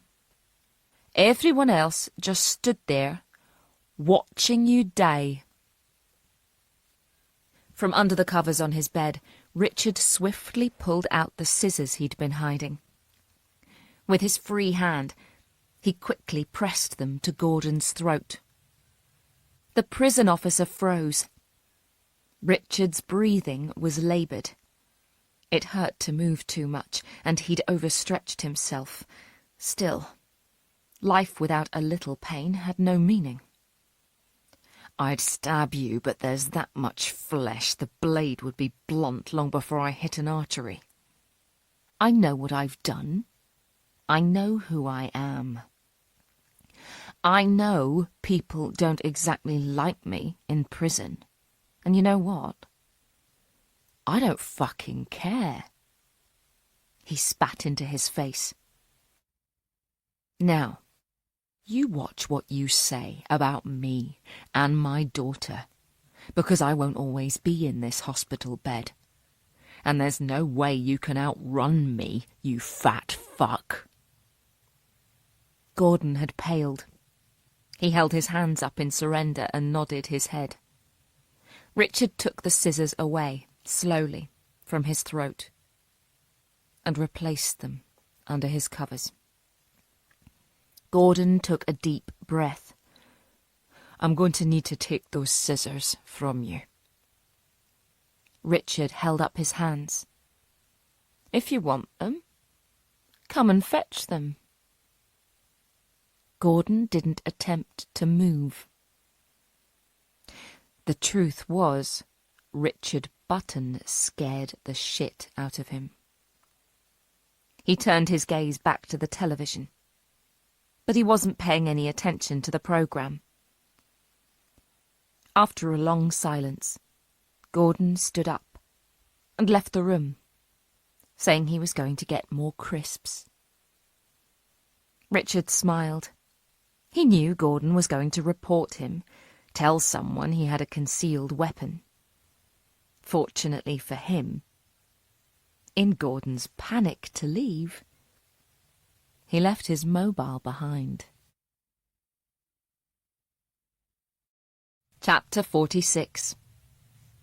Olivia opened the front door to find Foley with a serious expression on his face and his arms folded across his chest.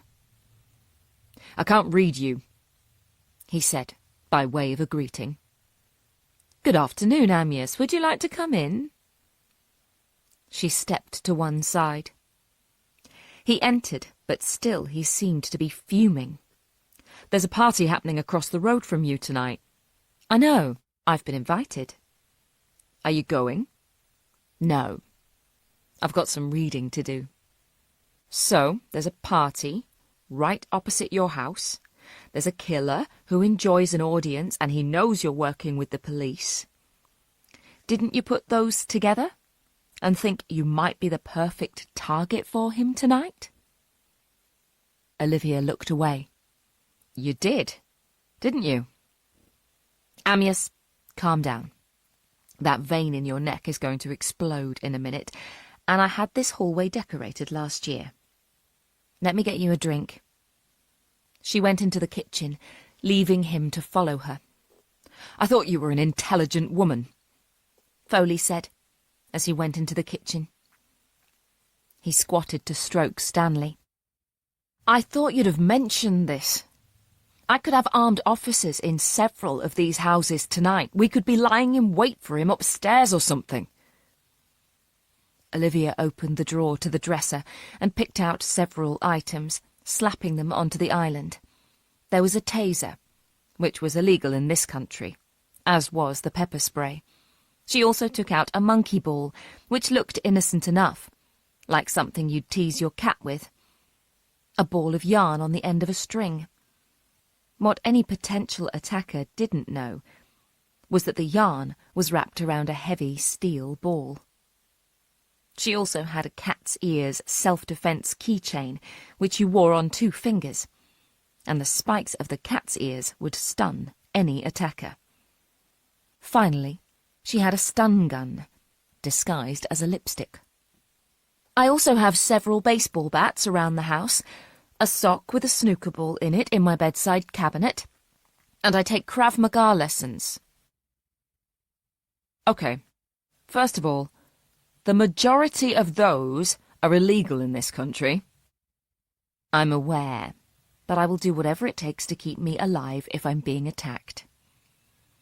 "Have you always been this paranoid in your own home?" She turned back to the coffee machine to make Foley his drink. She didn't want to answer that question. "You're not going to be here on your own tonight. I'll make sure you have officers in this house." "Well, even if the killer doesn't show up, Mrs. Blackstock across the road will be happy with the presents," she said, handing him his coffee. "Why? It doesn't matter. I was going to tell you, Amyas, I promise. This is why I don't work active cases. I honestly have no idea who the killer is. Have I met him? Is he in my life already? If so, for how long has he been watching me? Is he watching me right now? He's going to see a whole troop of police officers coming into my house tonight. He's a killer, like Richard is, and Richard told me he spent weeks watching some of his victims. If I am a victim, am I already being watched? Amyas sighed and nodded. He could see where she was coming from. I can understand that. I wasn't purposely shutting you out. This case is being heavily reported on. It's all over the internet and on the news. Realistically, he knows his time is almost up. He'll want to make his next kill count, just in case it's his last one. What do you want me to do? Ideally, I'd like you to have the Army and the Navy in here tonight with the SAS on standby. But if he's watching me, then he's going to know about it, and nothing will happen. Or worse, he'll go and kill someone else. I think the best scenario would be for me to be on my own here with all my illegal weapons. With you hiding discreetly around the corner, listening in. I don't like that scenario. Neither do I. But it's the best chance we have of catching him. I can fit you up with a wire. I think he's going to smell something's going on if he sees you go and come back again. I think it would be best if we just kept the phone lines open. Reluctantly, he nodded. I'll be right around the corner. Not too close. And not too conspicuous. His eyes fell on the collection of weapons. I really should confiscate those. I'll try not to use them. After tonight, please get rid of them. She nodded. She didn't mean it. I really do not like this. You should try standing in my shoes. I'm not thrilled either. Olivia, promise me the moment you think you see anything or hear anything, you let me know, so we can make an arrest. Amyas, I pay my taxes. I intend to use the police to the full extent of what I pay for. Any chance of a pay rise? He asked, trying to make light of a tense situation. Every room in the Blackstocks house opposite was lit up, and the dancing shadows and silhouettes of people moving frantically were testament to how much was still to be done in preparation for the party. Olivia watched from a distance. She didn't want to be seen as a nosy neighbour, or as if she was waiting for a killer to call. She took a deep breath and let it out slowly. She leaned towards the window, looked over the railings and down to Sam's flat. It was in darkness. She hadn't seen him since Foley had gone round and asked for her keys back. She went out into the hallway, put Stanley's lead and collar on, picked up an expensive bottle of champagne from the rack beside the fridge, and headed out. It was pitch dark, despite it only being 6 o'clock. She trotted across the road, Stanley in tow, and climbed the steps to the Blackstocks house. She rang the bell and stood back. Within a few moments it was pulled open by Dorothy, wearing a pink dressing gown, her hair and makeup perfectly done. The bright light from the house almost blinded Olivia. "Hello. I won't be able to make it to your party this evening, but I thought I'd bring you this as an anniversary present." Olivia held out the bottle of Veuve Clicquot, which had been a present from her American publishers on the launch of her previous book. Wine and vodka she could drink alone, but champagne, in Olivia's opinion, was a drink that needed company. "Oh, wow!" Dorothy looked genuinely pleased with the gift. "This is amazing, thank you. Are you sure you won't be able to pop over for a little while?" "I can't. I'm way behind with the revisions for my next book. I think I'm just going to get my head down and spend the weekend at my desk." "Well, we'll try and keep the noise down." "Don't be silly. That's what noise-cancelling headphones are for. She smiled. You enjoy yourself? Thank you. I really do appreciate this. You're welcome. Well, better get Stanley walked. I don't want his feet freezing to the ground. Have a good night. Olivia turned away and headed down the steps with Stanley alongside her. She didn't take him far, although it probably seemed far to his short legs. There was a patch of green a few blocks away where he had a good sniff, and she was back home within 20 minutes. The front and back doors were securely locked. The windows were locked and the alarm was active. She went into the kitchen to make something to eat, but doubted she could stomach anything. She was that nervous. A glass of wine helped calm her nerves. But she couldn't help thinking that tonight might be her last, if everything didn't go to plan. Why couldn't you have been a German shepherd?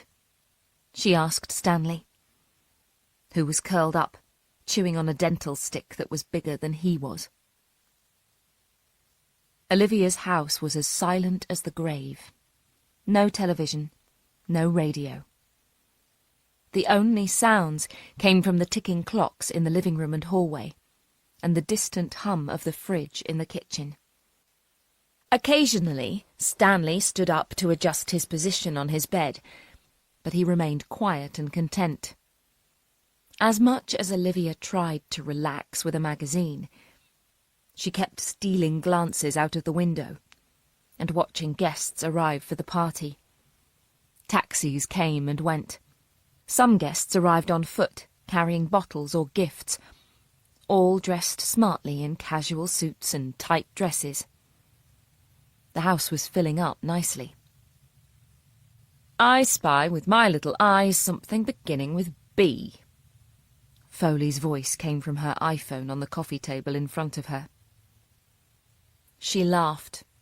You can't see boredom, she said. I could be crude and say bollocks. I think mine have dropped off, it's so cold. I should have made you a flask of soup or something. I'd have preferred whiskey. I really don't think we should be chatting, she said. Probably not. It was Bus, by the way, if you were wondering. I wasn't, but thank you. Despite having the heating on, Olivia's nervousness was making her cold. She changed to a thicker jumper. Her palms were clammy, and her mouth was dry. How long was she going to have to wait before the killer made his entrance? Or had he guessed her plan? He could be on the other side of London right now, killing someone else. It's hardly likely the Blackstocks were the only people in the capital having a party tonight. She heard a noise coming from upstairs. She went out into the hallway and looked up into the darkness. There was nothing there. There was nobody in her house. But it didn't stop her mind working overtime, conjuring up all kinds of scenarios. It was probably just the house settling. By 10 o'clock, Olivia was growing tired. Sitting waiting for a killer who might or might not turn up was exhausting. In the living room, she'd tried to relax. Several times she'd read the same page of a historical novel Daisy had recommended, and hadn't taken anything in. She'd flicked through the television channels and quickly turned it off. I was enjoying that, Foley said through the phone. Do you even know what it was? No, but it sounded interesting. You're a fan of property programmes, are you? The people on those programmes always annoy me. I just like looking around the houses. I enjoy that part too. This was a beautiful barn conversion in Norfolk. High ceilings, yes. Master bedroom had a dressing room too. I heard that mentioned. Hot tub in the garden, did I hear correctly? You did. Stunning views as well, a snip at 1.5 million. Just out of my price range, he said, with laughter in his voice. Anything else on? I'm afraid not. Typical. Olivia stood up, peeled back the living room curtains, and looked out at the expanse of back garden. It looked wild due to the harsh winter, and it would take a skilled gardener to do something with it once spring arrived. Fingers of wispy clouds blew across the night sky, blocking out the moon. Under the cover of darkness, Olivia couldn't even see the end of her lawn. Somebody could be at the bottom of the garden, standing by the oak tree, watching the house, and she wouldn't know it. Hopefully when they stepped forward and made their move, the sensor would kick in and the garden would light up like an alien invasion. "Olivia, are you still there?" Foley called out. He sounded urgent. "Yes, I'm here," she said, picking up the phone. "Has something happened?" "I've just heard from Holly. There's been another murder. A woman found stabbed to death in Cricklewood. A neighbour heard screaming. She looked out of her window to see a man walking out of the victim's house. Shit! Olivia exclaimed. We were wrong. We were so wrong. I need to go. Look, lock your doors, keep the alarm on, and a baseball bat handy just in case. I'll come and see you in the morning. Take care, Amyas.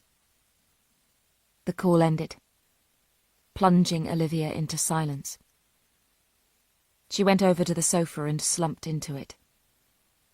Stanley came over to her and sat on her lap. What the fuck have I done, Stanley? Have I assumed I'm so important to the killer that he's going to come after me, when really he's just going to carry on as he's always done?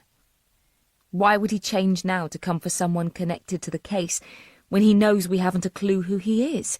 Jesus. I've really ballsed up here, Stanley.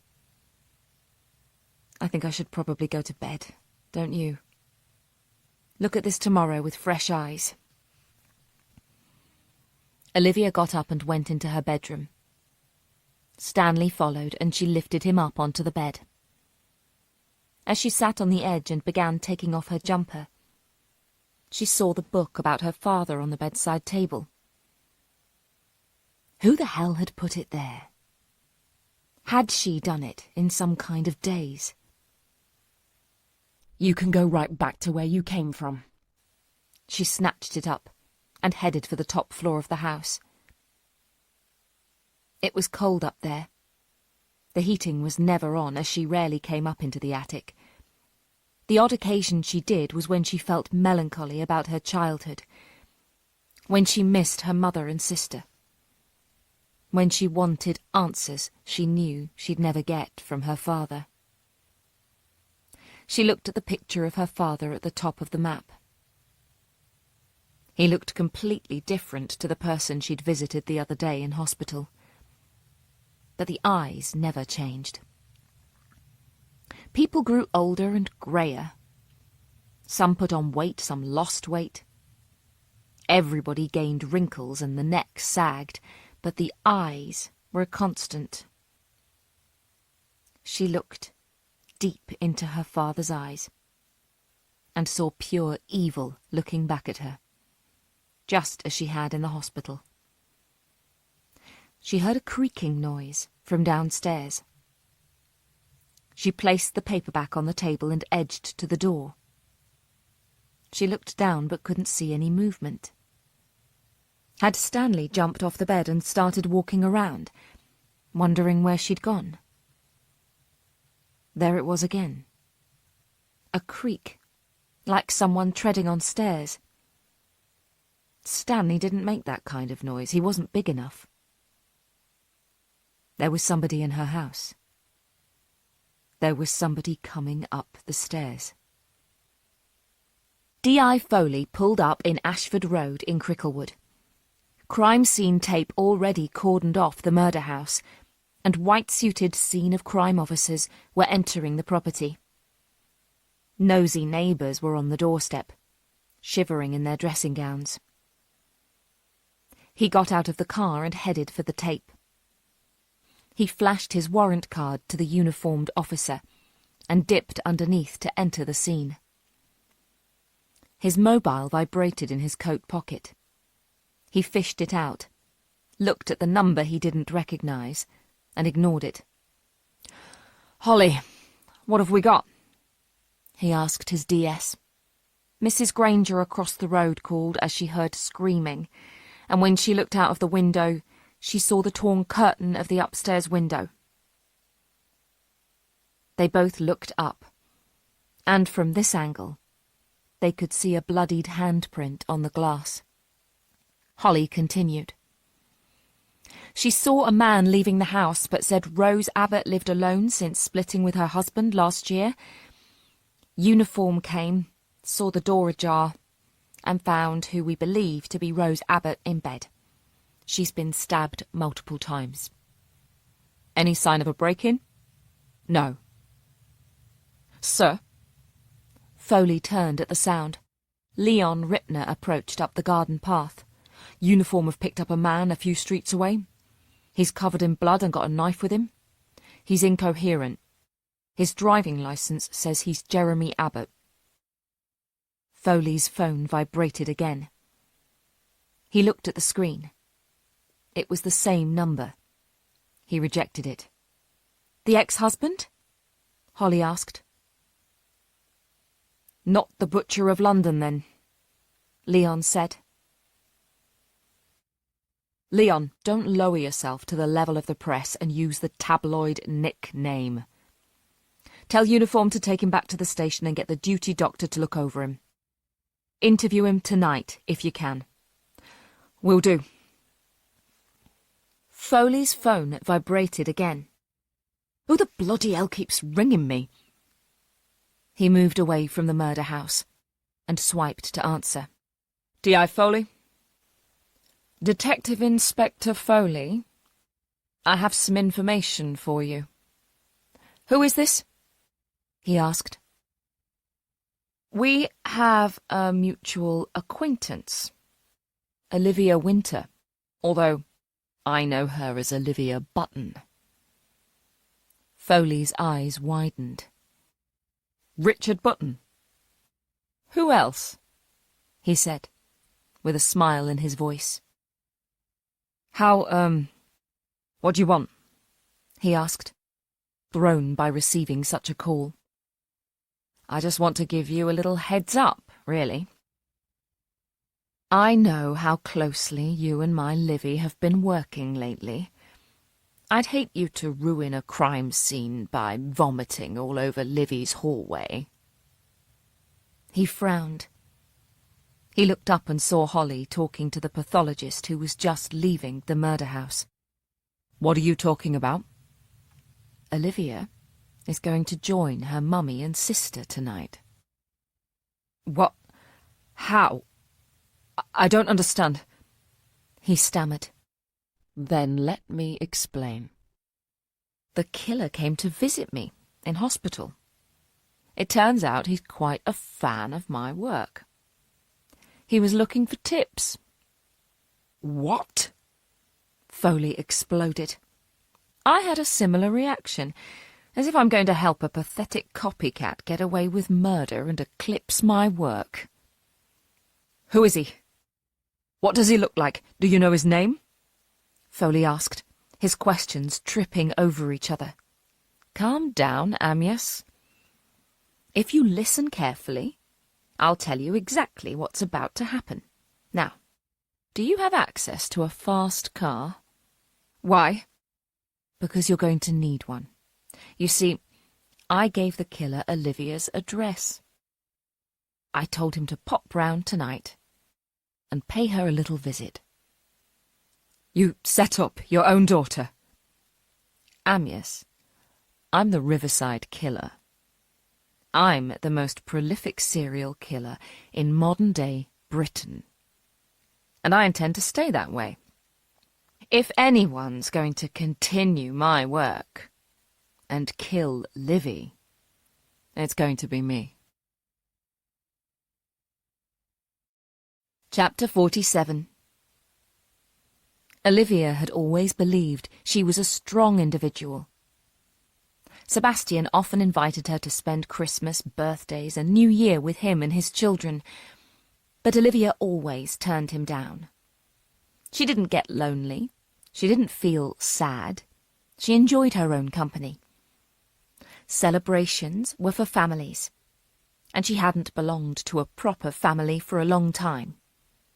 However, facing the reality of a killer inside her house frightened her to the very core.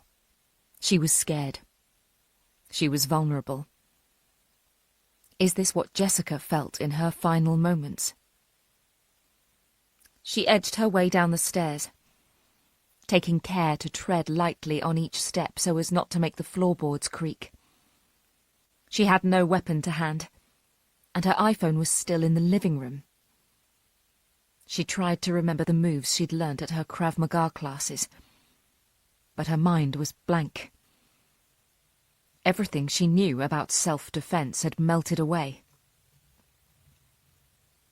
At the bottom of the top flight of stairs, she stopped and listened. There was definite movement coming from the upper ground floor. But why hadn't Stanley yapped?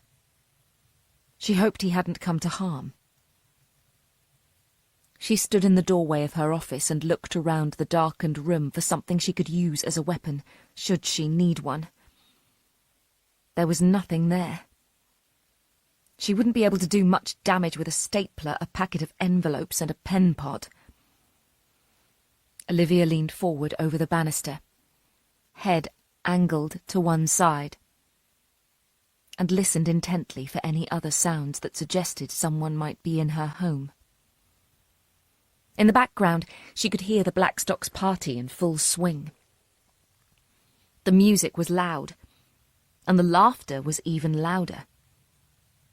How many people were there across the road? Had anyone gate-crashed the party? Fingers crossed the police were patrolling as promised. That's if they could hear her scream over the din of Ollie Murs. She heard the creak of a floorboard. It sounded like it was coming from her kitchen. There was now no doubt in Olivia's mind that someone had broken into her home. She leaned against the wall and slowly glided down the stairs. She kept squatting to look through the gaps in the spindles, but she was too far up the stairs to see anything. Once at the bottom, she would be close to the front door. She could run out and go across the road to the Blackstocks and call for help. Olivia's breathing grew heavier, the closer she edged to the ground floor. Her heart was pounding. She had always thought of her house as her place of refuge, where she felt safe against whatever was happening in the world. But now, if someone could penetrate her fortress, what did that leave her with? She squatted and peered through the spindles. She saw a shadow of a shape cast on the open door of the kitchen. This audiobook is completely free and made just for you. Take a few moments to enjoy this gentle pause and know that your presence here means so much to us.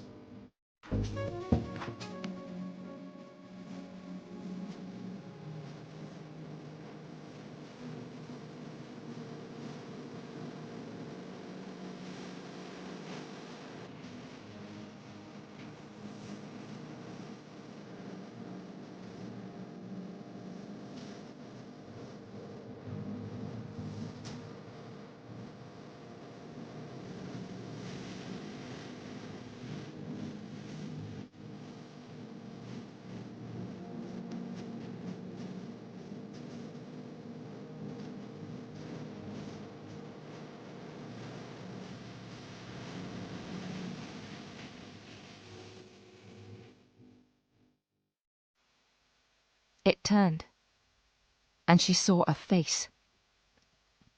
She gasped, slapped a hand to her mouth, and pushed herself back against the wall. With her eyes tightly shut, she didn't dare move a muscle. All she could hear was her heart beating loudly inside her chest. Every move she'd learnt in every self-defence class she had ever attended was suddenly forgotten. She was frozen. She was 9 years old, scared, horrified, and in fear of her life. "Olivia, I was beginning to think there was no one home. Why don't you come down?" It was a voice she had heard many times before. But it sounded different now, somehow. There was power, confidence behind the words. D.I. Foley drove through the busy streets of London. The roads were full of taxis taking people for a Saturday night out at a restaurant or a nightclub. They double-parked while people alighted and turned their hazard lights on, as if that made up for their disregard of other road users. He ignored the speed limits and the red traffic lights. He was sworn at and beeped at, but he blocked them out. He needed to get to Olivia's house. Why had Richard Button set his own daughter up to be murdered? He knew the man was sick, but this was beyond evil. Foley took one eye off the road while he fumbled with his mobile phone. There was no point in calling Olivia and frightening her. She had excellent security. He'd fill her in once he got there. He scrolled through the contacts to the incident room at Sanderson Street Police Station and pressed call. "This is D.I. Foley," he said, as soon as it was answered. "I need an armed response unit to go to Modbury Gardens. I've reason to believe the killer is going for Olivia Winter." "I don't have anything in the vicinity, sir. Armed response are currently dealing with a standoff at a petrol station in Marylebone. The nearest unit is a good 20 minutes away." "Fuck!" Foley screamed, partly at the delay and partly at the pillock in the Audi who had just tried to cut him up. "Is there anyone nearby?" "I've put a call out. We've got a uniformed patrol unit with an ETA of 4 minutes. "Jesus Christ.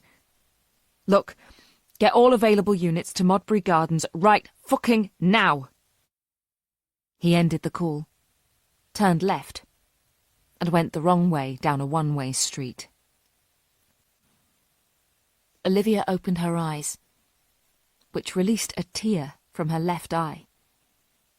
She should have known from the beginning that he was the killer. It all made sense. The so-called attack on his way home from the hospital when he was pushed off his bike was an obvious cover-up for him having just murdered Jessica Sheffield. Why hadn't she seen it before now? "Olivia." Sam called out to her again. "Come on down. Let's have a chat." He sounded calm, controlled. But then most killers were. She took a deep breath and went down the stairs, holding onto the banister for fear of collapsing. In the hallway she stood with her back to the door and faced Sam Halliday.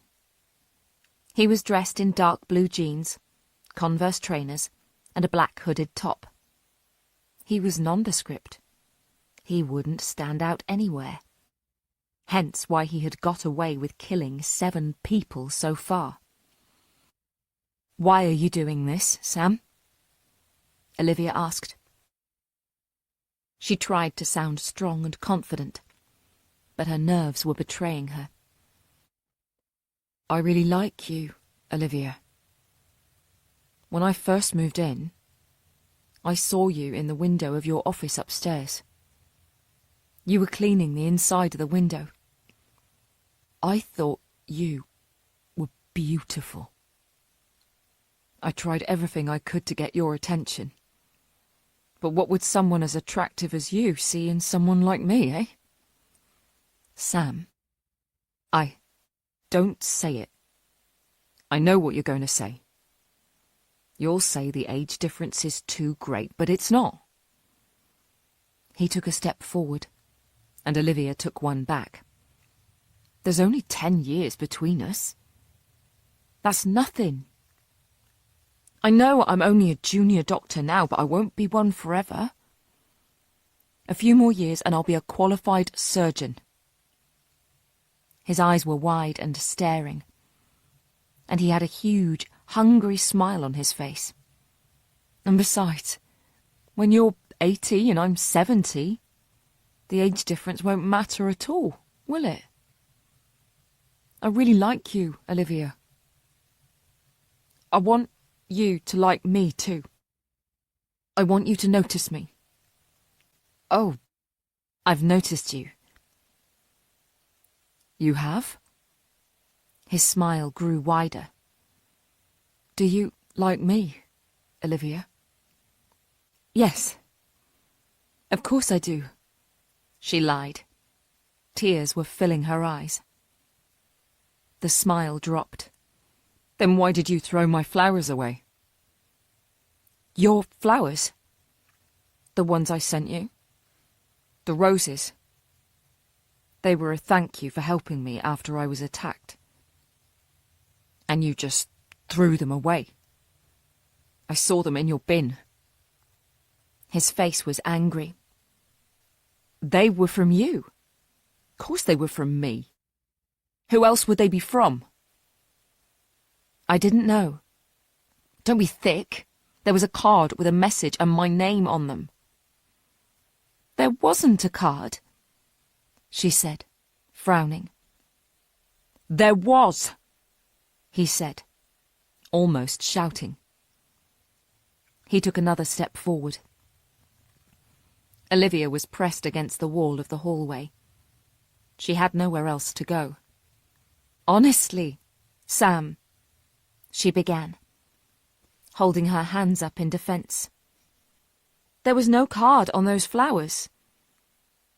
Maybe it blew away. I wouldn't have thrown them away if I'd known they were from you. He stepped forward again. He was so close she could feel his breath on her face. He was studying her. I don't believe you. You just think I'm a child, don't you? I've seen you with that bloke on the motorbike, all tall and muscular with broad shoulders. I heard you that night you brought him back here. You practically screamed the block down. What do you see when you look at me, eh? A short, skinny runt, is that it? No, that's not it at all. It is. I know what women are like. I've heard you all talking and sniggering. They see someone who's thin and small, and they think he can't be much of a man. I feel sorry for the poor cow who ends up with him. No, Sam. You're being too hard on yourself. Look, I think you're a lovely guy. You're smart, intelligent, handsome. You're lying, he screamed in her face. Stop lying to me. You threw my flowers away. Tears fell from his eyes. They cost a fucking fortune, and you just threw them away. Sam, I genuinely didn't realise. Don't lie to me. I'm not lying. I thought they were from my father. He sends me cards and letters. I thought this was just another of his ways of taunting me, she said quickly, her words tripping over each other. Sam took a step back. He frowned as he looked at her. You're hurting, aren't you? He said softly. You've been hurting all these years, living in the shadow of what that man did to you. You deserve so much better. He reached out and placed a warm hand on her face. Olivia closed her eyes at his touch. She felt her skin crawl as his clammy fingers stroked her cheek. I'd look after you, Olivia. I promised to take care of you. I wouldn't let anyone hurt you. It would just be you and me. He pulled her into an embrace and held her gently. I love you, Olivia. I'll always love you. Over his shoulder, Olivia could see the front door. She noticed it was closed and locked. "Sam, how did you get in here?" "I used my key." "But you gave it back to D.I. Foley." "I took a set you had hanging on the hook." "You stole them?" Her entire body tensed.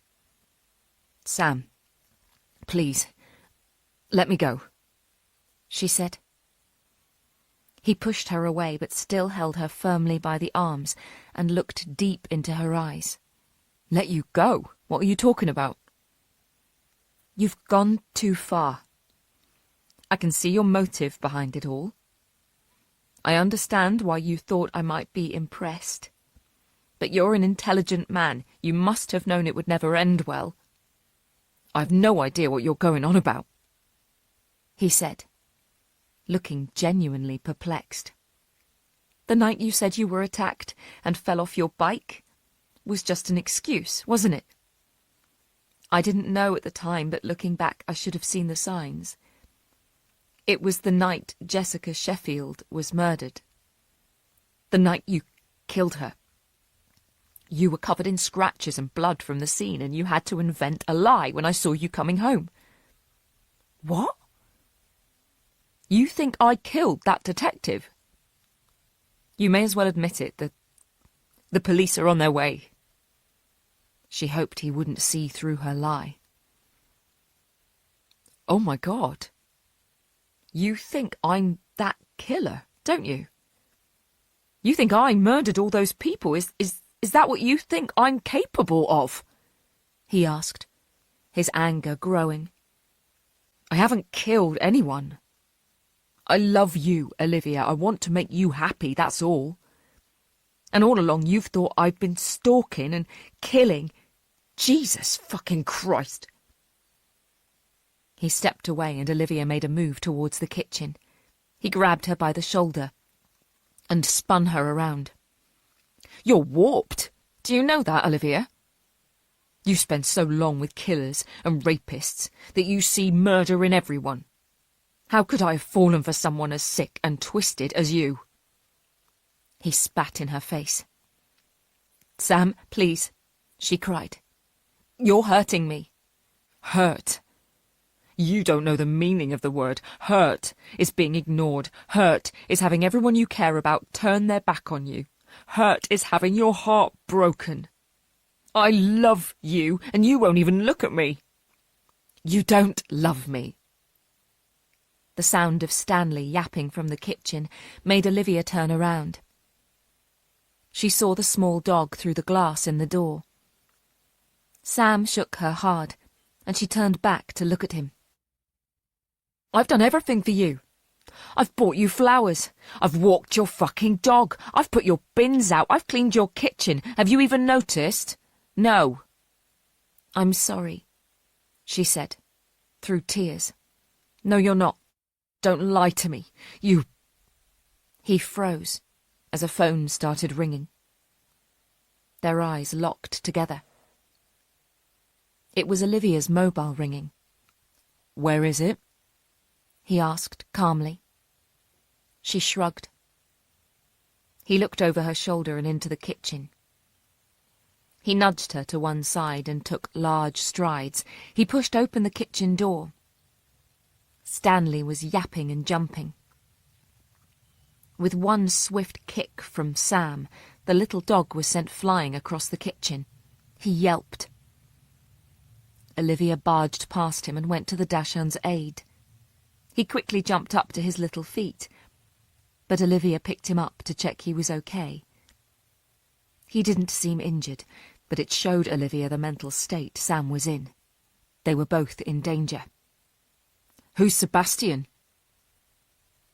She looked up and saw Sam holding her phone aloft. "Who is he? Is he the leather-jacketed hunk you've been fucking?" "No, he's a colleague." "Really?" He didn't believe her. "Are you shagging him, too?" "No, he's a good friend. I've known him for years. Look, Sam, I think you should leave before you do something you're going to regret." She had Stanley in her arms and was stroking him gently. He put the phone down on the island and let it continue ringing. I don't believe you. I bet you're a slut, really, aren't you? I bet you sleep with men, left, right and centre. I bet you handed it out on a plate on your American tour. How many students did you fuck out there? And you won't even look twice at me. Sam, I want you to leave right now, she said, finding the strength to sound forceful from somewhere. I'm not going anywhere. Fine. She turned on her heels and headed for the front door. Where are you going? He asked, running after her. I'm going across the road to call the police from the Blackstocks. I will not have you terrorise me in my own home. She reached the door, but Sam grabbed her by the hair and pulled her back. She dropped Stanley, who squealed, and then started barking. Olivia regained her balance and kicked Sam hard between the legs. He let go of her hair and doubled up in pain. She shouted for Stanley and they both ran to the door, but the security chain was on. She fumbled with shaking fingers but managed to take it off. The door wouldn't open. It was locked with the Yale as well as the mortise lock, and her keys were in the living room. She was trapped. Before she had time to run back into the house, Sam was up and on her once again. He grabbed her by the hair and pulled her down to the floor. I might not be very big, but once I'm riled, I'm as strong as any man, he said, through gritted teeth. I'm going to make you scream, Olivia. I'll make you scream louder than that leather bloke ever did. Olivia cried out and tried to break free. Sam pulled her along the floor. He kicked open the door to her bedroom, dragged her to her feet, then threw her onto the bed. He closed the door behind him, leaving Stanley out in the hallway barking. Olivia lay on the bed. She could hear the killers singing Mr. Brightside from the Blackstocks house across the road. How loudly would she have to scream before someone heard her? Would Sebastian worry that she hadn't answered the phone and come to see if she was all right? She looked up and saw Sam unbutton his jeans, dropping them to the floor, and climbing onto the bed. See? I'm as big as any man. Olivia tried to back away, but there was nowhere for her to go. She edged her way to the head of the bed. She turned her gaze away and caught sight of the picture of her mother and sister that sat in a frame on the bedside table. She wasn't going to end up like them. She refused to be a victim again. "Run," her mother said. She tried to knee him between the legs, but he must have sensed what she was about to do as he pushed her legs down and forced them open. He fumbled with the buttons on her jeans and began to roughly pull them down. Olivia looked left and right for something she could use as a weapon, but it was hopeless. All she had were her own hands. With her left hand, she grabbed Sam's hair tight. With her right, she pressed her thumb hard into his left eye. He screamed, and she heard a squelch as her thumb disappeared into his socket. She pushed him to one side. He rolled off the bed and onto the floor. She scrambled to her feet and headed for the door. Sam stood up. Blood was dripping from his eye. "You've blinded me!" he screamed. "You fucking blinded me!" She ran out into the hallway and headed for the living room, desperate to find her keys. Stanley followed, barking the whole way. So did Sam. She found them on the mantelpiece, but as she turned around, she saw Sam lunging for her. She picked up a hardback textbook from the coffee table and swung it at his head. It hit him flat against the face, and he fell to the floor. Olivia jumped over his body and ran for the door. Fear and adrenaline were coursing through her body. With shaking fingers, she managed to open the first lock, but the second took some effort. She didn't dare look back, in case Sam was coming after her again. She pulled the door open and was hit in the face with a blast of cold air and a wall of noise from the party opposite. She picked up Stanley and ran, barefoot, out into the winter night. "Help me!" she screamed. Nobody heard her. She considered running to the Blackstocks' house, but it didn't seem far enough away from her own, and she doubted they'd even hear her over the volume of the music. She turned right and headed down the cul-de-sac. Dorothy had said the police were going to increase patrols in case of gate crashes. Surely there would be a marked car somewhere close by. As she turned the corner, running down the middle of the road, she ran straight into the path of an oncoming car. She heard the sound of the brakes being applied, and the scream of the tyres pierced the air. She fell onto the bonnet, almost dropping Stanley. She looked up, and there was Foley, standing next to her, his arm on her shoulder. "Olivia, what's happened?" "It's Sam.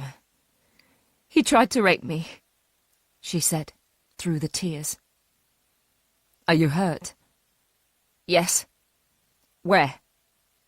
he asked, looking her up and down. "Every fucking where." Chapter 48. Olivia Winter's house was a crime scene. By the time she had been checked out for any injuries in A&E and had given a statement to police, it was almost 1 o'clock in the morning. Foley said she was welcome to spend the night at his house.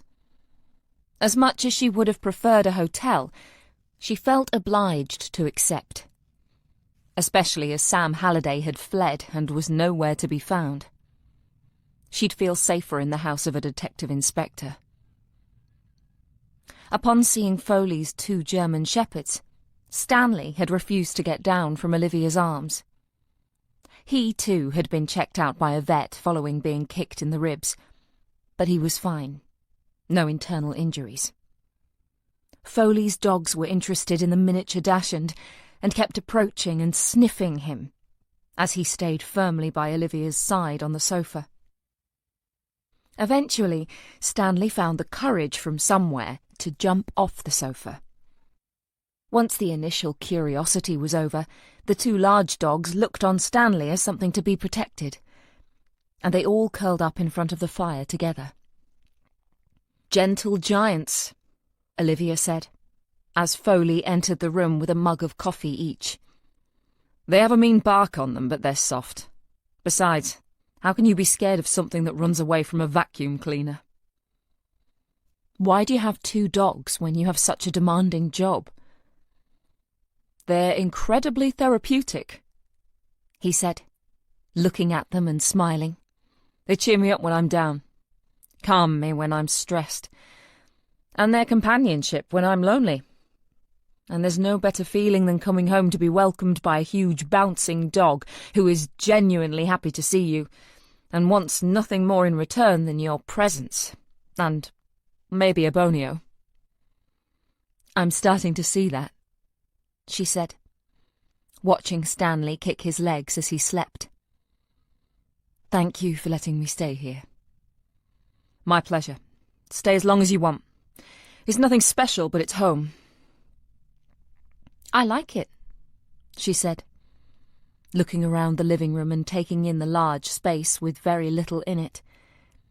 There was a large screen TV on the wall above the fireplace, and shelves of DVDs and Blu-rays either side. Apart from 2 comfortable-looking sofas and a coffee table, that was it. No pictures on the walls, no ornaments, nothing personal. "I'm sure you've gathered I don't spend much time at home." "You work a great deal." "So do you, but your house is cosy." "It's more than a house. It's a fortress." She took a sip of the coffee. It tasted good. "Oh, the other murder you were called out to?" "A domestic. An estranged couple. Husband couldn't accept the marriage was over and killed her. He confessed as soon as Leon got him into the interview room. Violence against women, especially by people they know, is on the rise. People are blaming the pandemic and lockdowns. They always need something to blame. Who was Sam blaming? Sam isn't the killer. He tried to rape you in your own home. If you hadn't managed to escape, who knows what else he would have done to you. He could have killed you tonight, Olivia. I know, but he's not who we're looking for. Sam is... well, he's sad. He's incredibly lonely, and he fixated on me. I showed him kindness, and he mistook it for something more. In the cold light of day, he's going to be full of regret. It sounds like you feel sorry for him. Olivia took a deep breath. In a way, I sort of do. The world is a scary place for someone as fragile as Sam. Obviously, he needs arresting and charging. But he also needs help.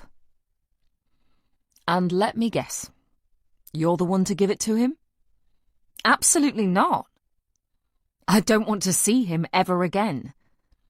Like I said, he's sad, but he's not a killer. Bugger. Have you got any leads on his whereabouts yet? Not so far. I've put an alert out to all hospitals. He's going to need that eye seeing to if you've caused as much damage as you say you have. Foley went into the kitchen and returned with a bottle of whiskey and 2 glasses. He poured a large measure into one and handed it to Olivia. You're shaking. That'll settle you. It's the adrenaline finding a way out. I'm fine. So, tell me, as I'm just an ignorant detective. You are not an ignorant detective, Amyas, she interrupted. Tell me anyway, why are you so sure Sam isn't the killer when he tried to rape you? Olivia took a sip of the whiskey and smiled as the rich golden liquid began to soothe her. First of all, when I accused him of murder, he genuinely didn't have a clue what I was talking about. Yes, he's obsessed, but only to the point of leaving flowers on my doorstep and going into my house. It's a big leap from that to committing murder. We can both agree that our killer is a sadist. Someone strong and determined, yes? Yes. And that's not Sam. He's weak. He's passive. When he became angry with me, he used the one thing a man can do to ruin a woman. He tried to rape me. Sexual conquest represents the ultimate power for a man, and a rapist is a weak man who thinks he has power and control. This killer doesn't need to fake it because he really is a psychopath. Sam, well, he just isn't. He's confused. Wait, you're defending him now? No, I'm not. I'm understanding him. It's my job to understand people. Charge him with breaking and entering, attempted rape, stalking, whatever you can make stick, but he's not your killer. So we're back to square one? Not quite. Square 5. How do you mean? Is there any chance of something to eat? My stomach thinks my throat has been cut. I'm not much of a cook, but I make a mean fry-up. That sounds wonderful, she said, with a smile. Foley led Olivia into the Spartan kitchen. Despite it being the early hours of Sunday morning, they were both hungry, and Foley set about frying eggs, mushrooms, bacon and sausages, while a saucepan of beans bubbled on the hob. Olivia sat at the table and buttered some white bread. This was the ultimate in comfort eating, and Olivia needed plenty of comfort right now. The dogs had followed them into the kitchen and sat patiently next to the table waiting for any leftovers. Judging by the sounds Olivia's stomach were making, there wouldn't be much left. Foley brought 2 full plates of food to the table, and they both tucked in as if it were their final meal on earth. "I can't get my head around that business with your father," Foley said, with a mouthful of bacon.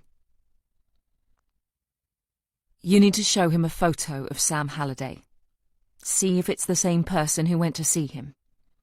I doubt it will be, but just in case." "Can we trust his answer, though?" Olivia shrugged. "I've put a guard outside his room again, and we're interviewing the prison officer who's supposed to have been keeping an eye on him. I've no idea how he got hold of the mobile he used to call me. It's just... I mean, I know he's a killer, but he's still your father at the end of the day. Yet he sent someone round to your house to kill you. Why would he do that?" "Power. Control," Olivia said. Her voice was calm. Despite the fact she was related to a serial killer, she tried to pigeonhole him with all the others. He was a killer, not a member of her family. He was a man, not her dad. When a murderer is going about their business, they have power over their victims, and they get joy out of seeing others living in fear. When they get caught, they have the full attention of the nation's media and a court case to show off their expertise. When they're imprisoned, that's when it hits them. The papers are no longer interested. Nobody cares about them. They're locked up and left to rot. That's why you get killers confessing to old crimes they haven't committed. Briefly, they're back in the limelight and seem to have some kind of a hold over the police. That's the attention they crave. By sending a killer after me, Richard was back in control. He was having a second taste of what it was like being free to kill again. "But you're his daughter," Foley said, incredulously. "He tried to kill me when I was 9. She said, pulling her shirt open and showing Foley the scars. "It doesn't matter that we're blood relatives. I'm still a potential victim to him." Foley shook his head. "He is one sick, twisted individual." "Yes," Olivia said, putting down her knife and fork. "And I share half his DNA." Meal over, they were back in the living room and lounging on the sofas, and alcohol had been replaced with mugs of tea. Olivia was replete. She could have fallen asleep where she sat, but judging by the pensive look on Foley's face, he had more he wanted to say. "Go on," she said. "What?" "Your eyes have been going to that book Sebastian Lister wrote since I got here. You're itching to ask me some questions. While I'm in a receptive mood, now is the time to ask, because when I'm on my A-game, I clam up," she said, with a smile. "You don't have to answer anything. I know I don't. And I won't if I don't like the question." Foley took a breath. "Richard was named in the press as the Riverside Killer because he left his victims on the bank of the Thames. Why did he do that? Did the river hold some kind of special significance for him?" Olivia thought for a moment. "Not that I'm aware of. I don't think Richard has an aquaphilia." "What?" "A sexual arousal from water or watery environments. I didn't realise there was a name for it." "There's a name for all of them." He did like the river. He often took us out on the Thames on a boat whenever it was one of our birthdays or a bank holiday. Maybe he did have some kind of weird thing with water going on. You'd need to ask Sebastian that question. How did you survive being stabbed? 2 police officers came to the house. I lowered myself through the bathroom window. Well, you know all that from the book. I was climbing over the back garden fence when the officers came into the garden. Richard lashed out at one and slashed him across his arm. Fortunately, only a flesh wound. The other officer followed us over the fence and into the woods at the back of the house. He dragged my father off me, so I was told. Punched him in the face and sat on him until backup arrived. Brave man. Yes. I believe they both received commendations. How can you talk about all this so calmly? You think I'm calm. That's how you come across. Some days are better than others, obviously. The truth is I'm actually a complete mess. One morning I can wake up and be focused and get through the day without giving what happened a single thought. And I'm just a regular working woman. Another morning I wake up and wonder why I couldn't have died in my sleep to put an end to all the horror. You're hurting. Olivia bit her bottom lip and nodded. I am. I loved my mum and my sister. So much. I still do. I hate that they're no longer in my life. But I keep going. For them. Is there anything else you'd like to ask me? I do have one more question. He leaned forward. This is quite a big, personal one, though. Oh, God. Go on. Can I take you out sometime? Olivia raised her eyebrows. 2 offers of dates in the space of a couple of days. Suddenly she was hot property. For a meal. Obviously, I don't mean with a rifle or anything. Foley added. Olivia laughed. Do you mind if I wait until we've caught the killer before I answer that one? Of course not. Chapter 49. Sunday, 25th of February, 2024. Olivia woke up in a strange bed in a strange room. It took her a few moments to remember where she was. She'd finally gone to bed around 3 o'clock after she and Foley had had a long talk about the investigation and about her past. She'd found herself answering Foley's personal questions with ease, when before, whenever her father was brought up by Sebastian or Jessica, she'd felt the tears well up inside her. Had seeing Richard stricken in a hospital bed, aged and ill, made her realise he was no longer the monster she'd had living in her head for the past 25 years. Olivia no longer saw a therapist and preferred to keep her demons taunting her as a form of self-flagellation. But maybe she was turning a corner without realising. Surely that was a good thing. Foley had given her his room. It was similar to the living room in that there was nothing personal in here. A solid oak wardrobe, a king-size bed, and a single bedside table. Again, no pictures, no ornaments, nothing to suggest family or close friends in his life. The room was clean, neat, and tidy. The bedding smelled fresh, and Olivia was asleep within minutes of her head touching the pillow.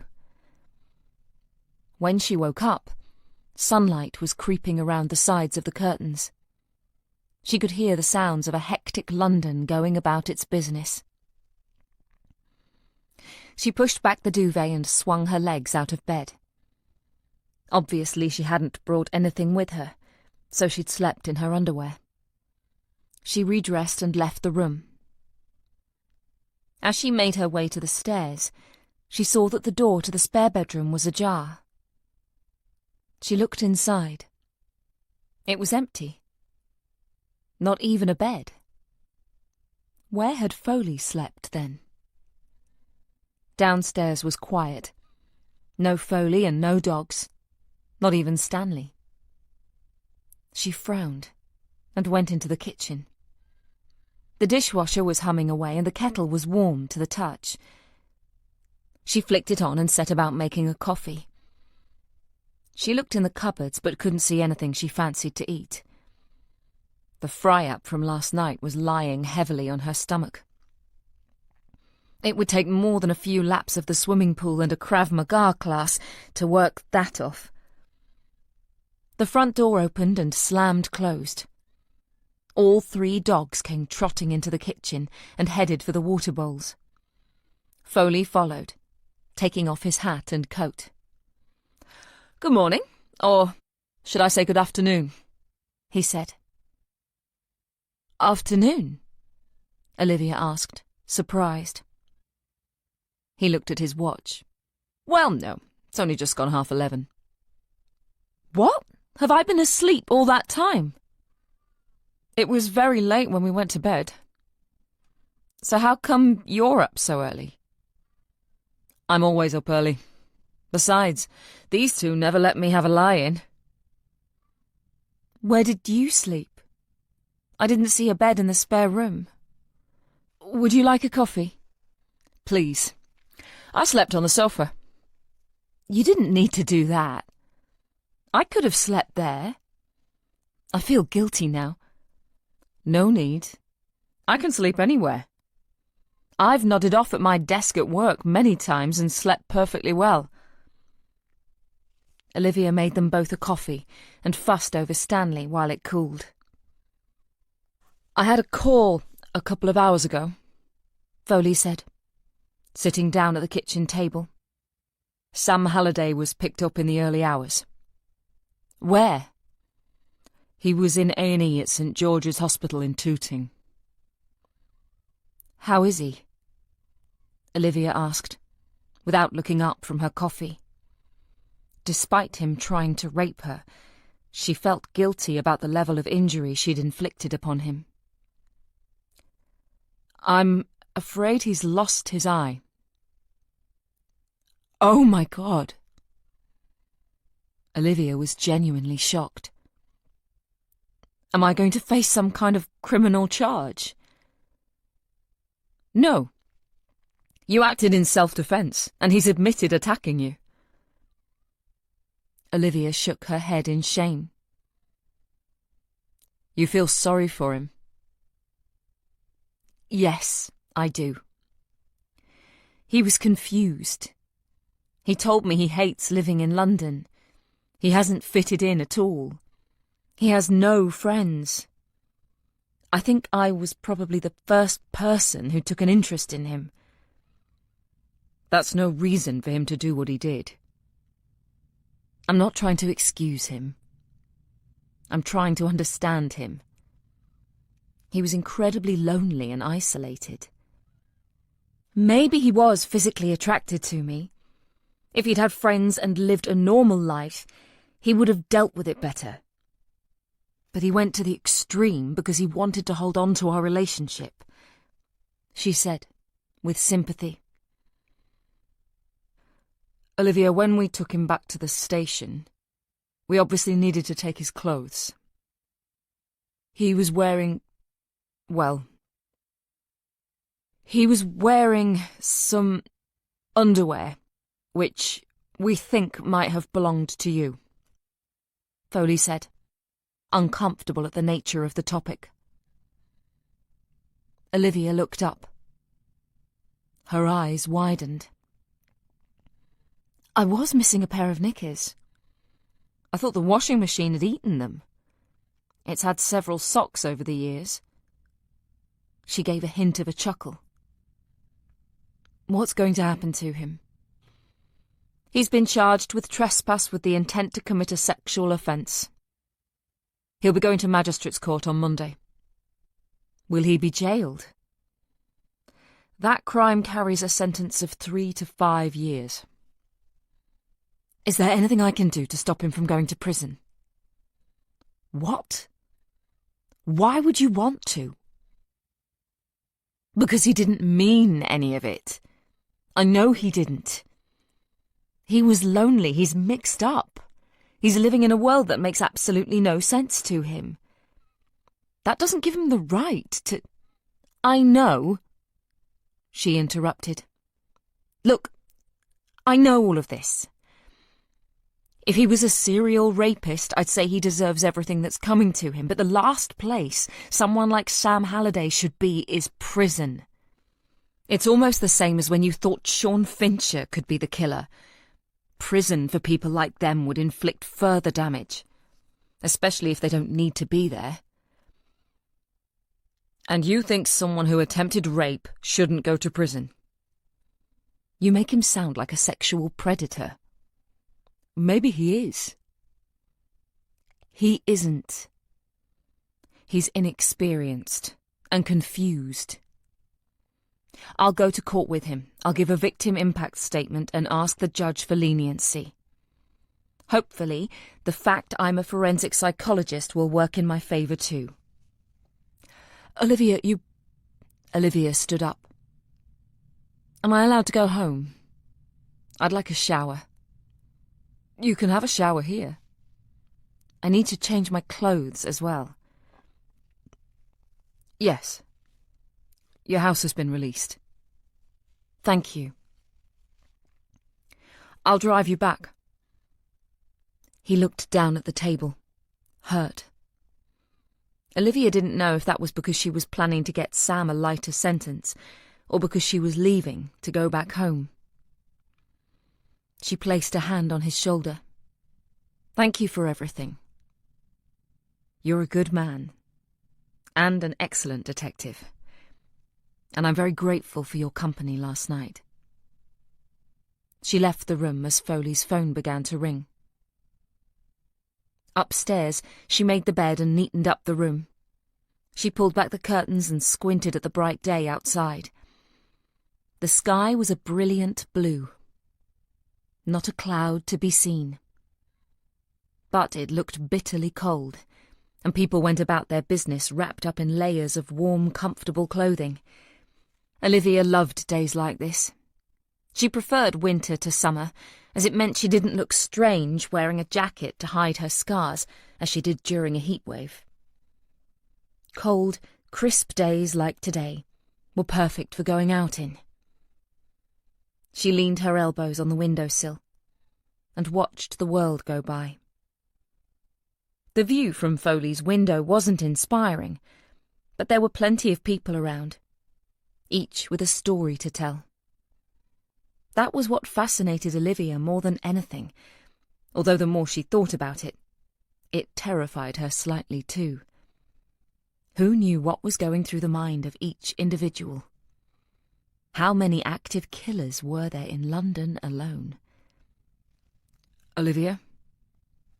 She jumped at the sound of her name being called. She turned around to see Foley standing in the doorway to the bedroom. Blimey, you scared the life out of me, she said, with a hand on her chest. She noticed the grave look on his pale face. What is it? Has something happened? I've just had a call from Holly. He couldn't look at Olivia, his gaze fixed firmly on the floor. Sam Halliday hanged himself in his cell about an hour ago. Tears exploded from Olivia's eyes.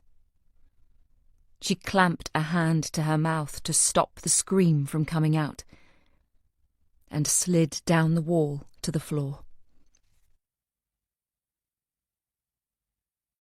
Chapter 50. Foley had wanted to stay with Olivia and Stanley when he dropped them back home, but she refused, saying she wanted to be alone. She wouldn't even allow him to accompany her into the house. He mentioned the fact the killer was still out there, that her father had told him to go to her house. But his words fell on deaf ears. Olivia needed, to be alone. She avoided looking down at Sam's basement flat as she walked up the stairs to her front door, and didn't turn back to wave at Foley. Once inside, she locked the door behind her, set the alarm, and went straight into her bedroom. She crawled onto the bed, grabbed the blue dog her sister had taken everywhere with her, and held it tight, crying loudly into the pillow. A man's life had ended. His family would be destroyed. There was no denying what Sam had done was wrong. His clumsy attempts to get her attention had come at the wrong time, and she'd misread them, or hadn't even noticed them. In a hedonistic world, an inexperienced man had latched onto the one person who he thought could bring him out of himself, and in his eyes, she'd rejected him. He'd obviously seen Ethan and Amyas coming to her house, and his mind had gone into overdrive. Faced with a prison sentence, a career ruined before it had even begun, and his family finding out he'd attempted to rape someone, Sam had obviously felt he had no other way to turn. He must have felt so lost. Some people said that taking your own life was the easy way out. But Olivia didn't think so. Not in this case. Sam had taken control of his life for the first time and realized he couldn't fit into 21st century living. He'd gone down the wrong path. But she knew he had not been a bad man at heart. A yap from Stanley woke Olivia with a start. The dog was pacing up and down in the bedroom, heading to the door and back to the bed, a sign he needed to go outside. Olivia dragged herself off the bed. She felt listless, and her limbs felt heavy. She unlocked the back door, and Stanley charged out into the garden. She stood on the threshold, arms wrapped around her chest, and looked out at the darkening sky. She had no idea how long she'd been asleep. She didn't even know what time it was. A thought entered her brain. Why hadn't the killer come last night? There had been the party opposite, and her father had made contact with him and told him to come round. So why hadn't he? "Stanley, come on," she called out to him with a sense of urgency in her voice. She needed to check something. The little dog ran up the stairs and into the house. She was going to leave the kitchen when she saw him out of the corner of her eye, looking longingly into his food bowl. "I'm sorry, sweetheart. I've been neglecting you lately, haven't I?" She poured a few biscuits into it and left him to his meal while she charged upstairs to her office. It seemed like an age since she'd sat down and done any work. It had only been just over a day. She turned on her laptop and logged into the security system which was connected to the camera above her front door. She had the option to watch live footage or choose a date and time in the last 7 days before it was wiped. She tried to remember what time it was when she'd heard Sam in her house. It must have been after 10 o'clock. She typed in 2200 and watched the footage. At the top of the screen, people were coming and going from the Blackstocks' house across the road. She ignored them and kept her eyes firmly on the steps leading up to her front door. At 22:13, Sam appeared. She watched as the junior doctor walked slowly up the steps, keys in hand, oblivious to the people on the opposite pavement. as if he had every reason to be there. She paused the footage. A wave of sadness swept over her as she looked at his young face. He had his whole life ahead of him. A wonderful career in medicine. And it had all ended so suddenly. Something didn't make sense. Why hadn't she seen him on the footage when she was looking to see who had delivered the flowers? She looked away from the screen and frowned as she thought, chewing on the inside of her cheeks. She went downstairs and unlocked the front door. She stepped out and looked up at her house, and the one next door. Of course. It was obvious.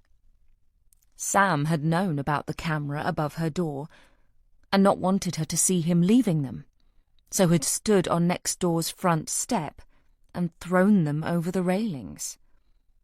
Which was when the card had become detached and blown away. She smiled to herself. He really had been a shy young man. If he'd gone about it another way, told her how he'd felt, she could have let him down gently, and maybe they could have remained friends. He would still be alive now. Olivia went back into the house. Life was full of ifs and maybes. If only the police had driven faster to her house when she was younger, her father might not have had time to kill her mum and sister. She went back upstairs to her office and let the footage continue. She watched as Sam unlocked the door and stepped inside. She went back to 2213 and watched it again. Something was odd about it. Something didn't make sense. Back to 2213 again, and this time, when Sam first appeared at the bottom of the steps, she paused the footage and played it frame by frame until he disappeared inside her house. What was wrong? She watched it again, this time concentrating on what was happening in the background, and not Sam. People were entering the picture and going to the Blackstock's house, knocking on the door and entering.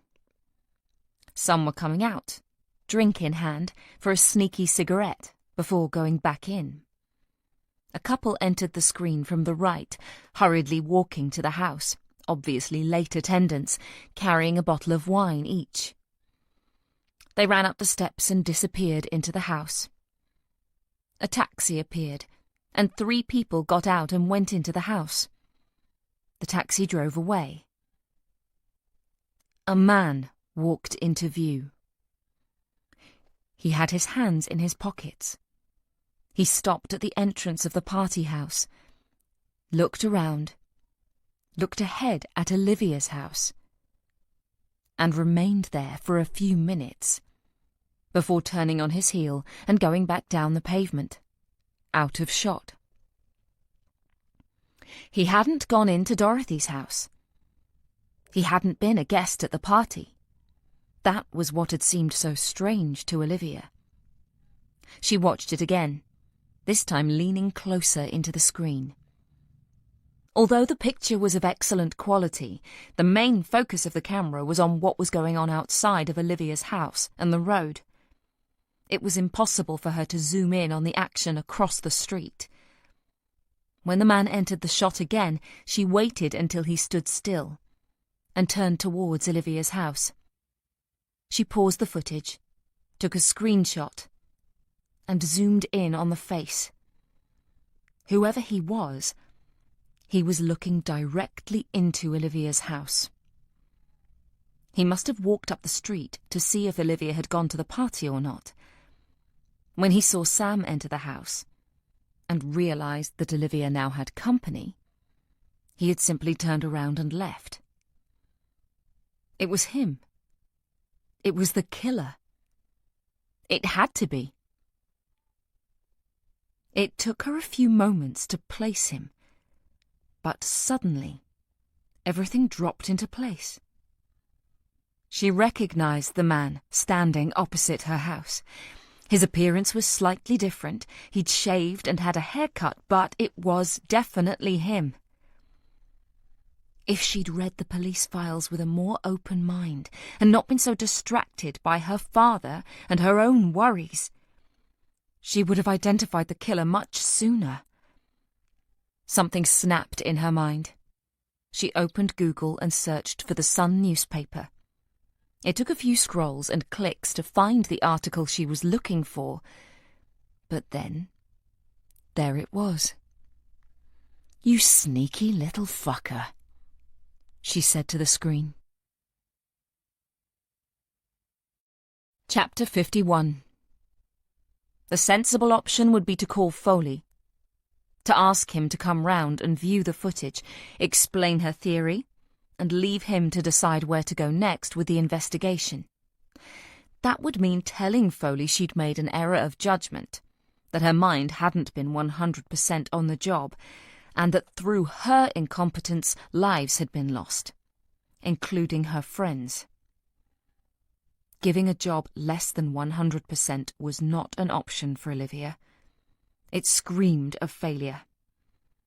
She would have to put this right herself. Scrambling through the files on her desk, she found the one she wanted and opened it. She bypassed crime scene photos and witness statements and found the single sheet of paper she was looking for, the one that detailed everything she needed to know about the victim: name, age, address, place of work, job description, financial status. Her eyes darted from left to right as she quickly took everything in. Olivia ran downstairs, slipped into her shoes and put her coat on. She was almost out of the door when she heard a small yap behind her. She had completely forgotten about Stanley. He stood in the middle of the hallway with a wide-eyed look of loss on his face. She wondered what was going on in his mind. She squatted down. He trotted up to her, jumped, and placed his front paws on her knees. She stroked him and allowed him to lick her hand. "Right then, Stanley. I'm going out for a little while.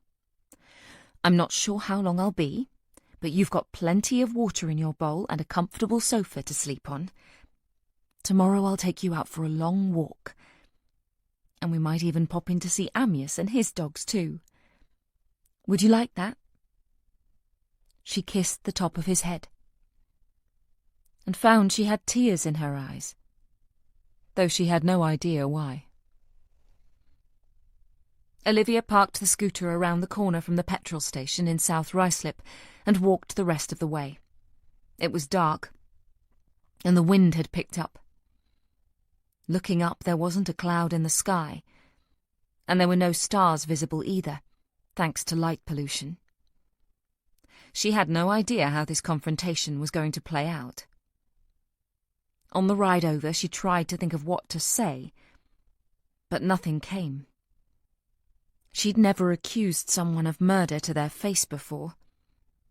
What would their reaction be? And what would be her reaction to their reaction? She was out of her depth, and knew it. The petrol station was busy. Cars were parked at every pump, and the kiosk was lit up in a brilliant white. Standing on the pavement, she squinted as she tried to make out the features of the two staff members behind the counter. The nearest one to the window was a large woman with dyed purple hair. Olivia couldn't see her colleague well enough, as he was partially hidden by the chunky lottery machine. She'd need to go in. She approached and stopped in her tracks. There he was, the face of evil. The young man came from around the back of the kiosk, an electric cigarette in hand. He'd been on an extended break and had taken the opportunity to get some fresh air. He'd clearly wanted a few drags on his e-cig and a scroll through Twitter to see if Londoners were still living in fear of him. He already had his next victim lined up. She was 24 and lived in Brent. He'd gone for a black woman this time. That would really screw with the police's theory of serial killers sticking to their own racial group. He looked up and saw Olivia. He almost stopped dead in his tracks. But doing that would have given him away. He'd learned how to think on the spot when he was practicing his technique of getting into people's houses. He made a play of looking around him at what was going on, put his phone in his back pocket, and went back into the petrol station. As soon as his back was turned to Olivia, he frowned in thought. What was she actually doing here? He knew where she worked. He knew where she lived. There was no reason for her to use this petrol station on her journey from office to home, not even if she'd been to the police station in Sanderson Street. Also, she'd parked her shitty scooter nowhere near the petrol pumps, so this wasn't a random coincidence. So, again, why was she here? Unless... Fuck, he said to himself under his breath. She'd worked it out. She knew who he was. How? He knew she was good, but she couldn't be that good, surely. His mind went into overdrive. He'd known it was risky going to the hospital and paying her father a visit. Had the great Richard Button lied to him? Told him what he wanted to hear, then called his daughter as soon as he was alone to reveal the identity of the killer and save his precious little girl. He could feel the anger bubbling inside him. Richard Button had set him up. The sneaky bastard. He should have realized he was a manipulator. He'd killed 6 women, then tried to murder his family. Of course he shouldn't have trusted him. How could he have been so blind? Richard had even said to him never to meet your heroes. He'd been telling him that he was a sick, twisted, manipulative bastard. He went straight into the back room for his coat and left. His supervisor, Cheryl, called out to him, but he ignored her. There was no coming back from this. It was a shame it was going to end so soon. He was enjoying himself. 7 victims was a good tally. He would like to have reached double figures. But it didn't matter. 7 was an impressive number. 7 would see him remembered as a prolific serial killer.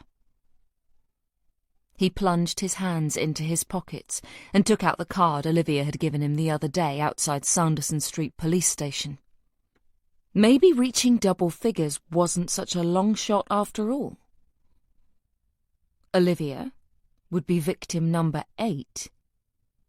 And he was pretty sure he could take out a couple of detectives too. He looked up at the sky. He wished he could see the stars. He took in a lungful of cold winter air. This might be his final night of freedom. He wanted to savour it. Olivia watched him go back into the petrol station.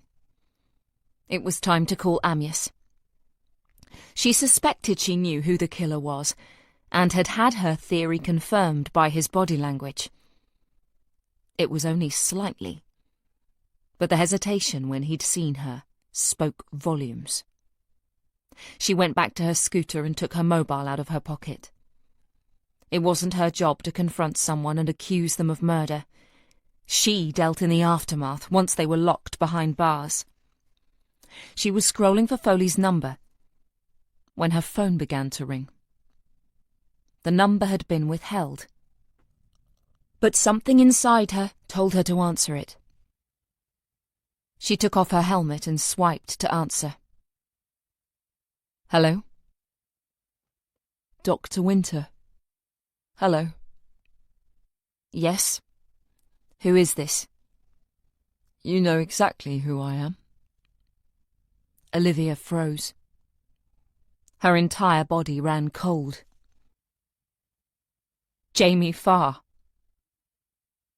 Her voice had started to shake. She looked around her. Here she was, on a busy street in London, people around her going about their normal lives.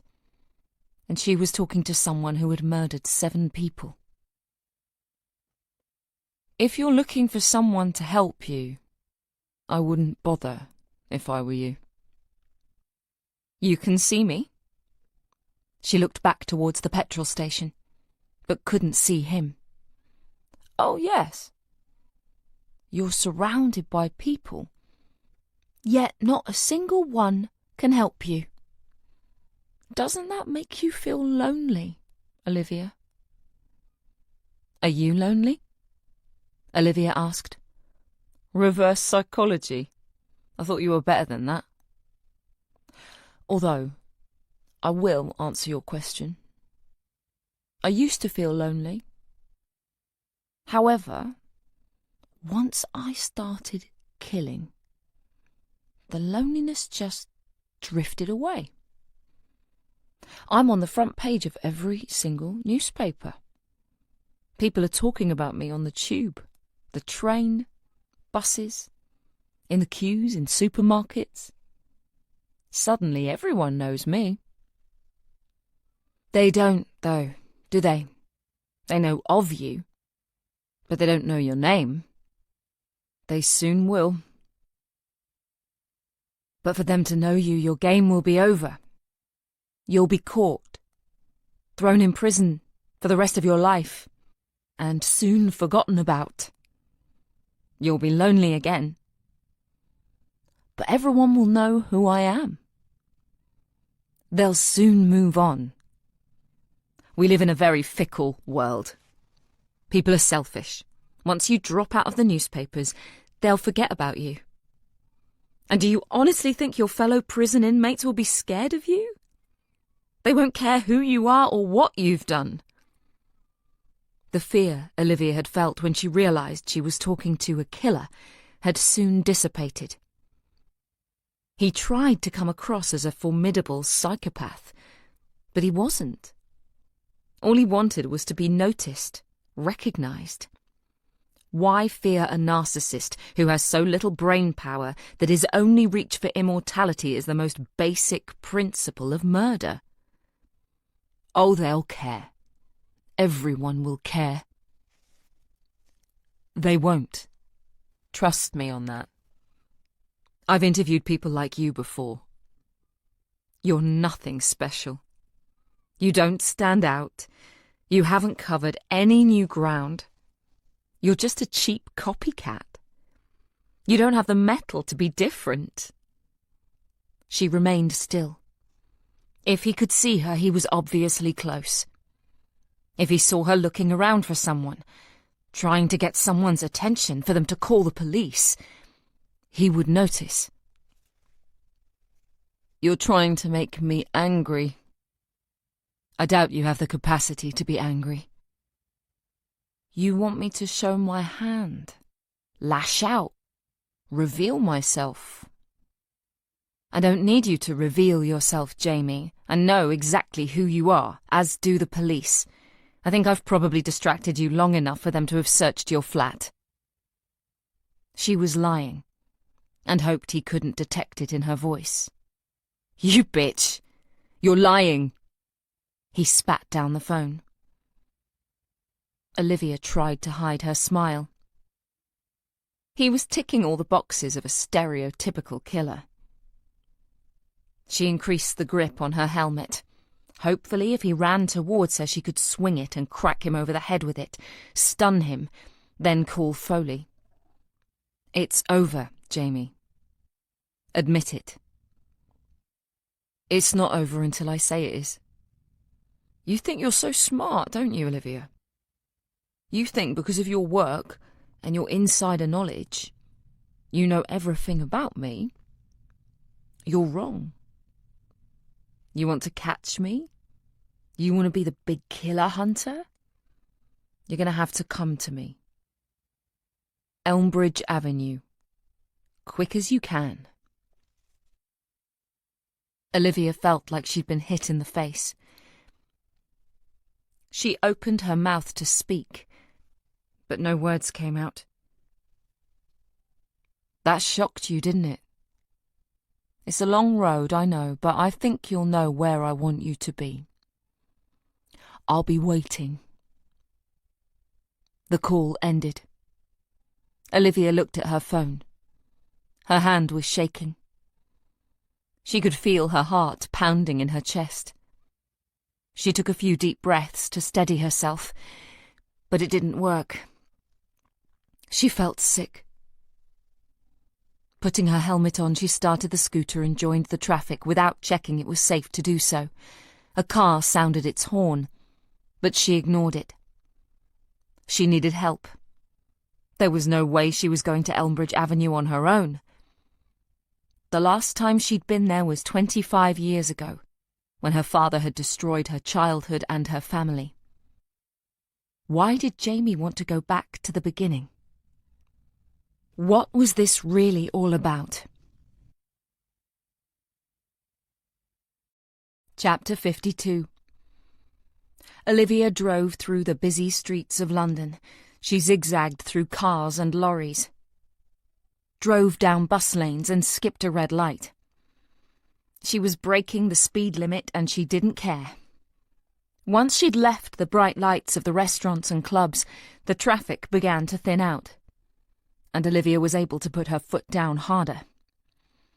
The cold air was blowing at her face, biting her cheeks. She was freezing, but she had to keep going. When she turned into Foley's Street, she slammed the brakes on when she saw him up ahead, a German shepherd at each side. "Foley!" she called out. Her lips were so numb she barely heard it herself. She shouted again and the detective inspector turned around. "Olivia? What are you doing here?" "I know who the killer is. I've spoken to him on the phone." "Who is it?" "It's Jamie Farr." Foley frowned. "Farr? The bloke who was stabbed in the street in the early hours of—" "Yes." Olivia nodded. "I don't know why I didn't see it before. All the other victims were killed when there was an audience, or the potential to be an audience with neighbours in close proximity, where the killer was practically sticking two fingers up at the police by showing off. Jamie's so-called attempted murder was on an empty street in the middle of the night, with nobody to witness the attack. It was staged in order for him to insert himself into the investigation. It's what people like him do." "Fuck me. We've interviewed him several times. We've had him do an identikit and everything." "I know, and he'd have loved every minute of it." "You're sure about this?" "He called me the other night. I gave him my card outside the police station and said if he needed to talk I could put him in touch with someone who could help. It reminded me of when I was attacked. I'd lost my mum and sister and was thinking why had they been killed and I survived. He asked the same question. He told me he'd seen an article in the newspaper about the victims, and he mentioned Calvin. I looked up the article he was talking about, and Calvin and Neil were not mentioned, just the women. We held Calvin and Neil back from the press. We wanted to keep something up our sleeve. If I read the papers, I'd have seen it sooner. He was telling me, he was fucking telling me he's the killer," Olivia said, practically shouting. "Jesus Christ." Foley dug his mobile phone out of his pocket. "I'll get on to Holly and ask her to—" "I've just spoken to Jamie now." "You confronted him?" "No, he called me. He asked me to meet him. I can't go on my own." "You need to leave this to us now, Olivia. I'll get someone to sit with you." "Ammius, wait," she said, putting a hand on his arm. "Where he asked me to meet him, It means he wants me involved in this. Where? She took a deep breath. Elmbridge Avenue. That sounds familiar. I can't place it, though. It's in Kingston. Elmbridge Avenue was where I grew up. It was where my father killed my mum and sister. How would Jamie know that? He went to see Richard in hospital. My father has obviously given him chapter and verse. I think he wants to finish what my father tried to do but failed. How do you mean? He wants to kill me. Once they were in Foley's Toyota, he asked for exact directions. Olivia surprised herself by remembering her postcode from 25 years ago. He typed it into the sat-nav, and they were soon speeding towards Kingston. As he drove, he kept looking over at Olivia, who was slumped in the front passenger seat. Her head was against the window, and she was looking blankly out into the dark night. Why do you think he wants to kill you? Foley eventually asked. It was a while before Olivia answered. He's been in touch with Richard at the hospital. He's probably asked for tips on how he can be a successful serial killer. He probably sees himself as the next Richard Button, continuing his work and eclipsing it. In order to do that, he's got to kill the one victim Richard couldn't, me. And where better than where it all ended? We need an armed response unit. Hey, Siri, he said, waking up his phone. Call Holly. Calling Holly, his phone said. Olivia reached over and disconnected the call. What are you doing? Foley asked. You can't, she almost snapped. If he sees he's surrounded, he'll do a runner. He'll go to ground and we'll lose him. He knows that we know who he is. He'll do everything in his power to avoid capture. I'm not having you walking up to him so he can put a knife in your throat. We can place concealed armed officers at a safe distance from the house. Look, he was watching me when he called.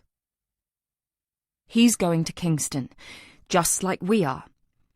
He'll see fleets of police vehicles pulling up and armed officers jumping out, whether they're camouflaged or not. This is non-negotiable, Olivia. He dialed and put the phone on speaker. Olivia turned to look out of the window at a darkened London racing past her at 50 miles per hour.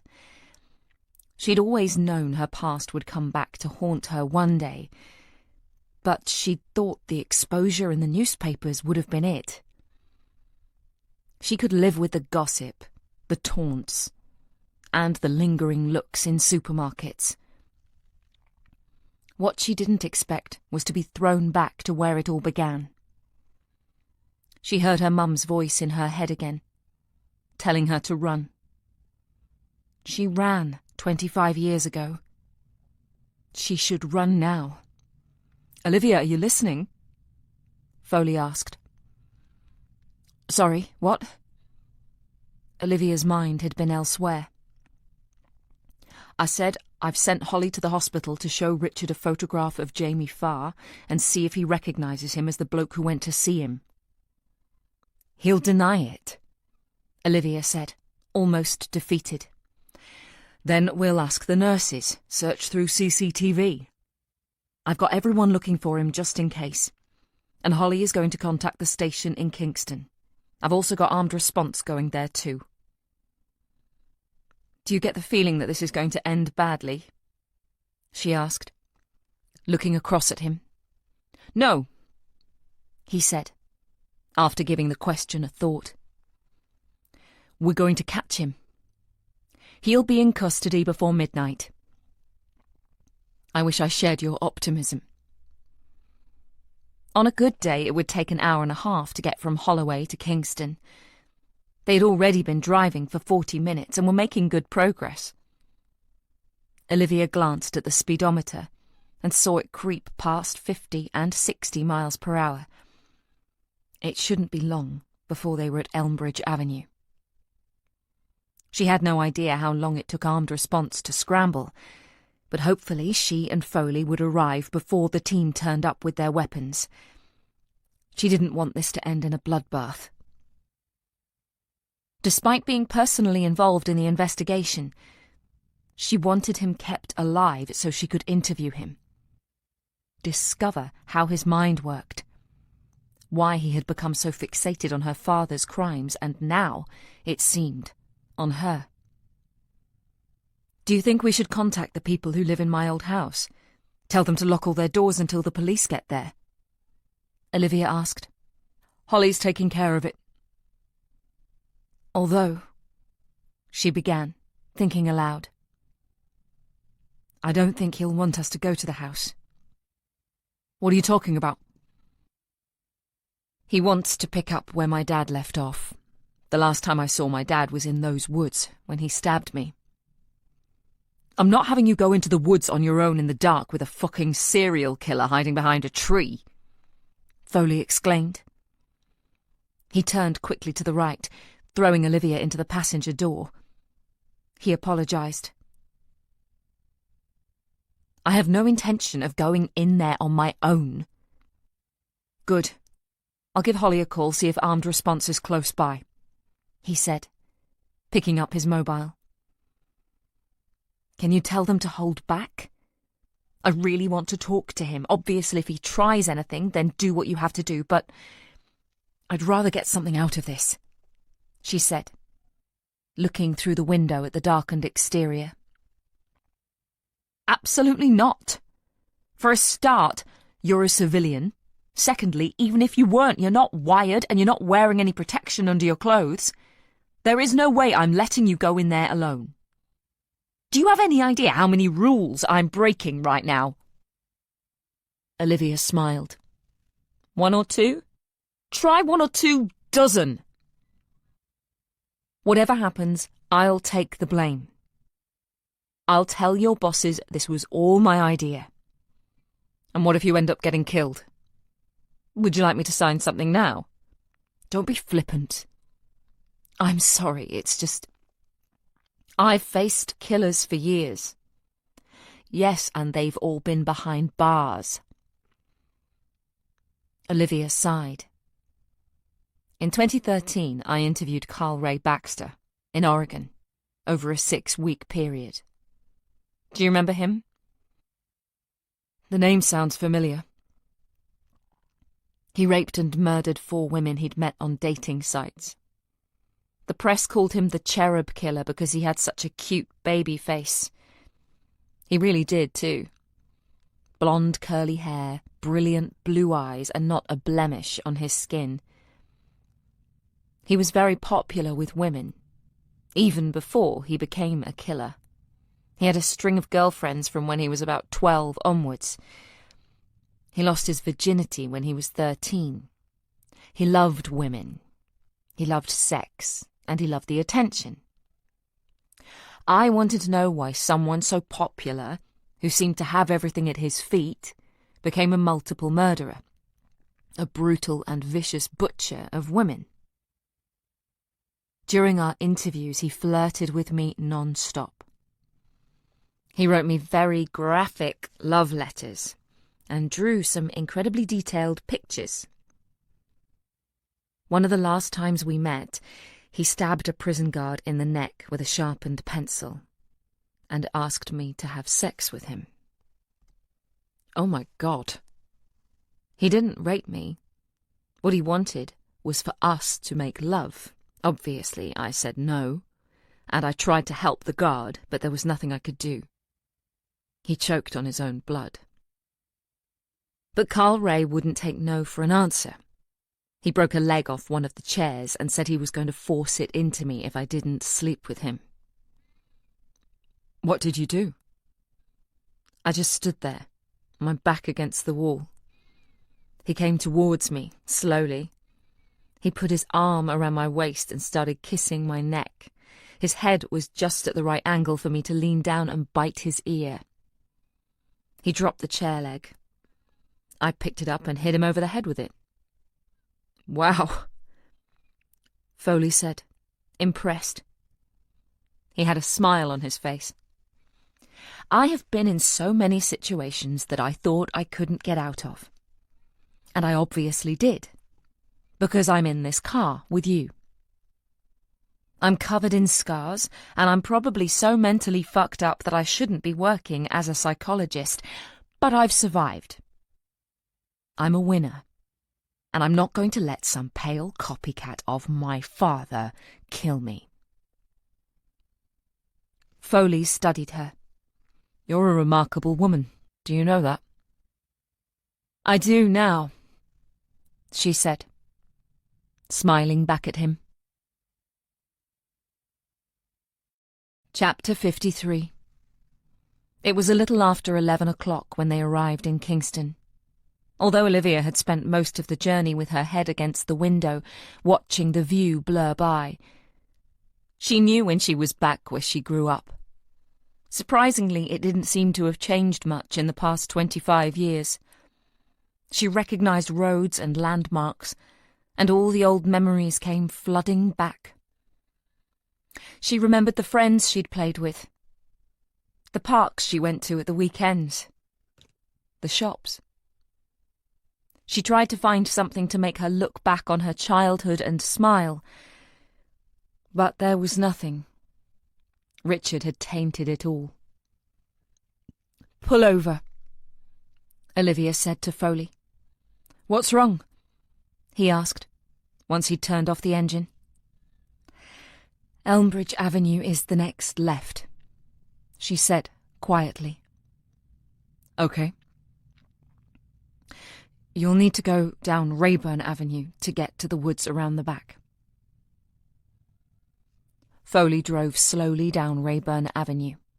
Olivia looked at each of the houses, and the memories came flooding back. Jessica had lived in one of these. She'd had sleepovers at Olivia's house many times. They drove slowly past Jessica's childhood home. It looked completely different now. There was an extension and the garden had been turned into a driveway. The girls had planned to meet up in the Christmas holidays, but that obviously hadn't happened. Once Olivia was discharged from hospital, she was shipped straight off to Tower Hamlets. She never returned to Elmbridge Avenue, never spoke to any of her old friends. More than 15 years had passed between the night she was nearly murdered and the first time she and Jessica met up again. They had both carried so much pain, but they had helped each other. Olivia wiped away a tear. At the mini roundabout, Foley drove straight on and pulled up just before the bridge which ran over Hogsmill River.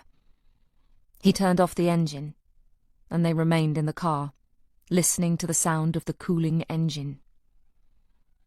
Olivia told herself she was prepared for whatever Jamie planned to throw at her, but the truth was, she wasn't. Taking a deep breath, she looked ahead at the sports ground she had played on many times as a child with her sister and friends, and at the woodland either side of the river, where she and Claire had played hide-and-seek. Claire had always won. She had been a master at it. There was no turning back.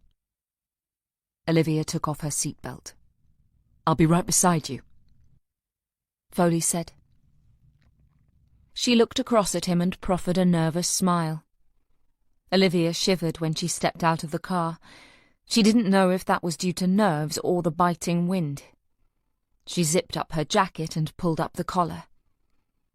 They set off into the woods, taking confident strides.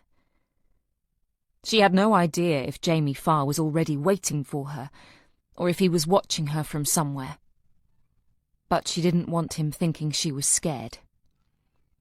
Inside, she was shaking like a leaf, her inner voice screaming at her to turn back and wait in the car until armed response arrived. But her legs continued to walk down the makeshift path. She had to see this through. The temperature was a couple of degrees below freezing. A cloud of breath formed as she exhaled. In the sky above, there wasn't a cloud to be seen. And here, away from the main part of the capital, millions of stars twinkled. The further she went into the woods, the denser the trees became. She lost sight of houses, and the sounds from the roads faded away. She and Foley didn't speak. They kept glancing at each other and nodding that they were both fine, even though the expressions on their faces told the truth. They were walking into the unknown, over uneven ground. He was here somewhere. He had to be. Olivia heard a noise. She turned just in time to see Foley hit the ground. Jamie Farr was standing over him, with a heavy branch in his hand. "Amyas!" she screamed. She ran towards him, but Farr stopped her by pushing the branch into her chest. "I knew you'd bring someone. I don't mind," he said, tossing the branch to one side, "but I prefer it to be just us two."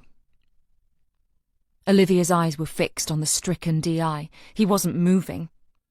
But there was no blood coming from his head, not that she could see much in the darkness.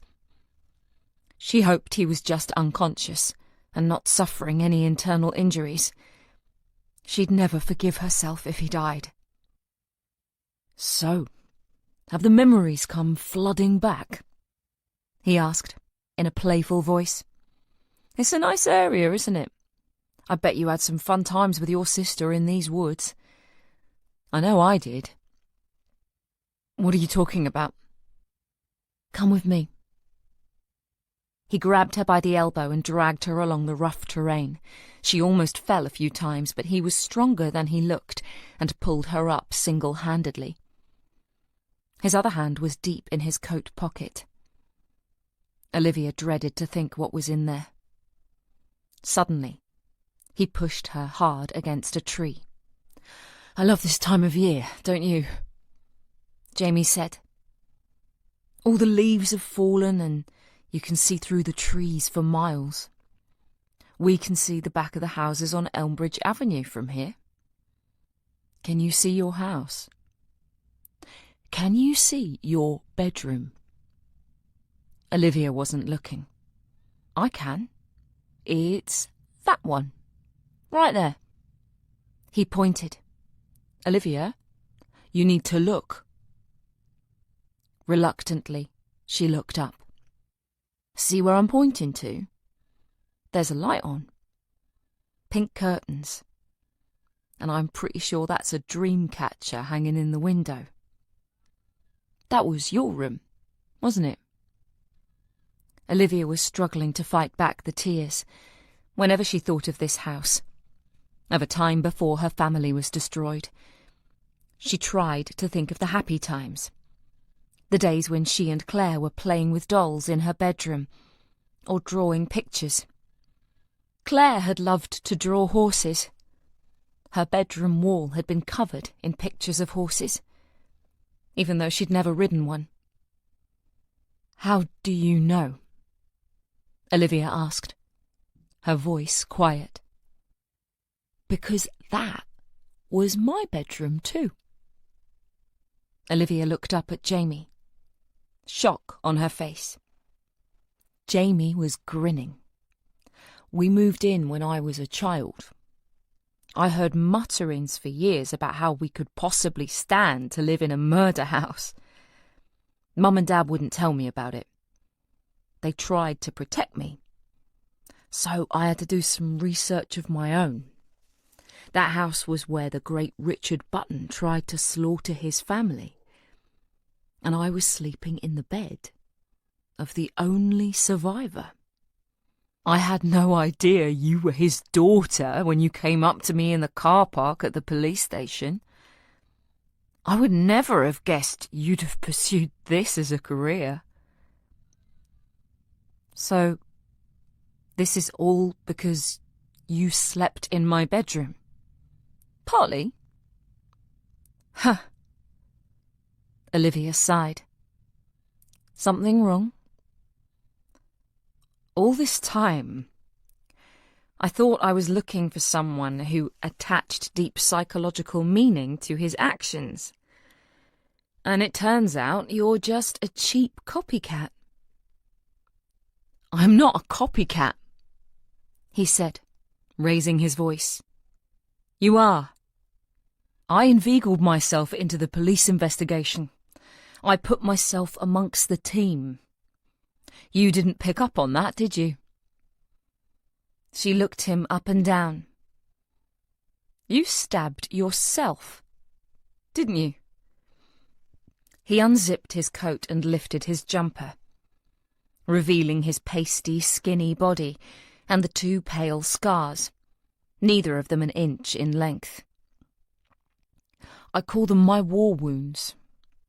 Injured in the line of duty, he said, with a smile. You're sick. No, I'm not. You know I'm not. If I was sick, I wouldn't be able to put so much planning and effort into all this. A sick person just goes mad with a gun or a machete.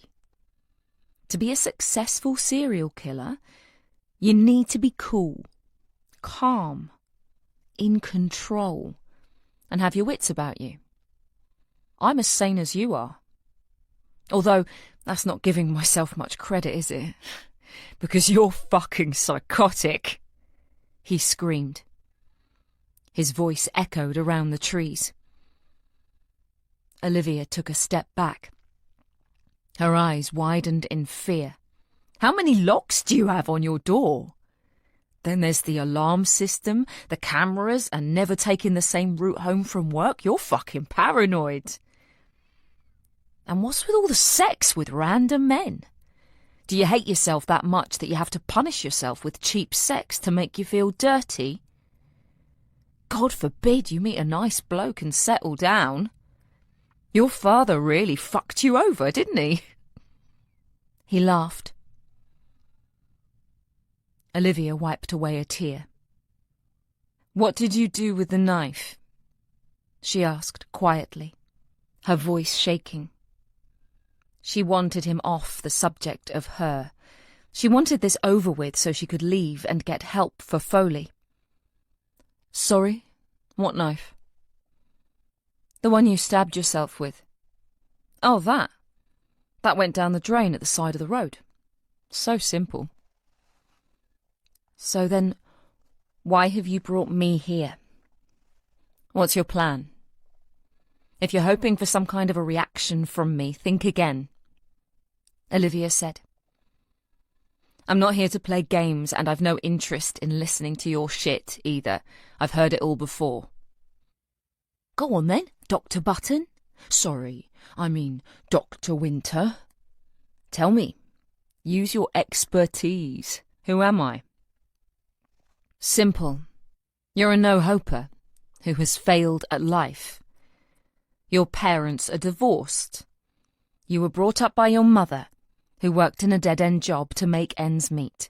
She resented having to look after you and failed to give you the love and attention you wanted. You grew up in a notorious house, so latched on to the one thing that made you stand out from the crowd. No, you're wrong, he said, without conviction. Am I? Olivia stepped forward, getting closer and closer to him. I don't think I am. You wanted to see your father, but either he had no interest in seeing you, or your mother refused. I'm guessing the latter. Your mother was quite dominating, wasn't she? She stifled you. Shattered your dreams.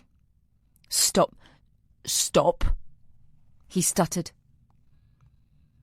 You failed at school and the only job you could get was working night shifts in a shitty petrol station. When you realised that was what your life was going to be like for the next 70 years, you decided to give yourself a bit of excitement. The only problem is, You're not clever enough to be a master criminal, so you had to become the simplest of them all, the killer. It doesn't take a great deal of brain power to become a killer. Anyone can stick a knife into someone. But a bank robber, a jewel thief, that all takes planning, thought, careful consideration. And you're just too stupid for that. You don't have a fucking clue, he spat as he backed into a tree. So, why a knife? Olivia continued. She was so close now she could almost smell his rancid breath. Symbolic, don't you think? Phallic, even. It gives you power and control that you can't get anywhere else. You don't have a girlfriend. I'm guessing you've never had a girlfriend. But you're not a virgin. Did you have to pay a prostitute to lose your virginity? Did women laugh at your small penis? Did your mother— Don't mention my mother, he screamed. Oh dear. Have I hit a raw nerve? She smiled. No, but I have. He lunged forward, taking Olivia by surprise. He produced a knife from behind his back and slammed it hard into Olivia's stomach. She fell back against a tree. With the knife still inside her, Jamie leaned in close. Their noses were almost touching. You think you're so fucking clever, don't you? You're way off the mark, by the way. My mum and dad are happily married. They've recently celebrated their 20th wedding anniversary and run a guest house in Blackpool. I received 4 A stars, 3 A's and 3 B's in my GCSEs. I have 4 A levels and a degree in history. I've never been with a prostitute. And I've fucked so many women I've met on Tinder that I've lost count. And the reason why I'm working in a shitty petrol station at night is because during the day I'm busy writing my thesis on war-torn Europe during the 20th century. How does that fit into your psychological profile, Dr. Button? Olivia was in agony.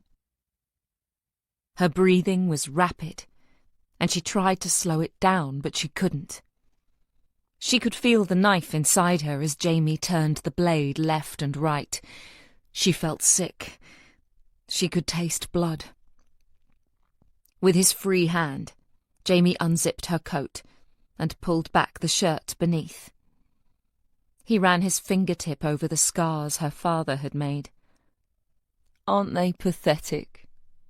You're very self-conscious about them, aren't you? I've seen you in the swimming pool in your ugly swimming costume that covers them up, drawing attention to yourself. Your father was a second-rate killer who didn't have the balls to finish off his own daughter. Now, why didn't he do it, do you think? Let's try and work it out, shall we? 4 stab wounds to a 9-year-old should have been enough to see you join your mother and sister. So what happened? What was it you said about a knife? It's a phallic symbol. So, what can we deduce from that? He didn't rape his victims, but that doesn't necessarily mean he was impotent. I didn't rape mine, and I have a full sex life. What could it be? Some daddies have a very special relationship with their firstborn daughter. Were you Daddy's little princess? He asked in a sing-song voice as he stood over Olivia. Is that why he couldn't kill you? Because he loved you. But surely he loved your mother and sister too, and he dispatched them easily enough. Maybe his love for you ran a little deeper. Is that it? He didn't love you, did he? He was in love with you. Jamie looked into Olivia's eyes. Hers were full of tears. His were dancing in the moonlight. He leaned in closer and whispered into her ear. "Did he fuck you, Olivia? Did he come into your room at night to play a special game? A game that only daddies and their favourite child play?" "You're sick," she struggled to say. "Am I? Or am I just more intelligent than you? Do you want to know why I killed all those people? Because I wanted to. Because I thought it would be fun. Because it gave me a thrill to watch them die. There was no psychological cause behind it all. There was no childhood abuse or abandonment. I did it because I could. It really is as simple as that. How do you feel, Dr. Winter, knowing that your entire career has been for nothing? You spent your life trying to find out the secret of why killers kill. And you've just been told there isn't one. You must be gutted. Still, you're not going to be alive much longer to worry. He pulled the knife out and plunged it back into her again. Can you taste blood? Does it hurt? What's going through your mind? Talk to me, Olivia. Describe to me what it's like to die. Fuck you, she spat. Oh dear. Do you really want those to be your last words? Again, he pulled out the knife and stabbed her a third time. Come on. Say something profound, something meaningful, something that will go down in history. She spat in his face, spraying him in blood. I said, fuck you. Olivia brought her knee swiftly up, which got him hard between the legs. Jamie recoiled, doubled over in pain. The knife was pulled jaggedly out of her body, making her scream. She clamped a hand over the wounds to stem the blood flow and ran for her life. The trees surrounding her began to blur as the amount of blood she was losing made her light-headed and dizzy. Behind her she could hear Jamie following. She had definitely caused some damage, judging by the sound she heard when her knee had made contact with his testicles. She hoped they were ruptured beyond repair. She stumbled over tree stumps and struggled to stay on her feet.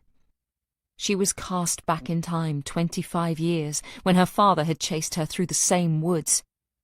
She didn't die that night, and she had no intention of dying tonight either. She tripped, fell, and rolled down the embankment, landing with a splash in Hogsmill River. The water was freezing. She tried to climb out, but her hands could not gain any purchase on the bank, and she was rapidly losing consciousness. You're a fighter, I'll give you that. She looked up and saw Jamie standing over her. She slumped, her head landing in the mud. She coughed and spat blood. Your choice now, Olivia. I can either finish you off quickly with a knife to the throat, or you can drown. Olivia tried to stand up, but the life was draining out of her. She could feel the cold from the water soaking through her clothes to her skin. She swallowed hard and tasted blood. She dug her fingers into the bank of the river and tried to pull herself up. She mumbled something barely audible. What? She repeated it, but not loudly enough to be heard. Jamie stooped down to her level and leaned in. You'll have to speak up. I said. Fuck you. She headbutted him so hard that she heard a crack. He cried out in pain and bent over. Olivia reached up, grabbed the collar of his jacket and pulled hard. He fell headfirst into the river. The splash caused a wave, and Olivia hit the bank. With the last of her strength, she leapt forward and threw herself onto Jamie's back, holding him down under the water. Chapter 54. Monday, 4th of March, 2024. D.I. Foley and D.S. Goodfellow had been to interview Richard Button in Belmarsh Prison for a third time. On the previous 2 visits, he'd given no-comment answers to their questions. This visit was at his request. It was Jamie Farr who came to see me in hospital, Richard said. He told me he lived in my house in Elmbridge Avenue when he was a child. He was obsessed with me and wanted to continue my work. There was a sense of pride in his voice, as if he was pleased his legacy was continuing. Why didn't you call the police and tell us? Holly asked. Why should I? Let him have his fun. People have died. Richard shrugged. Why did you send him to Olivia's house? Foley asked. I knew Livy would be able to take care of herself against someone like him. He could have killed her. But he didn't. Livy is my little girl.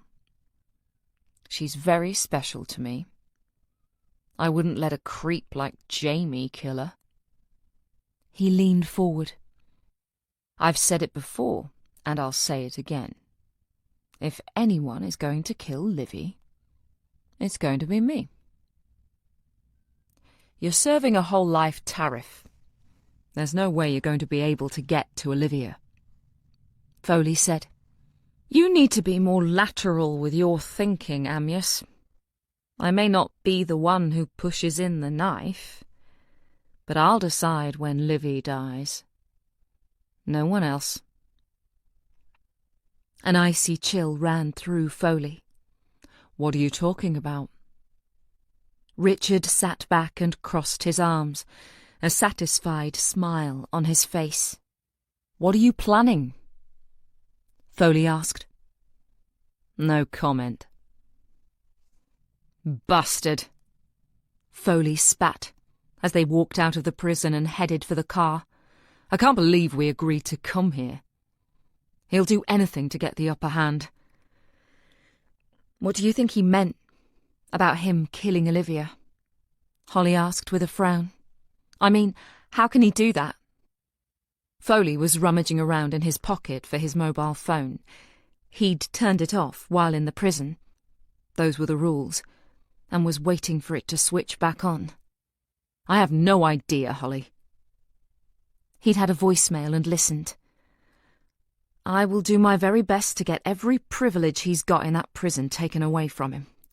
That was Leon, he said, looking back at his phone. Olivia's awake. Olivia was sitting up in bed, nibbling at a slice of cold toast. It was the first time she'd eaten anything in 6 days. She was weak, hungry, and tired. Next to her bed, Sebastian was keeping a watchful eye over her.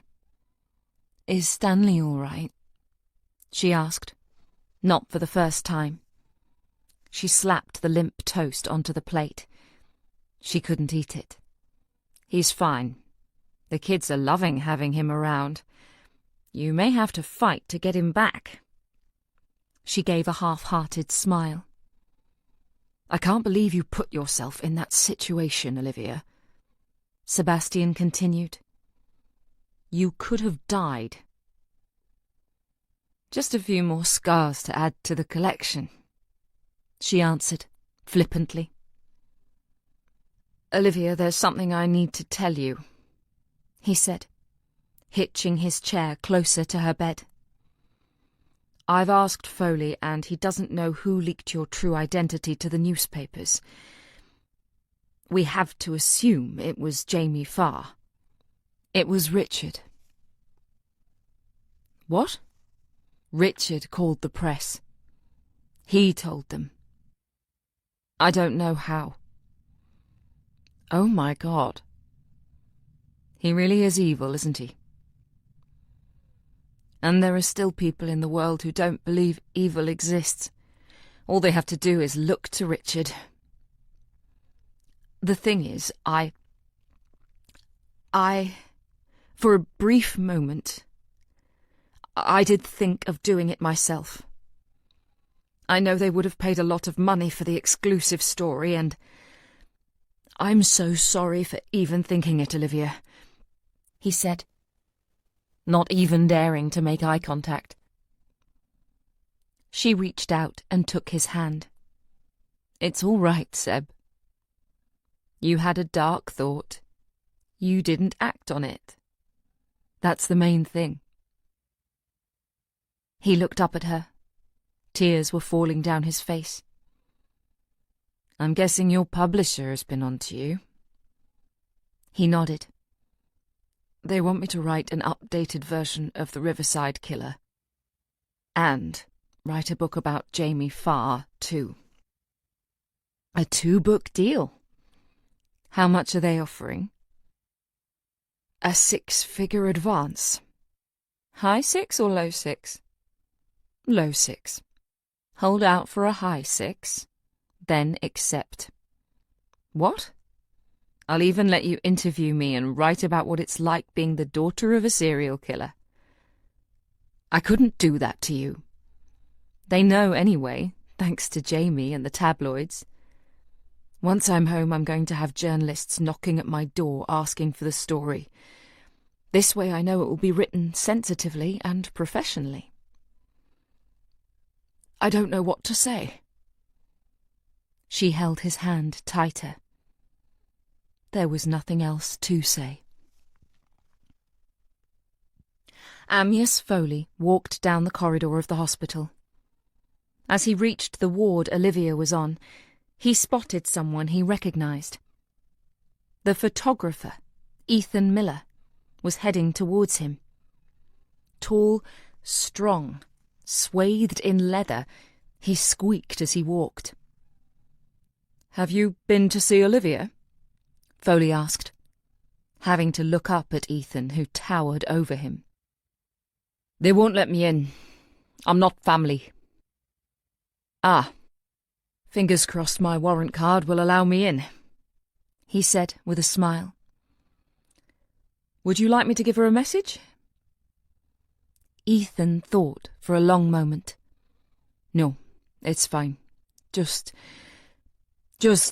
tell her I was asking after her. Foley's warrant card did allow him access. He pushed open the door to find Sebastian sitting beside Olivia's bed. Oh, he said. I'll leave you to it, Sebastian said, standing up. Don't keep her too long. She needs to rest. He said to Foley. And to Olivia. I'll come in and see you tomorrow. Olivia smiled and waved him goodbye. I thought only family were allowed in, Foley said, once the door was closed. I don't have any family.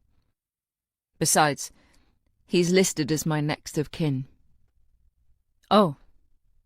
He sat down. How are you feeling? Numb. These drugs are amazing. She smiled. How are you? I'm fine. An overnight stay in hospital and a bump on my head the size of a chocolate orange. People keep bringing branches and twigs into the office and leaving them on my desk. I work with such a sympathetic bunch of people. He grimaced. Sebastian won't tell me. He's trying to protect me. Jamie Farr? She left the sentence open. He nodded. Jamie Farr died in the river. He cracked his head on a rock.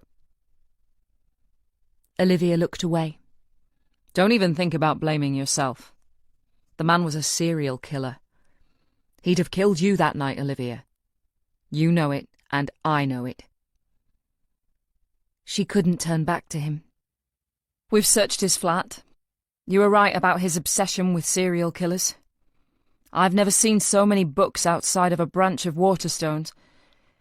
We've looked into his background, too. He tried to join the police 5 years ago. He was turned down. Why? She asked, turning to him. He was registered bankrupt in 2012 and has a lot of outstanding debts. Everything I thought was wrong, she said. I tried using victimology and psychology to understand the killer. And it was all because he grew up in my house and had some kind of obsession with Richard. You see, this is why I don't work on active cases. I prefer to know the results before I talk to these people. You helped us catch our killer. You did your job, Olivia. We wouldn't have got him without you. Olivia yawned. I'll let you get some rest, he said, making to stand up. Wait. What about Richard? He's back in prison. He didn't tell her anything about his recent interview with him. She shook her head. I can't believe I'm related to that man. He held her hand firmly in his. Olivia, you are nothing like your father. He's a psychopathic narcissist. You are one of the most intelligent and admirable women I've ever met, he said, with a genuine smile in his eyes. Thank you, she said, through the tears. Now I want you to concentrate on getting better, and when you're discharged and you've got your strength back, I'm taking you out for a meal. Somewhere posh.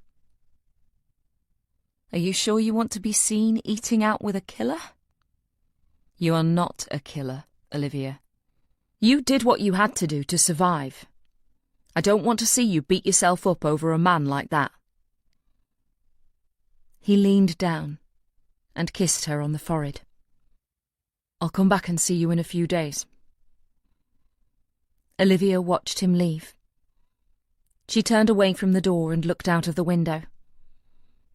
Her memory of what had happened in the woods was patchy, but there was one thing that was crystal clear. When she had grabbed Jamie Farr and pulled him into the river, when she'd thrown herself on top of him so he couldn't get back up, she had been willing him, with every fibre of her being, to die. Epilogue. Monday, 18th of March, 2024. It didn't seem like the winter was ever going to end. For the past 3 days the temperature had stayed around 0, and the previous evening a light dusting of snow fell on the capital. As Olivia walked around the park with Stanley on his lead, she almost smiled at her surroundings. To her, London reminded her of murder and death.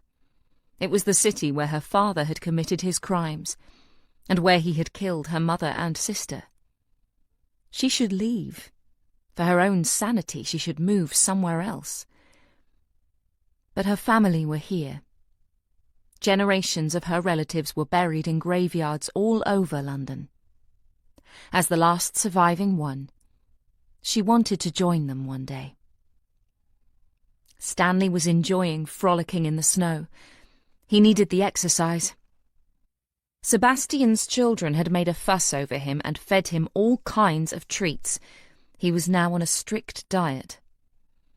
Unfortunately, as he only had tiny legs, he soon tired, so they were heading for the warmth of home within half an hour of leaving it. As she entered the cul-de-sac, she noticed something that hadn't been there when she had left. The basement flat Sam Halliday had been renting was back on the market. She had wondered whether to send flowers to his family back in Devon, but decided not to. It was best to move on. Once in the house, she closed and locked the front door and set the alarm. Took Stanley's lead off and went into the kitchen. Sebastian was coming over for dinner, and she was going to try her hand at making fresh pasta. She'd had the machine in a box for years. It was about time she dusted it off and used it. She took the ingredients out of the cupboard and found the recipe on her iPad. She was mixing up the dough when the doorbell rang. Typical. Someone always calls when you're in the middle of something dirty, she said to Stanley, as she wiped her floured hands on a tea towel. She looked through the spy hole in the door, but there was nobody there. She took a deep breath and contemplated whether to open the door or leave it. She turned on her heel and headed back for the kitchen. The doorbell rang again. She took her phone out of her pocket, logged onto the security app, and scrolled back to see who had been to her front door. It was a man in overalls, carrying a bunch of flowers and leaving them on her doorstep. He'd got back into his van with the word Interflora on the side and driven away. A purely harmless delivery. On the doorstep was a bunch of yellow roses with a card attached. Olivia stepped out into the dying daylight and looked down the cul-de-sac. Surely they could only be from Richard this time. He would never stop taunting her. Foley had said he'd contact the prison and ask for his mail to be monitored, but someone so cold and calculating would always find a way. She removed the card and kicked the flowers down the steps. Let them die in the freezing temperature tonight. Back in the kitchen, she placed the envelope on the island and went back to making her pasta. She kept looking from the dough to the iPad, to the card, and back to the dough again. She couldn't concentrate. She needed to read what he'd said. She dusted off her hands, took a large swig of the wine she'd poured herself, and tore open the cheap envelope. There was no mistaking her father's handwriting. He always wrote in neat block capital letters. She wondered what a handwriting expert would make of that. Something to do with dominance and control, no doubt. Olivia. From the moment Jamie Farr came into my hospital room, told me who he was, and revealed his plans for you, I knew it wouldn't be a fair contest. You are a much stronger person than he was, both mentally and physically. I knew you would survive. As you know, I've followed your career from the beginning. I've read your books. I've watched your lectures on the internet. I've read your papers online. They're fascinating. You have a wonderful insight, but there has always been something missing from them. You've never quite got to the heart and soul of what makes someone a killer. I expect your next book will be something different, as you use your newfound knowledge to unlock the secrets of why some people kill. In your work, you've always stated that it takes a survivor to understand a killer. You're wrong. It takes a killer to understand a killer. Now you are one, you'll be the best forensic psychologist in the world. And that makes me incredibly proud of you. You've got the killer gene, just like me. I've passed it down to you. We're the same, you and I. Welcome to the club, Livy. That was The Mind of a Murderer by Michael Wood. Read by Olivia Mace. Produced by James Malpas at RNIB Talking Books Studios. This has been an audiobook from One More Chapter. Text copyright 2024, production copyright 2024 by HarperCollins Publishers, all rights reserved. Michael Wood asserts the moral right to be identified as the author of this work. Thank you for listening.